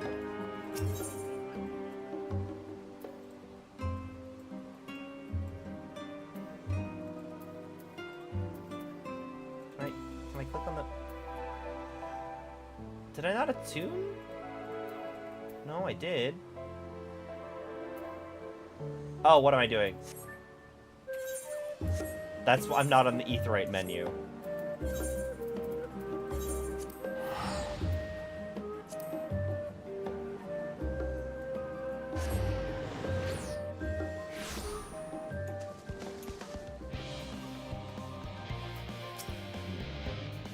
I've already shown the others inside. You will want to speak with Charlene. She has the key to the lift. I can send you down after me.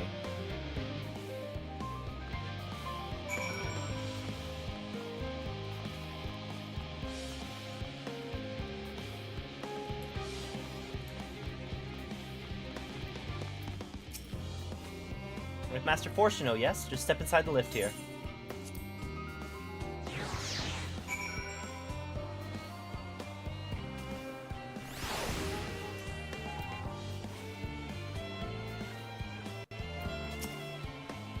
From here, we proceed to the heart of Labyrinthos and its most closely guarded secret, Thalmazine. It marks the beginning of the end of our efforts, whence we delve to seek the audience of the star, and whence we will embark on a journey to the heavens. This way, if you please. Okay, so does it get out... Do you, like, fly through the ethereal sea to get the spaceship out of here?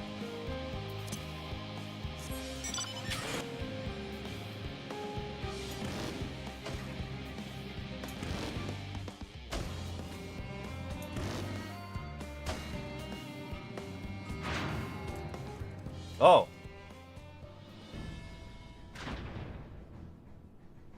I saw the ship. Just very briefly.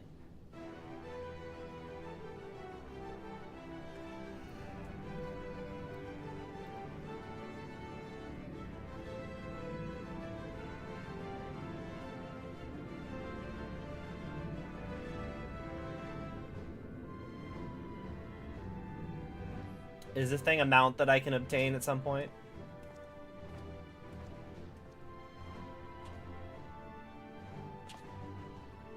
I bid you welcome to Thalmazine. Direct your attention towards its center to hold the arc over which we have long labored.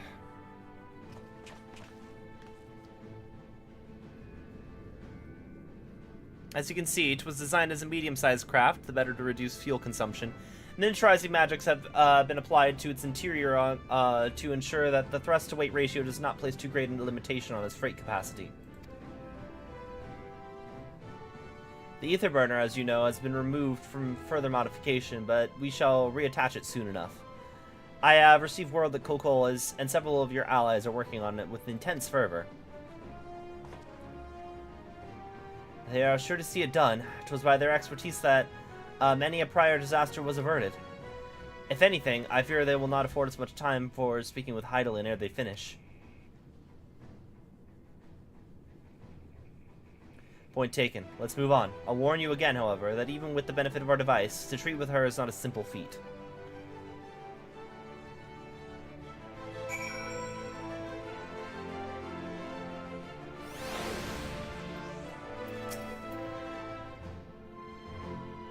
Ah, dang. I have to be summoner for this bit. I've done what I can to impress upon you the gravity of what lies ahead. Are you prepared?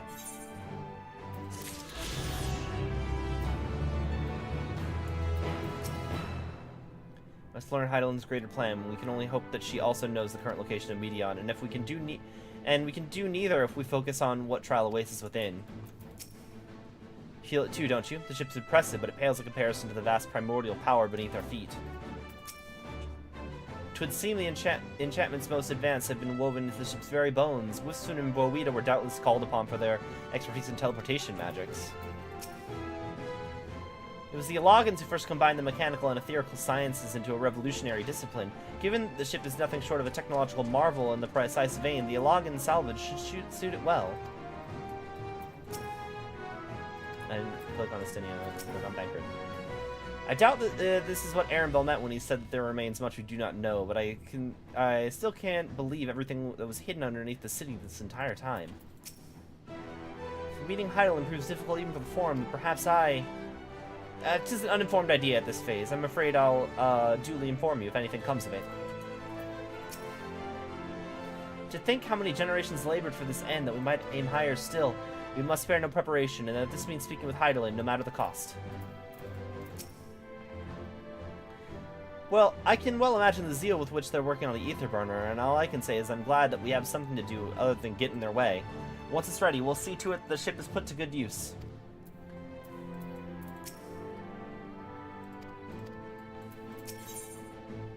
Her children, one and all. We make for the lift at the center of this chamber. Come.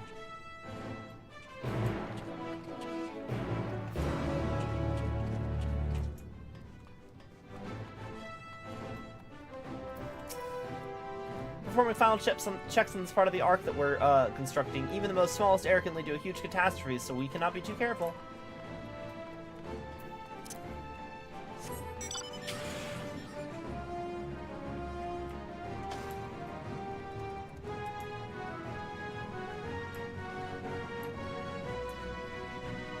Get out from here.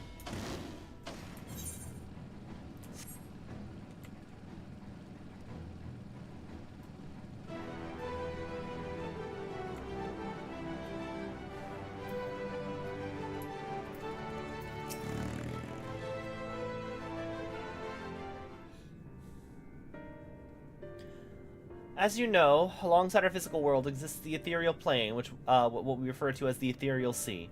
At the heart of the star, the physical and ethereal are one and the same. Thus, the deeper we go, the easier it becomes to pass between said planes.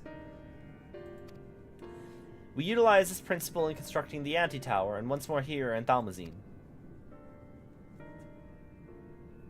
No sooner did the Forum decide that an exodus from the star would be necessary than it began work on this facility. Our work culminated in a device that allowed us to peer deeper into the ethereal sea than ever before in search of Heidel's ever fainter echoes. The Atioscope. Can you communicate with her through this device? For a time, yes, but since the Seventh Umbral Calamity, it has been rare to hear even a whisper. If you wish to reach her, you must journey closer to the center of the star than we have ever dared, beyond the Atioscope. Even so, I make no guarantee that you'll find her, nor for your safety, not so deep in the ethereal sea. We understand, but if we were to deliver this world, we have no choice but to try.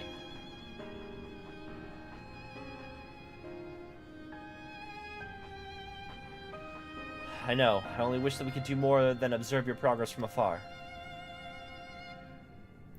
The Atioscope's ocular lens, by which we may peer into the ethereal sea without placing ourselves at hazard, lies above us. Through it, we can watch and guide you.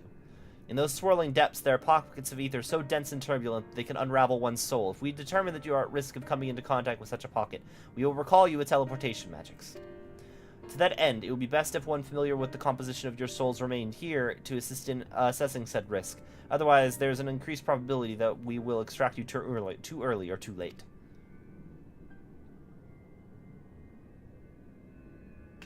Please, allow me. I have thought upon this much, and, in truth, I do not believe that I am fit to join you in the trials ahead. The events at the Tower of Babel drained me, yes, but even before that, your capabilities far outstripped my own. This is no time to have a weak link in our vanguard, no matter how much you may wish that it were otherwise. If I assist in the matter that Master Froshino has laid out, however, I may still be of use. Will you trust me to do so? I can think of none I trust more. Compared to all that effort you put into keeping us alive while our souls were in the first, preventing us from dissolving into ether on a single expedition ought to pose no challenge at all.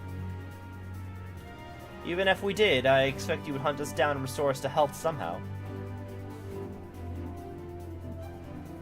You flatter me, but rest assured that I'll be keeping a close eye on all of you. There's one more thing. Those in ages past referred to the ethereal sea as the underworld, our final resting place. In its embrace is memory washed away, leaving only purity of one's soul, or so we believed. Yet what of these memories? If you think to ask what becomes of them, cast adrift on the ethereal tides. Some theorize that they linger for some time, those associated with strong sentiment in particular. In those depths, memories of the departed may even coalesce around you for hatred or for love. Thus I do caution you to be wary, but also have faith. Remember that those who did gladly extend a hand to you, that they may lift you up once more.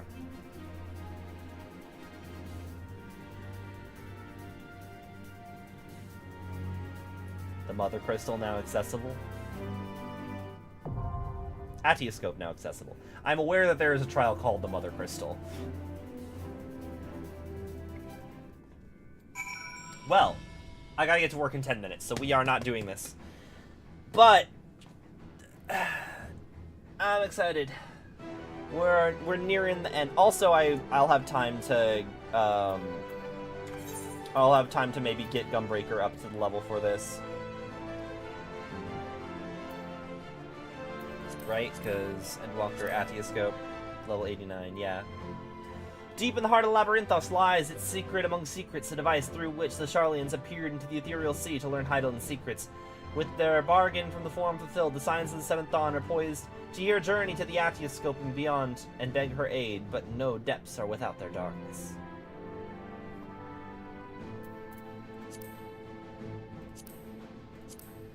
Alright. Let's see. We'll raid somebody.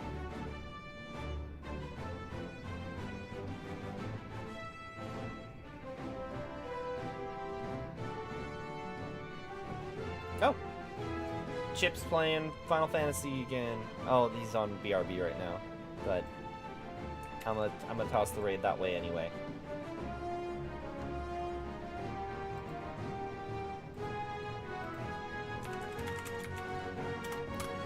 Raid message.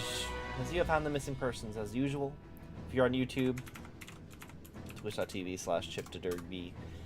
Thank you for hanging out. I'm gonna try and be live tomorrow. I want to finish this game. I'm so close. But until next time, I will be seeing you guys later. Thank you so much for hanging out with me.